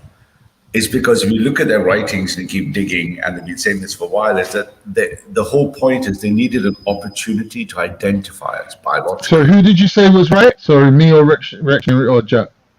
People, I only just got up a bit late last night, but people are saying that there's a couple of reasons you're saying things I agree with. Let's say one is it's not happening in an accidental fashion. It's happening with the elites in charge. They have an agenda, but they don't just have one agenda. There are multiple agendas running concurrently. One of those key agendas that you'll be screaming about in a couple of years is they want us biologically identified. Now, imagine how to biologically identify people. It isn't easy. The police demand your blood. The doctors take your blood voluntarily. In the case of India, for example, it's a mandate for getting a biological passport. At some point, they need your identity. And the Great Reset in COVID on that axis was a reason to get identity. Economically also correct. They're also preparing for your dependency relationship to be changed forever. They want you to be identified and dependent. So if you look at someone, also says, Klaus Schwab's books on the Great Reset, all of this was just laying out these parameters to get us ready to be dependent on a single global elite, biologically identified. And then you can ask the question, what happens after biological identification? The steps towards biological integration. Your iPhone 20 watch and your iPhone 20 is going to be plugged into your biology. You won't be able to use the product unless it is biologically integrated into you. So now the problem is you can't integrate things into people biologically unless you identify them. You can't make them dependent if you don't identify them. And the financial crisis, the debt and the whole last 30 or 40 years, that's going to be changed as well. So economically, like you say, it's going to become digital cryptocurrency, and they'll get to reset, if you like, the power distribution to make sure that you won't have any opportunity to democratize power or distribute power downwards. Right? But anyway, morning, everyone. I just got up to looks like a good conversation. I'll shut up now. Big up to Ralph for the wonderful insight. So Ralph, Observer, how you doing, brother? Do you agree? Are you? Yeah, good. You know what this with the economy? I follow it like I'm trading stocks, and I follow this what you talk about this topic for years now, maybe 15 years or something. Yeah. There's something weird going on now in the economy. This is the basis of what I've been doing. Normally, like stocks. We've been tracking this very closely because we've been expecting this from a technical side for something to happen, both in finance and in industry and in health. And actually, you can see even if you're a trader, if you've done stuff like that, you can see something doesn't feel right anymore. But you know why? There's like things witchcraft anything. That thing that doesn't feel right, that instinct in your human body, you're correct to believe that instinct, man. You know what happened now? Like normally, like a lot of things are not correlated in the stock market, like the gold and the stocks and crypto. Now, like everything is at its high. Normally, people when the stocks are high, they're hiding into like commodities, but the commodities, everything is high. There's something about to happen. You know what it is? Like normally, the Federal Reserve put the interest rate on 0, but for years. But normally it's like in a car going crazy. When the handbrake's already pulled and the cars keep driving, that's what happened now. They put the interest rate on 0. If they put the interest rate, if they raise the interest rate, everyone will pull out the money out of the stock market and put it on the bank. They rather have sleep in their bed and get like free money from the bank. That's why they're waiting now. You know why you don't see? Do you know why they're waiting now? Wait, 1 second. They're waiting now for something else. Do you know what's about to happen? Do you know why you don't see inflation in the economy now? Inflation has to do. There are a lot of money is printed by quantitative easing, but the money velocity is low because there's now a lockdown. Everyone is at home. Nobody's spending their money. They are now banking on the next year. The people will spend the money that's overprinted, and then you see like the money. If the money velocity is high, the interest rate will come in. If the interest rate to come in, they have to raise the rent. If they raise the rent, the economy will collapse. Yeah, it's like a catch-22. It's like both things they do. You hit on an important point, Austin. As well. Is that there's another problem, quite technical in the maths of money, right? Is that if I've created about 50 to 80 years of boom based on debt and lending, and I can only control inflation, I can only control the economy by the money supply, printing money, or by controlling inflation, interest rates. I've got a problem because I can't create a negative interest rate. So at some point, I've got a limit on my brake, if you imagine, of the train. Yeah. I've got only a couple of brakes for acceleration, a couple of things for brakes. I can't control that. The problem is if you look at the technology underpinning it, it looks like it's going to take something maybe 6 to 8 years maximum to convert the entire banking industry to be open to what's called API, public APIs. Yeah. So in order to move the entire industry to crypto, we're going to have to make sure the entire financial system is digitized, which is going to take about 5, 6, 7 years, for example. So you see new companies like Stripe, payment providers, flexible payments, they're all the first leading companies that are testing open banking APIs. When that is over, then it's finished. They're going to move everyone. So you're right. There's a kind of risk there to manage in between, that there might be economic conflict, political conflict, run of the banks. They're just going to hold their side for long enough to let all the major banks participate. Then there's no way to escape. Right? But people talk about like conspiracy theories and everything. But if you look now, like the top hedge fund manager, I can find like 20 to 30 for you. Everyone say the same. They are anticipating like a big crash to happen. Even like the top economists, I can bring you like 50 top economists in the world. Everyone will say to you there's like something about to happen, because the things that are now playing in the stock market and everything, it's like that never happened before. And they say like now we're like in a 100-year bull market, and like every 100 years there's like a debt cycle. They say we are at the top of a debt cycle. They are like they're one of the biggest hedge fund managers in the world. Ray Dalio is anticipating. He's talk about like a lost decade. There will be a 10 years long span that nobody will make money on the stock market. It will go sideways or it will go down severely. That's what will happen is the entire thing is going to be transformed in a transformation that was bigger than the barter system to currency. This transformation is going to be larger than the transformation of the currency. There will be eventually no more currency in its traditional form. Yeah. It will be completely digitized because we've broken the atom. We've split the atom of money, right? Currency had all three things connected and wired up together. So a £10 note is both an evidence that it's money. It's got 10 on it. It's a record of that transaction was printed, and it's exchange form. But I had to give you a £10 note, and all three things were inside the £10 note. Yeah. Now we split the atom with Bitcoin. You've got a real problem, right? And the elites, let's be political for a second, the elites don't want the people or people underneath them to have any proportional power. Yeah. Elites live to sustain elitism, right? Their rationale, they're usually godless, and their rationale is to maintain power for the elites. That's their only raison d'etre for living. They want more power concentrated. So that's if you see what happens now in simple words, it's like this. It's like America playing like a dirty game for years. It's like playing Monopoly against America. And they're cheating for 100 years. And then now they want to collapse the game on top of each other. And they say, let's reset it and play again. That's it's what not they the want old to do. shaitan, my friend. It's not the big shaitan anymore. It's a global shaitan. And he's not just America. It used to be just the big shaitan. You know what I'm waiting for now? I think this will happen. Like a big economist said, this will happen. They say like China want to take over, but I don't think it will happen in the next 10 years. I think maybe 20 to 30 years, because like America wants to like boycott China a lot and put a lot of like trade things in place. So it's like more difficult to trade. They already put a tax on Europe for small packages from China to be extra taxed. I think China needs to build their internal economy. China is too much reliable on the West. If the West collapses, China will also collapse because it's the biggest market for China.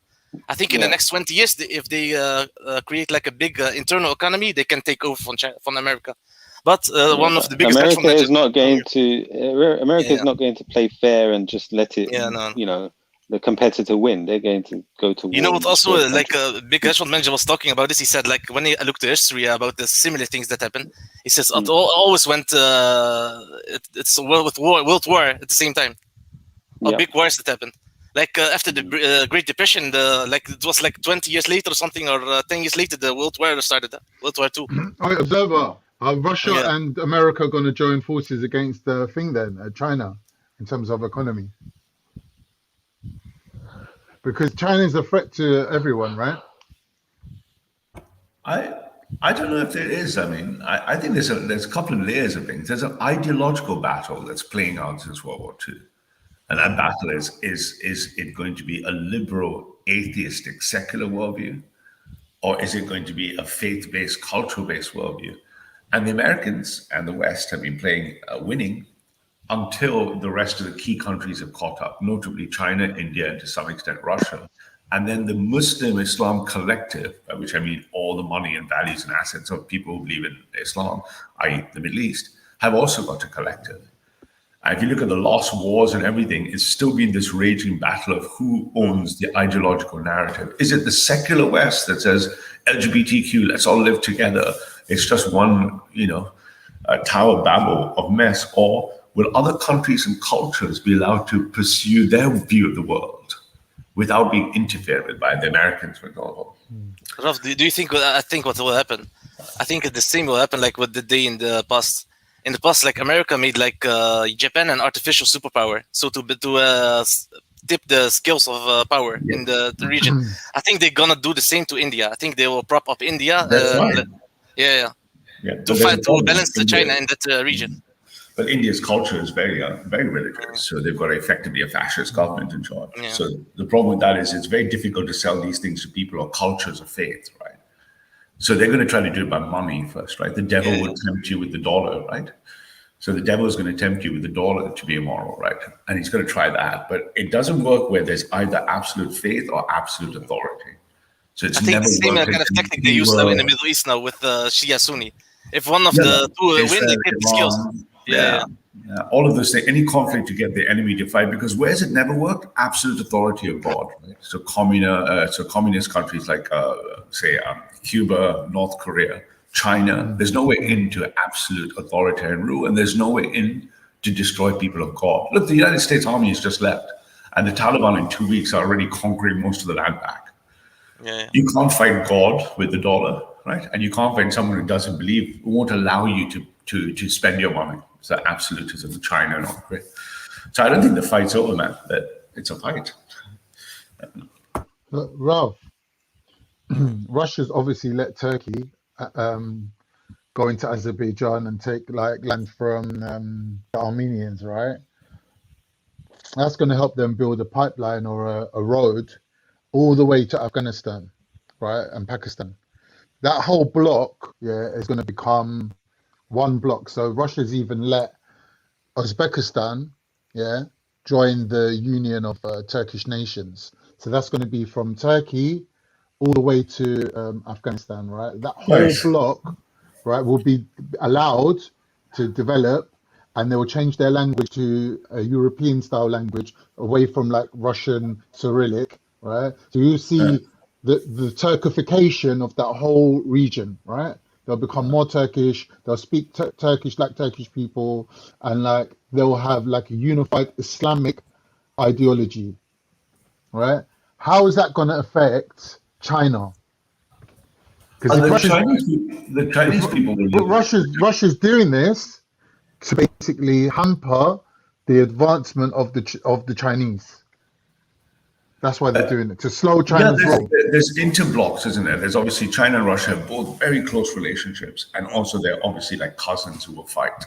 India and China are lucky because India has the Himalaya mountains, so there's been a massive barrier that's never allowed that problem to really be a big problem. But they will unite. You will unite against your common enemy, and the enemy is American-led neoliberal hegemony.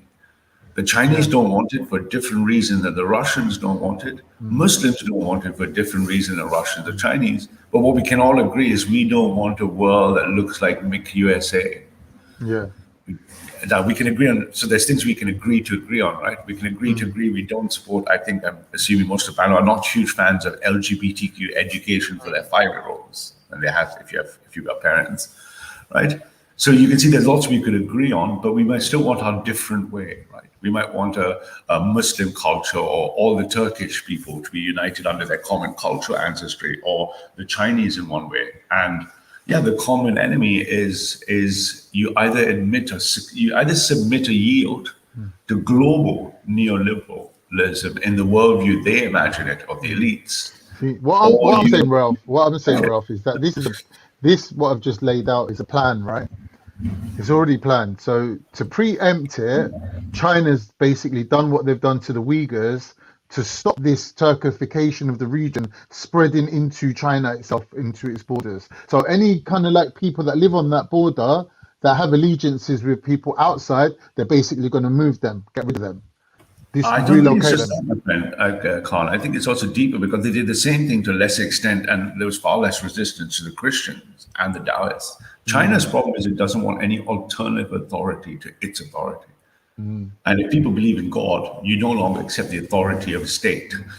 You accept that you participate in the authority of the state, but your true authority comes from above.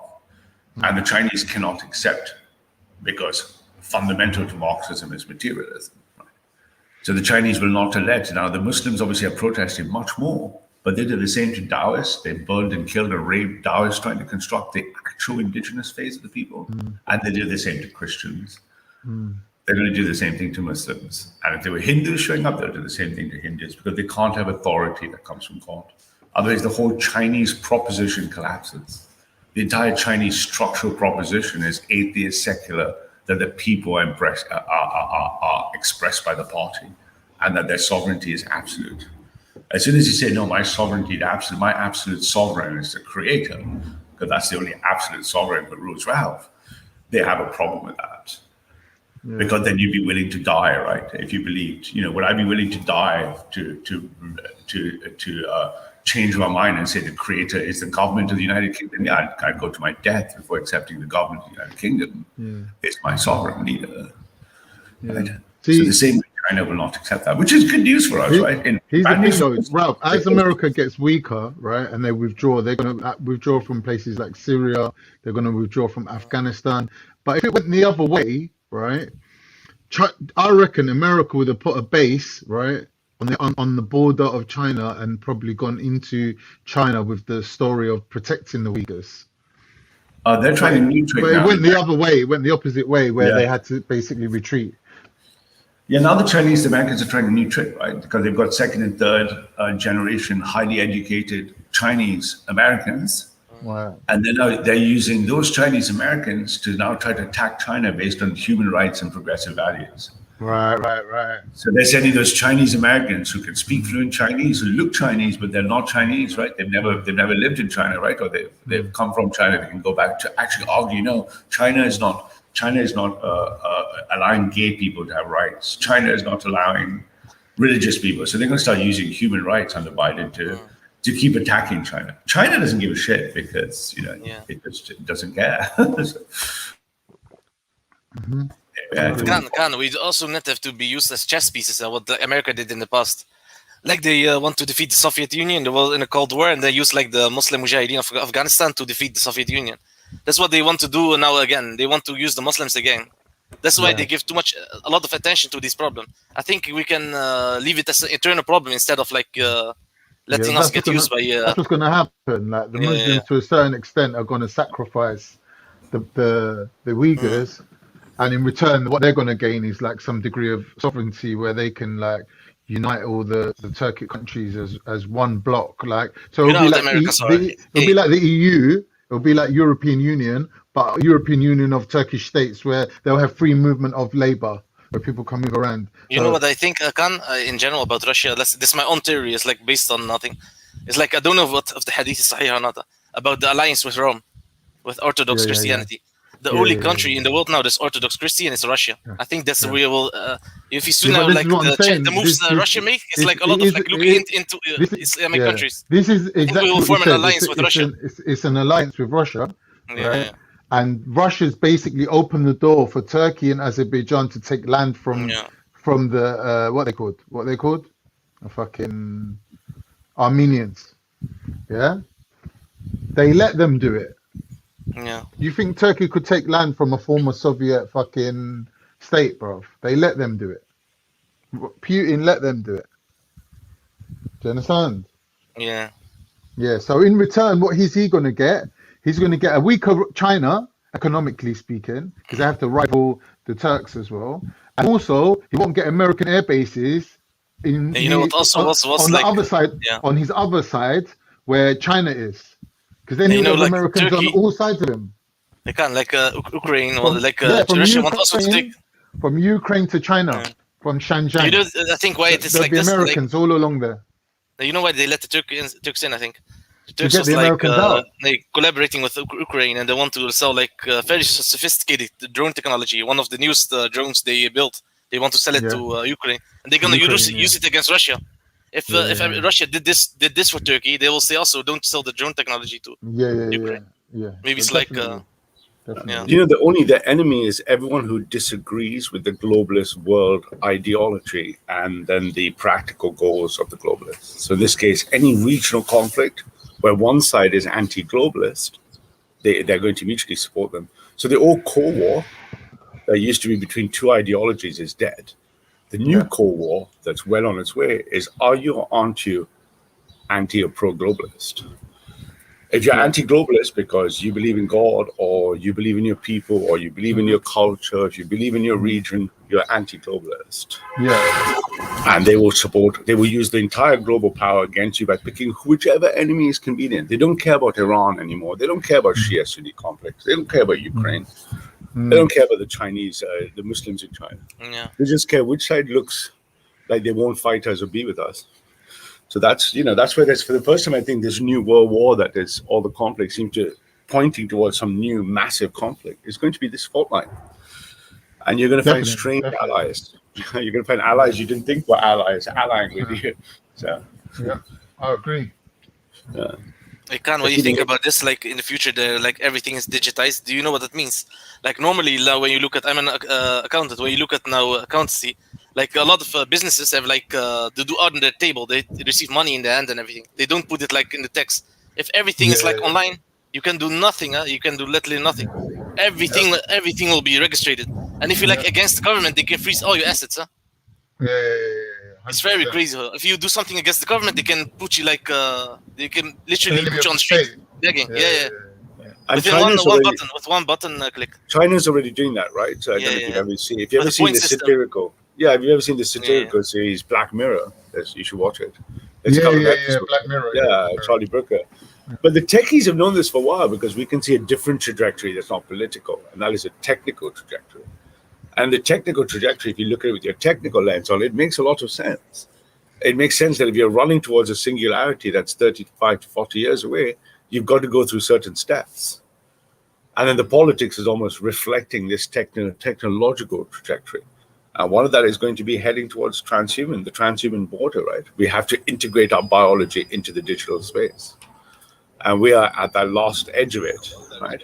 Just like the last people lived at the edge of, say, the Industrial Revolution, they never imagined electricity, right? Everything was fire. If you told people that fire would be removed from society to light it, they would have looked at you were crazy. Because for all the thousands of years, we'd use fire to cook and fire to see, right? And he said, no, we won't need fire to see. Look around the world, there's no fire to see anymore, right? So, same thing, man. It's quite early over here, so I should probably bail and get my breakfast soon. You guys have been going for like 7 hours. Bloody hell. I just looked back. 30 minutes, I think. To 20 minutes max. I came with the best bit, man. At the end of the show.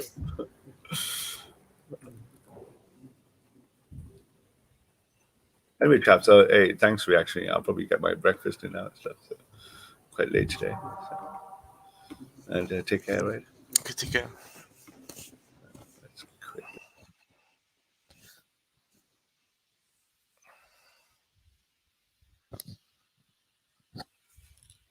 I'll also jump off. Assalamu alaikum, brother reaction.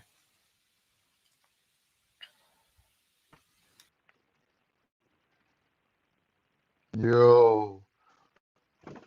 Reactionary. What you having for breakfast? If anyone's listening, is the best breakfast is ayran. Ayran is like a yogurt drink, right? Which is basically a probiotic, and obviously because yogurt gives you that bacteria that you need, right? But it's also like a protein shake because it's giving you like, about 10 grams of protein. I just want to apologize. I dozed off for a moment there. It's all right, man. Closed my eyes for a moment because I've been up all night. So should we call it a night? Sorry, everyone. Should we call it a day? Yeah. Well, I'll let you do your outro then. I'll jump off. Do a little outro for everyone. All right, nice one, Khan. Salaam alaikum. Alaikum salam. So thanks, Observer. Nice to have you on, brother. And big up to Ralph. Big up to Khan and Jordan and Jet. Who else? Yeah, everyone. Yeah, I appreciate you coming on and supporting. Observer, bruv, we need to catch up or talk with you, inshallah, on Discord or something like that when you get a chance. So yeah, good topics tonight, and we'll leave it there. So peace and blessings on the Prophet Muhammad sallallahu alaihi wasallam, and leave it. Assalamu alaikum wa rahmatullah. Yeah, and big up to Luton as well. I forgot to say that.